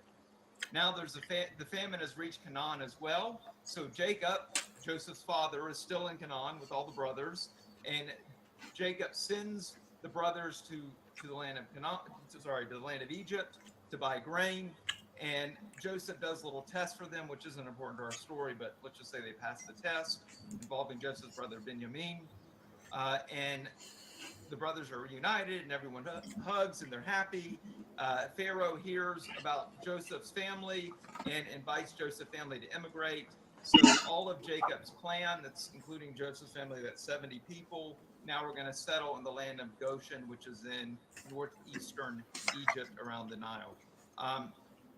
About 20 years later or so, not quite, Jacob dies.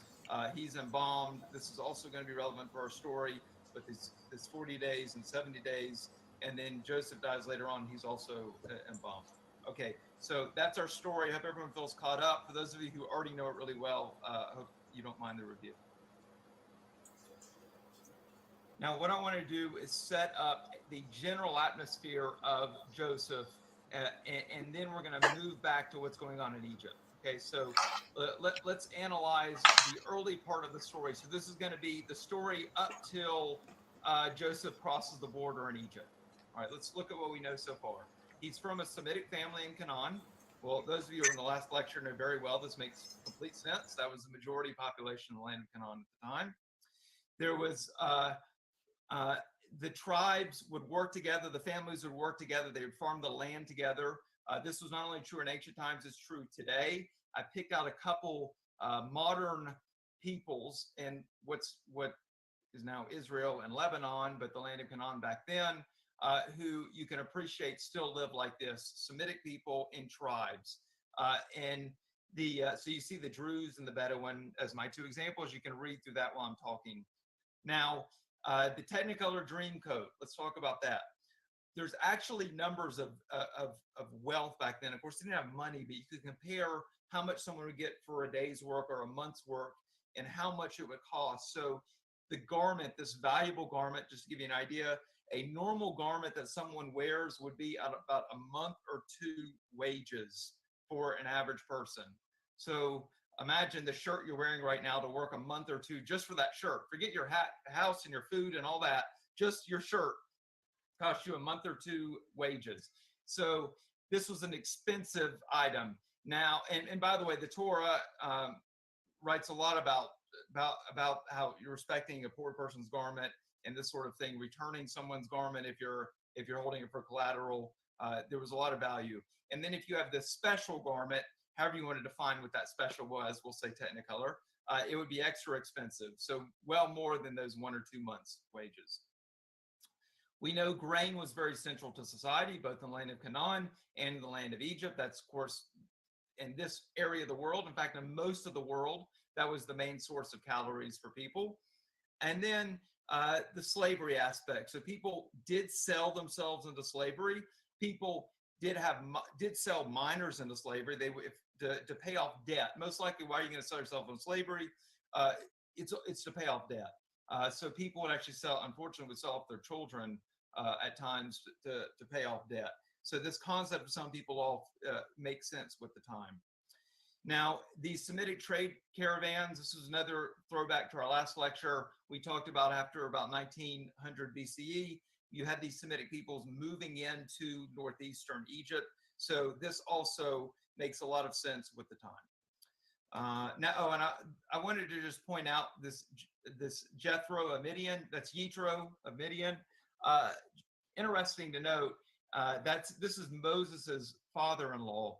And in Jewish tradition, he converted to Judaism, but actually in Druze tradition, he's their first prophet. So the founder of the faith that became the Druze was actually Jethro of Midian. So I think it's great you have this connection between the Druze and the ancient Midianites.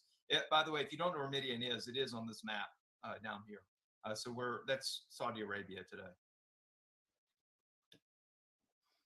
Okay, I told you I was going to go back to Egyptian history for a few minutes. So now we're going to talk about a little bit of Egyptian history.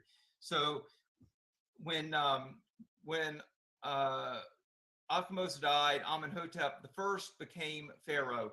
Amenhotep was just a child, but his mother ruled until he became an adult.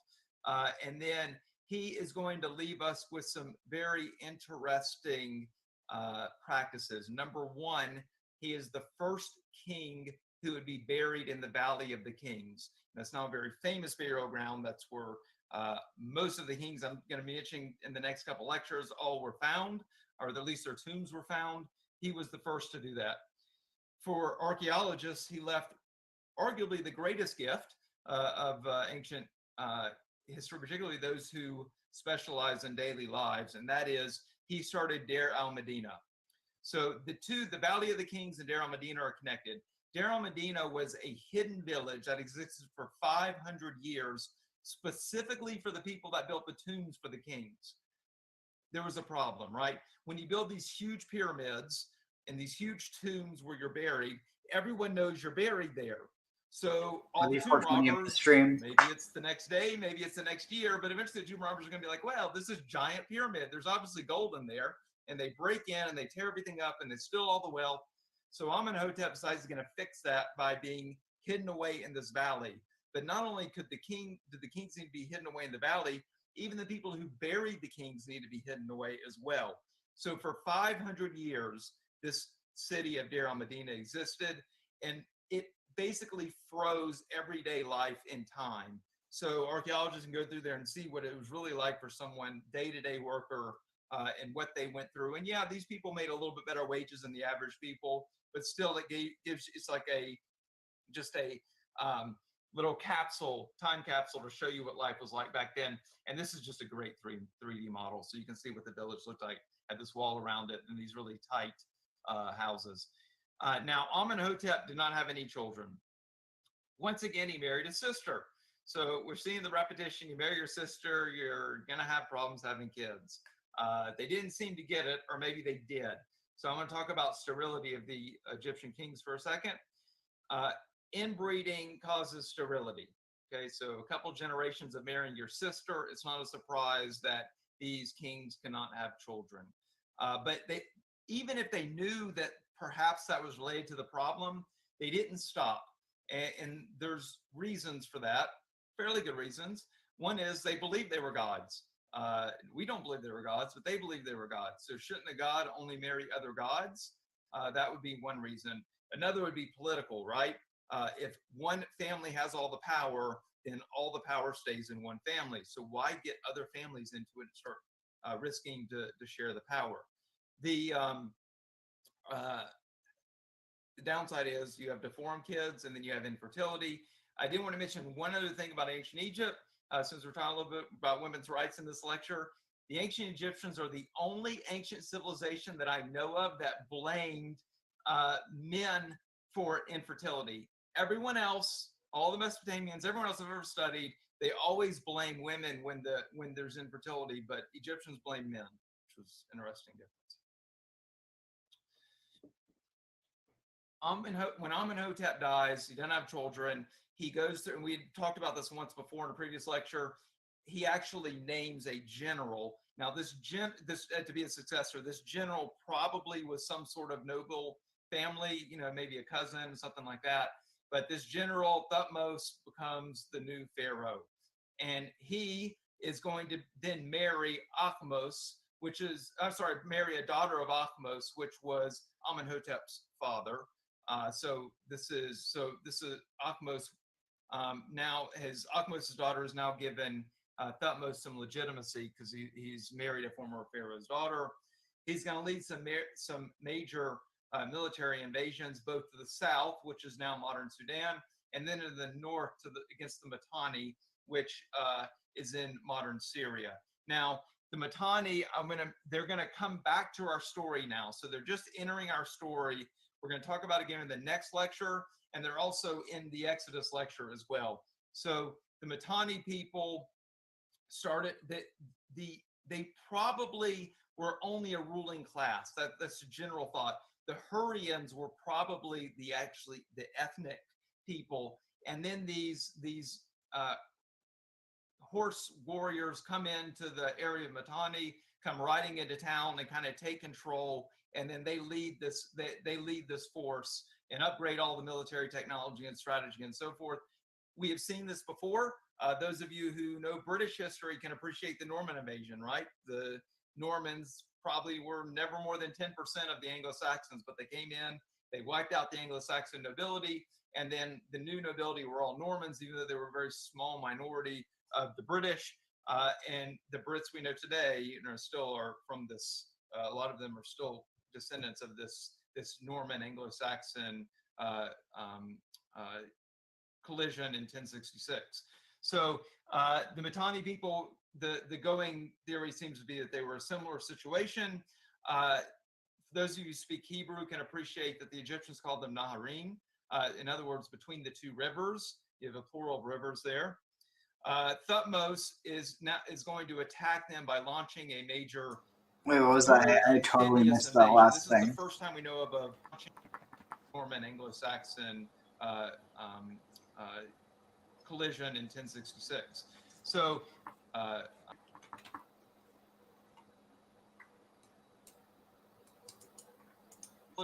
and then the new nobility were all Normans, even though they were a very small minority of the British.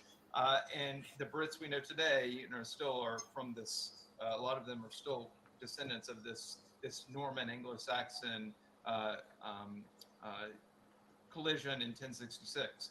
So the Mitanni people, the going theory seems to be that they were a similar situation. Those of you who speak Hebrew can appreciate that the Egyptians called them Naharim. In other words, between the two rivers. You have a plural of rivers there.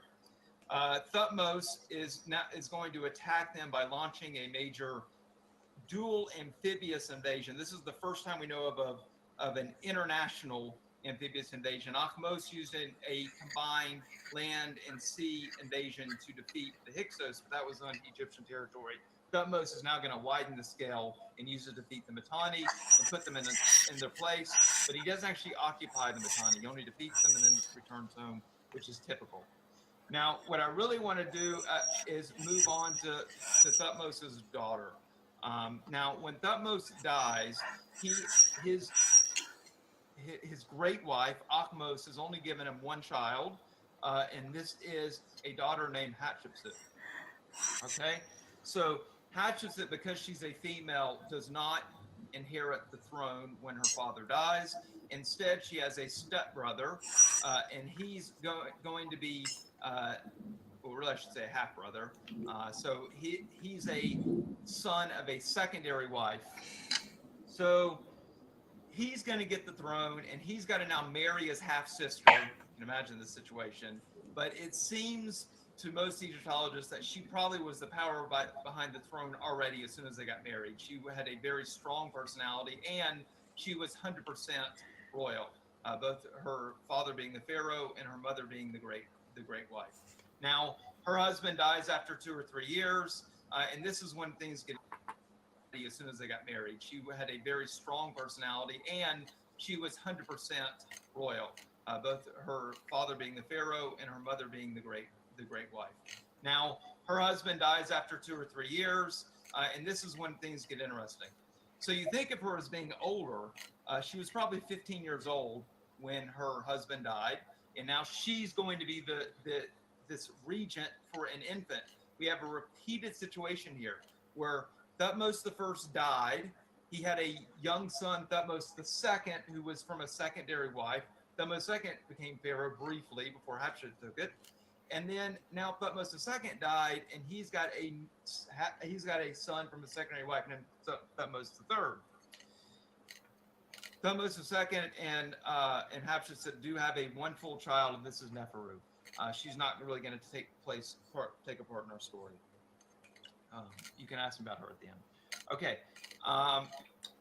Hatshepsut is going to rule for 4 years as a regent, but in 1475, she's going to name herself king. And this is very important. We're about to have a big time Jewish connection, but that's going to be the next slide. So in 1475, she names herself king. Of course, that being a slight issue because she's a woman. We're going to come back to that. She has some major projects that you can see on the slide. I don't necessarily want to go through it, except just to point out, this is one of the obelisks that she built. You can see a couple standing obelisks right here. An obelisk was very big for the pharaohs because it represented rays of the sun. If you think on a really bright day, the way the rays of the sun come off towards the ground, it kind of has that look to it. So that's what the obelisks represent. So this was hers. When she died, she left this temple. So this is her mortuary temple. And I had closer pictures. I intentionally wanted this picture far away so you can appreciate exactly how big this temple was. You can see it compared to the mountains. It was gigantic. So like I said, she became a widow when she was 15 years old. She never remarried. She only had the one daughter, and she probably died around the age of 40. Okay, now I want to get back to my little hint here on this etymology break. So we have a woman who just became king, and we have a problem, right? What's the problem? The problem is she's a woman. Now, etymology may provide a solution for us. The term Pharaoh was never used until the New Kingdom. It did not exist. All right, so let's look at the word Pharaoh. It actually, that's the Greek version of the word. The Egyptian is Par'ah. Par'ah is, so Par'ah is usually house, and Ah is great. So Pharaoh just means the great house. So if you're a female king and want to hide that you're a female, why not use a title that's not gender specific, that talks about a family? So are Egyptologists sure that it was during Hatshepsut when this term came in? No, but they are sure it was during the New Kingdom. And there are, this is one of the pharaohs argued for being the one that starts it. This is also very important for us as Jews because in the Torah we read about Pharaoh and everyone's talking to the Pharaoh. So that means that the Exodus had to have happened after you would refer to the king of the Egypt as Pharaoh. So it gives us a nice time when you know it's New Kingdom before this term comes into common use. Okay, I want to show you something else about Hatshepsut that's kind of cool. This has nothing to do with Judaism, but I want to show it anyway. Okay, these are sculptures of the same person throughout her reign. So when you look here, this was the picture on the last screen, you know, attractive younger female, very similar to the previous one. But and notice the chest too, not to be vulgar, just being scientific here. Now look as you get to the middle here, right? Chest is receding a little bit. The face is filling out. And then look at the last two. That's a guy, right? That's a guy, but that's Hatshepsut. So clearly she was changing her appearance over time to be more palatable to the Egyptian people. It's amazing you could see that. Anyway, like I said, it didn't help our Jewish story. Now I want to talk about her successor. So I gave you a lot of names before. I want to show you this little family tree. I think this will help. So King Ahmose was the first one who founded the New Kingdom. They had he had the son Amenhotep I, who died without children. Amenhotep I named his top general to be a successor. That was Thutmose I. When Thutmose I died, his daughter, you know, briefly he had Thutmose II here as a successor. We just talked about his daughter Hatshepsut. Now Hatshepsut and Thutmose II only had a daughter, but Thutmose II with a secondary wife, had a son. This is Thutmose III. So Thutmose III is Hatshepsut's stepson. And when Thutmose II died, he was literally an infant. He was very young. So Hatshepsut is now going to rule. First, she had that 4 years of regency I talked about until she became king. And the two of them are going to share power for 22 years. Thutmose III is actually going to reign for 54 years when you count the 30 plus years he was ruling along with the regency with Hatshepsut. It's a long time, but when you start when you're like a toddler, that helps. Now, Thutmose III's reputation is that he is the greatest military pharaoh. He's called the Egyptian Napoleon. Under him, he would expand the empire to its greatest size. And repeat, like I said here, it's 17 foreign military campaigns in 32 years or so. That's a long time. In fact, Egyptologists feel that he probably spent most of his junior regency under Hatshepsut in the army. Like it kind of got rid of him, but at the same time, he probably wanted to be there. He was building up his base. The army was supporting him. He was getting experience, and he would show up once he was the sole ruler. Now, let's look a little bit more at this. As he expanded the empire, I just want you to see all the countries involved here. We have Nubia, which is Sudan, sending gold. We have Babylonia, which is Iraq, sending lapis lazuli, which is even more interesting because lapis lazuli actually comes from Afghanistan. So I had to go from Afghanistan to Iraq and then to Egypt. You have the Hittites, which is Turkey. You have Assyria, that's really the Mitanni we're talking about. You've got I mean, there was an Assyrian empire too. I should be a little bit, I should just say in general, it's the area of Syria today. We have Ionia, which is the western coast of today's Turkey and also some of the islands between Turkey and Greece. And then we have Mycenae, which is, again, part of modern Greece. So most people don't appreciate in the ancient world exactly how much trading was really going on. Most impressive to you should be, I mentioned that Afghanistan was sending stuff all the way to Babylonia, which is sending stuff all the way to Egypt. Okay, now I'm not about to go through all 17 of Thutmose's military campaigns. It's a good way to get all of y'all to hang up. But I just want to pick one, and then we're going to move on. All right. So the one campaign I want to talk about is the Battle of Megiddo. And I picked Megiddo for a couple reasons. One is Thutmose III considered it his greatest battle, which is a good enough reason, I suppose. Also because Megiddo is so well known to this day, both for Jews because of King Josiah being killed there, and for Christians because of the reference of Armageddon in Revelations. Now, the combatants in this case were the Egyptians versus a Mitanni coalition. The two main cities fighting them was the city of Megiddo and the city of Kadesh. All right, so Megiddo and Kadesh are teaming up with some Mitanni allies, and they're trying to control the entry point to this main trade route.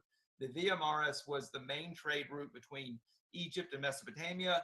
A lot of wealth passed through there. So the power was to control this entry point to the valley. And they're about to fight it out for who is going to have that control. So Thutmose III is going to invade here. This, by the way, this bottom picture is a model of Megiddo. You can see it up on this mount. And that mount is important because the reason you have the English term Armageddon is because it's really Har Megiddo. So Mount Megiddo in English. And so that Har, that H always seems to get dropped when it becomes English, and it became Armageddon instead of Armageddon. Okay, now this map we're going to refer to for the next 30 seconds or so.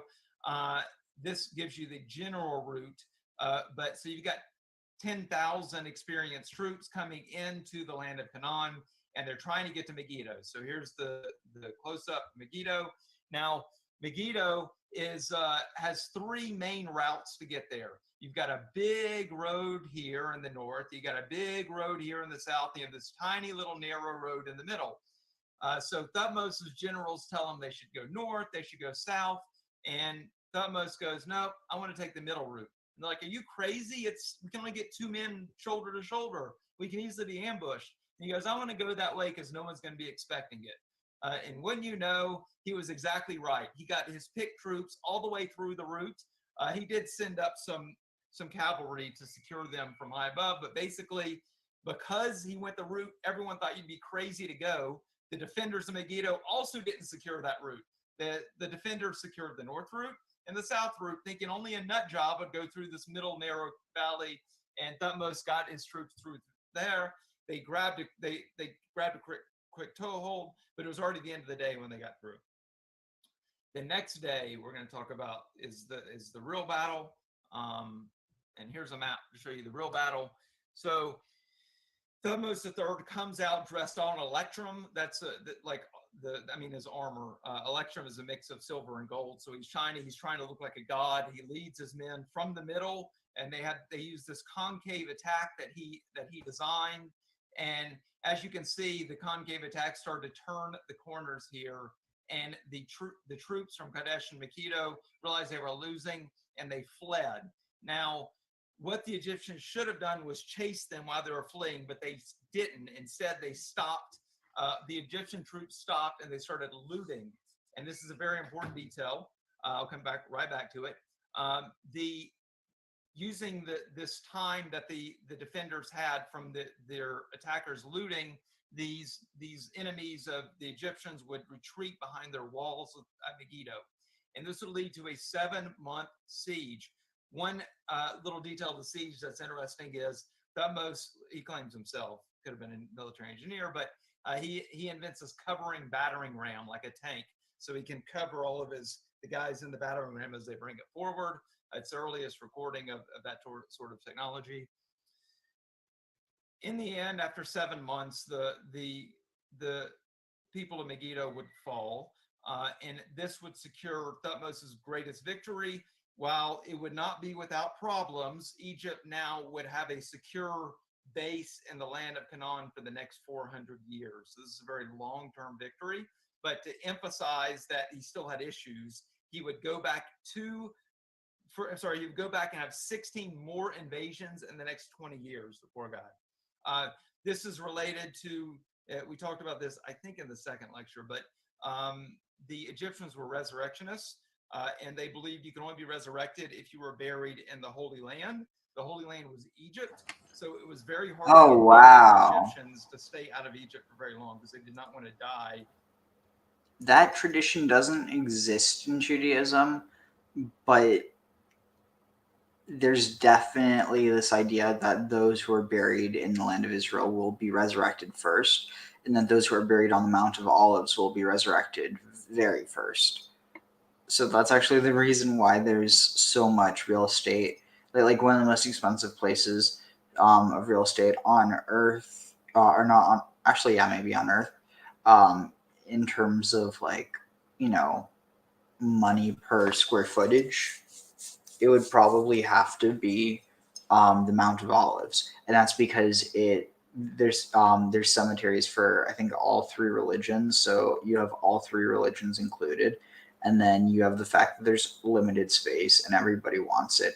And at least in Judaism, there's this tradition that those who are buried there will rise first. I think you have that tradition in Christianity as well. I'm not sure what Islam's belief is about it, but it's interesting because of the connections to Egyptian religion. And not be in their homeland. And as we all know, that the afterlife is very important to the Egyptian religion. The one little detail I want to mention, how we feel like there's a lot of truth to the story, is I've said Egyptians never like talking about mistakes. They never like talking about losing. But here it is, Thutmose is talking about how mad he got when all of his troops started looting and allowed his enemies to retreat.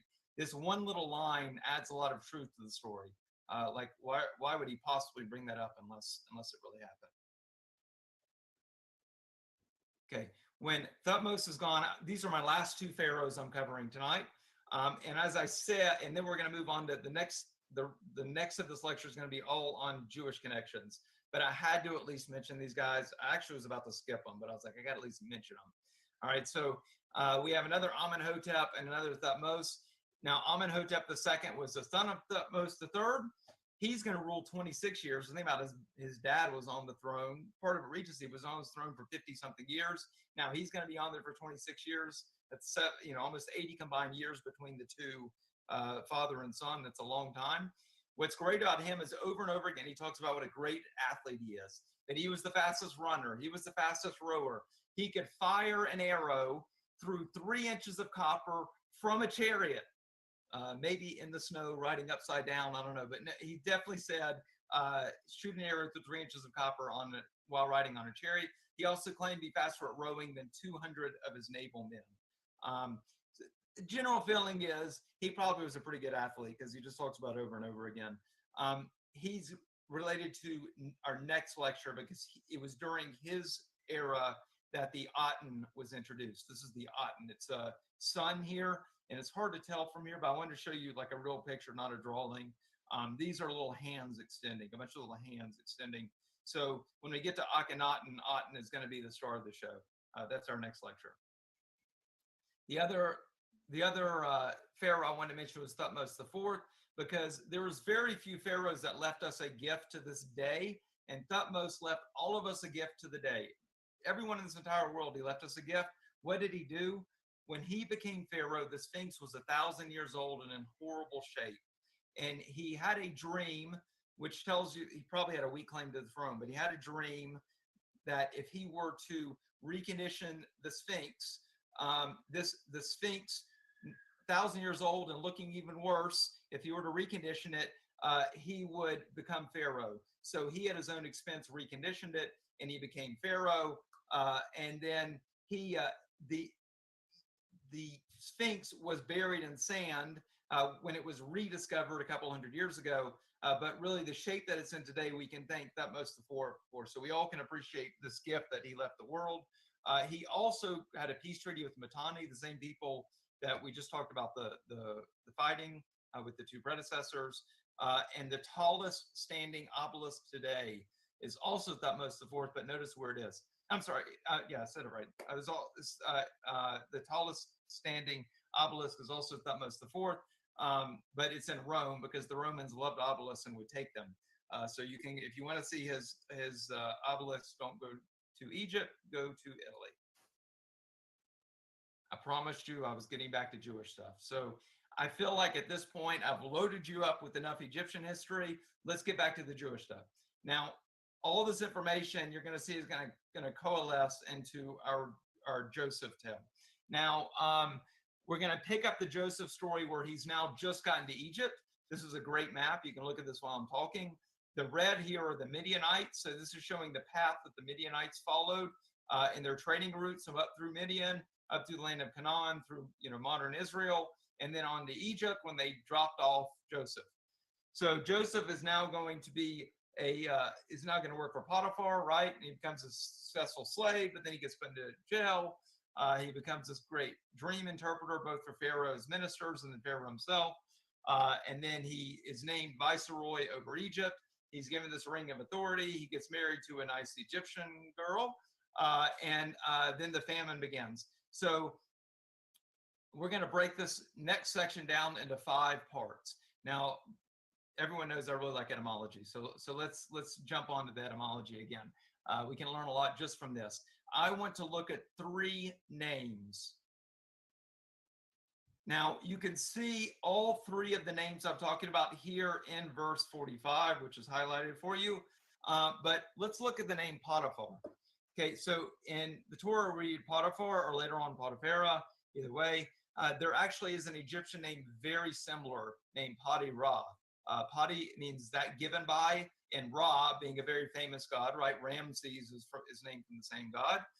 So Poti-Ra means that given by Ra. It was an actual Egyptian name. Great detail.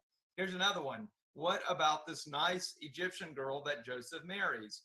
Well, there are some different rabbinical interpretations of it, but it just so happens that her name also translates to an Egyptian name. So Asenath, which we say in Hebrew, can become Asenath. And by the way, remember when you're talking about Egyptians, they had the TH sound that Jews did not have. So Hebrew speakers did not have the TH sound. So Asenath is comparable to Asenath. Az is belonging to, and Neith is another very well-known goddess in Egypt. So belonging to the goddess Neith. And then finally, something that has stumped rabbis for many, many years is this nickname that Pharaoh gives Joseph. And now remember, when Joseph is interpreting the dreams, he's saying that he's not interpreting the dreams, God is interpreting the dreams, that he's doing what Hashem, his living God, is telling him to do. So then when you look about 100 years ago, an Egyptologist came up with this theory for what the name means. And it's, if anyone's going to accept it in modern scholarship, this is the accepted name. So the Sapernata Yuf Anach is the God speaks and he lives. So when you listen to the story of Joseph and the dreams and the way he talks to the Pharaoh, this name works out perfectly. And by the way, even if you don't know anything about Egyptian, this Anach should be similar to you because that's life, right? You see the Ankh all the time. That's life for Egyptians. Okay, now I'm going to move on and talk about the magicians. That's going to be our next little piece. Okay, Pharaoh's magicians. So Pharaoh, we talk about the magicians a lot. They're most commonly associated with the Exodus, right? When Moses is coming and starting these, where you have the snake with Aaron throwing his staff down, and then you have the plagues, and the Pharaoh's trying to mimic it. But we have a very similar line here in chapter 41 of Genesis, and I want to go over how this compares to reality. All right. So when Pharaoh has these dreams and he's all upset, he calls on his magicians. Here it says necromancers, but really magicians, and asks them to translate it. And they come and they say they don't know what the dreams mean. So this is a great detail. Okay. The reason this is a great detail is actually these magic books, these dream books really exist. So this London medical papyrus, by the way, both these can be seen in the British Museum. This London medical papyrus talks about dream interpretation. By the way, so does the second one here. The second one obviously is much more complete, but it's much later. It's already into the early Christian era, but it's just so complete. I want to show you a picture of that as well. But what we can gather from these magic books is magicians in ancient Egypt could not just guess. Okay, they couldn't just be like, like hucksters, like, oh, that sounds good. They actually had to have a legitimate explanation in their books for something. So they would look up a dream, and if there was nothing like it in the book, they just said, I don't know. And they look up a magic spell. If there was nothing like it in the book, they just said, I don't know. And we see this in the Torah, the same response. So they were not allowed to guess. This last example, though, is my favorite example of what, like, one of the dreams that really is in the book. So if you're dreaming that you see a dwarf if you're dreaming you see a dwarf in a dream, that means your life is half over. So this kind of gives you an idea of these dream interpretations and how they work. All right, so now I want to move on and talk about cows. Dreaming of cows. All right, what do cows tell us? So it's very interesting that Pharaoh dreams about cows, that these 7 cows represent the 7 years of abundance. Why? Because the cow was the symbol of abundance in Egypt, specifically the cow. The cow represented the goddess Hathor, and Hathor was drawn as an animal or as a woman with bovine ears. So here she is with her bovine ears. This bovine imagery is very important all the way as far as you go back in Egyptian history. If you look here, this is our Narmer palette. For those of you who didn't hear the second lecture, this palette right here is 5,000 years old. And look, you still have this bovine imagery on it. All right, so this is the abundance. Now, so you have these 7 cows who come out of the marshy Nile, and they represent abundance. What do we have here? We have a picture and a temple of a cow coming out of the marsh. Now this temple is later. This is actually built by Ramses the Great. But nonetheless, I love the imagery and that you actually see this cow coming out of the marsh, just like Pharaoh's dream. Now we're moving on to famine. So we have our well-nourished cows, and then we have our 7 famished cows. So let's talk about famine for a minute. In ancient Egypt, we have repeated records of famine, and I actually just had to pick what I wanted to use. There's multiple options. The most famous specifically is the famine stela. Now you can tell if it's called the famine stela, it must really be talking about famine, right? So it's much older. It's actually Old Kingdom, not even Middle Kingdom, it's Old Kingdom. But what is interesting about it is it talks about Imhotep. So for those of you who missed the second lecture, which again you can see on YouTube now, we talk about the pyramids being built and how the 2 pyramids got built. So the first pyramid builder was Zoser, and Zoser had a polymath as his engineering expert by the name of Imhotep. And this actually goes back to our second lecture because it talks about Zoser sending Imhotep to investigate this famine. But the stela is talking about a 7-year famine, just like the Torah. So people eat it up that you actually have this record of Egyptians dealing with a 7-year famine. Although this isn't the famine we know, it's way too early for it. We also have the Ippur papyrus, which was in the last lecture. That's the Abraham lecture. And we talked about around the time Abraham was alive, the Egyptians complaining about plagues. And specifically, one of them is famine. And then the last detail, and by the way, I talk about it more in the last lecture, so I'm going fast tonight. The last one I wanted to talk about is temple lands. There's a very interesting detail about temple lands, one sentence that I really like, and that is if you look here at verse 26 under chapter 47, only the farmland of the priests alone did not become Pharaoh. So this goes back to the Joseph story, right? Everyone's bringing all their wealth and all their possessions and all their land to Pharaoh, but the Torah tells us that the priesthood did not have to give their land to Pharaoh for food. And this small detail adds a lot of validity because it was true. The one possession Pharaoh could never take was the priesthood's land. That was their land under Egyptian law. And it's great that the Torah references that. Then Joseph as vizier. Now, Joseph is going to be second only to Pharaoh.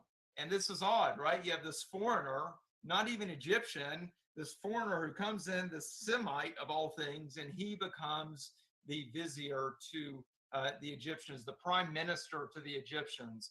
And so what I want to point out is a few things. One is vizier was a real position throughout, starting with the Old Kingdom. So the very first vizier was the previously named Imhotep, that first polymath I talked about.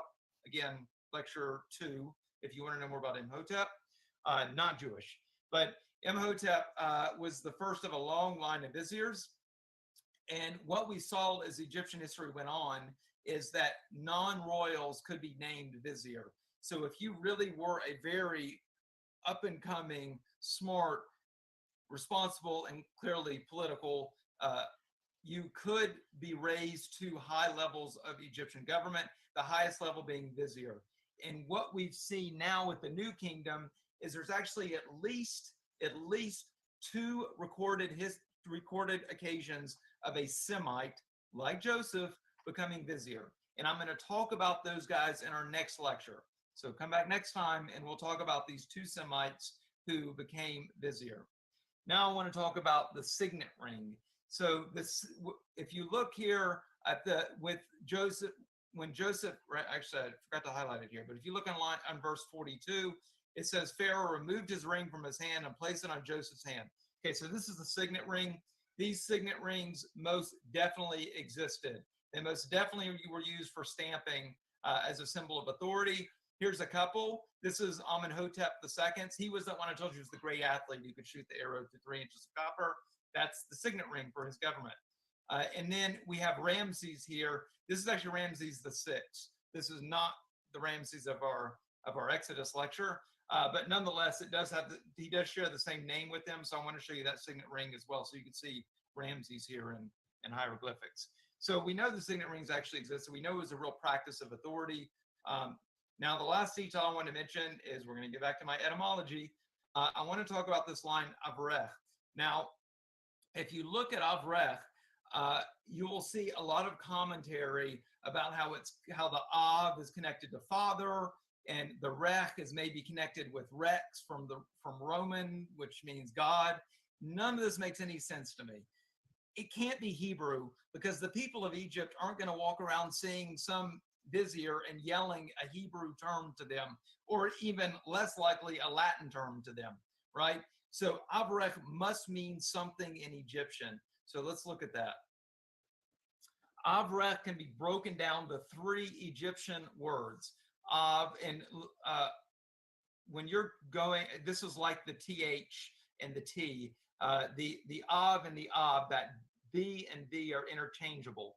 So Ab means heart in ancient Egyptian. Then you have Re, 2, and then you have Ech, you. So Avarech actually translates to heart to you, which was an Egyptian line similar to what someone would say today in that part of the world, like God be with you, heart to you.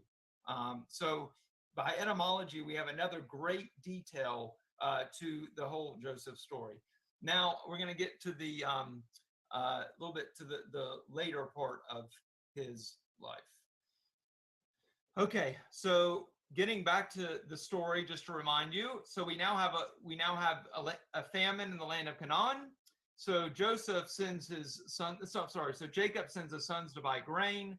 Joseph recognizes his brothers. He recognizes Jacob's sons. They're all united in Egypt. The Jacob clan, the Jews, would settle now in Goshen.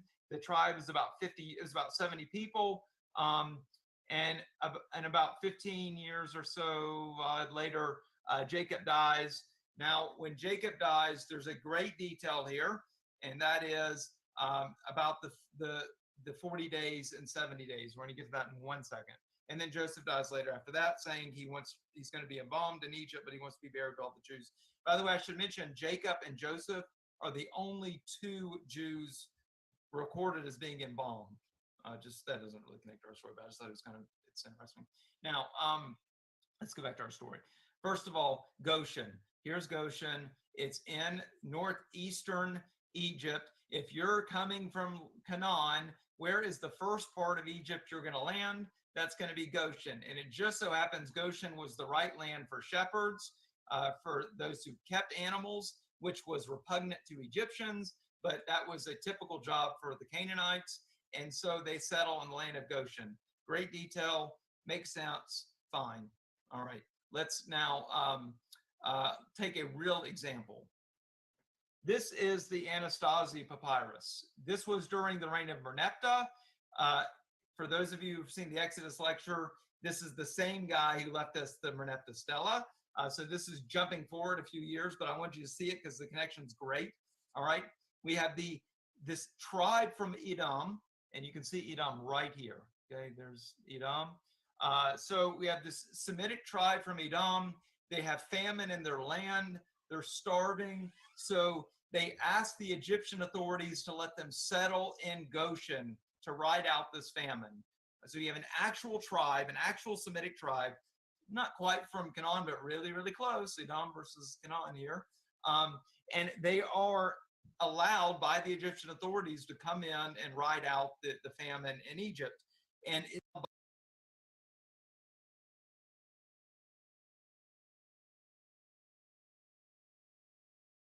have this tribe from Edom, and you can see Edom right here. Okay, there's Edom. So we have this Semitic tribe from Edom. They have famine in their land. They're starving. So they asked the Egyptian authorities to let them settle in Goshen to ride out this famine. So you have an actual tribe, an actual Semitic tribe, not quite from Canaan, but really, really close, Edom versus Canaan here. And they are allowed by the Egyptian authorities to come in and ride out the famine in Egypt. And it specifically says in the papyrus, it's to keep the people and their animals alive. Another good detail.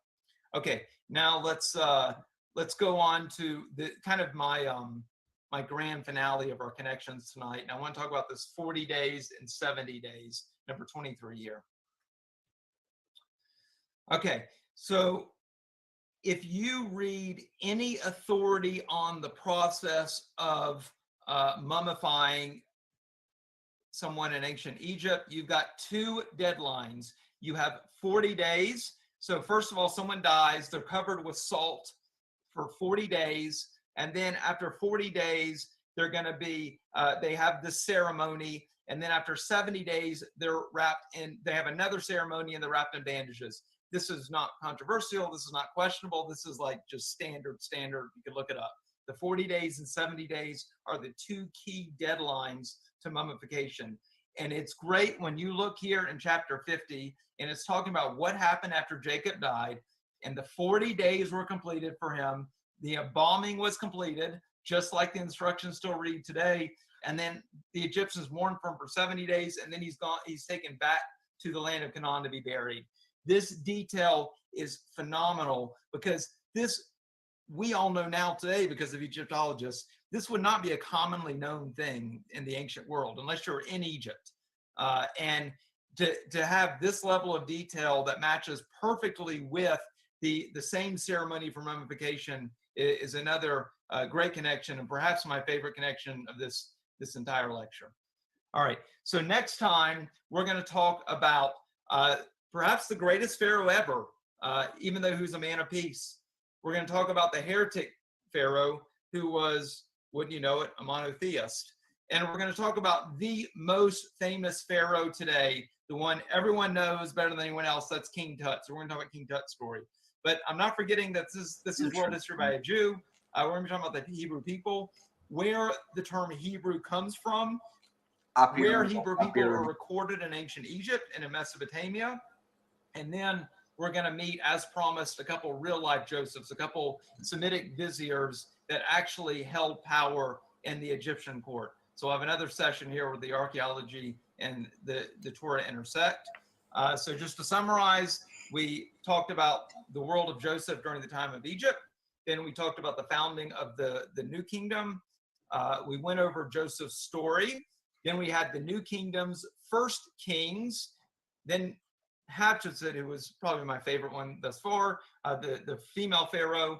Then we have Thutmose III, the Egyptian Napoleon. We talked about Joseph's early years and how they match up with archaeology. Then we talked about him as vizier and those years, how they match archaeology. And then we concluded with Joseph's death and really Jacob's death, even more specific, and how that matches with archaeology. Okay, if you want to know more, here's my email address. I just started a YouTube channel, so I'm figuring out how to use it, but I've been getting a lot of views on that YouTube channel. So stay tuned. We'll figure out some way to use it for all of us. Now, that being said, I can open the floor to questions if anyone has any questions. All right, and on that note, I am going to go get some sleep. So take care, everyone, and this was fun, and see y'all next time.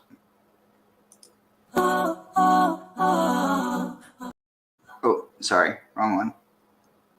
Want to tell the Rebbe the words of the new song that we're singing with Mashiach, right? So I'm just going to read them. Am Yisrael, have no fear. Mashiach will be here this year. We want Mashiach now. We don't want to wait. Okay? We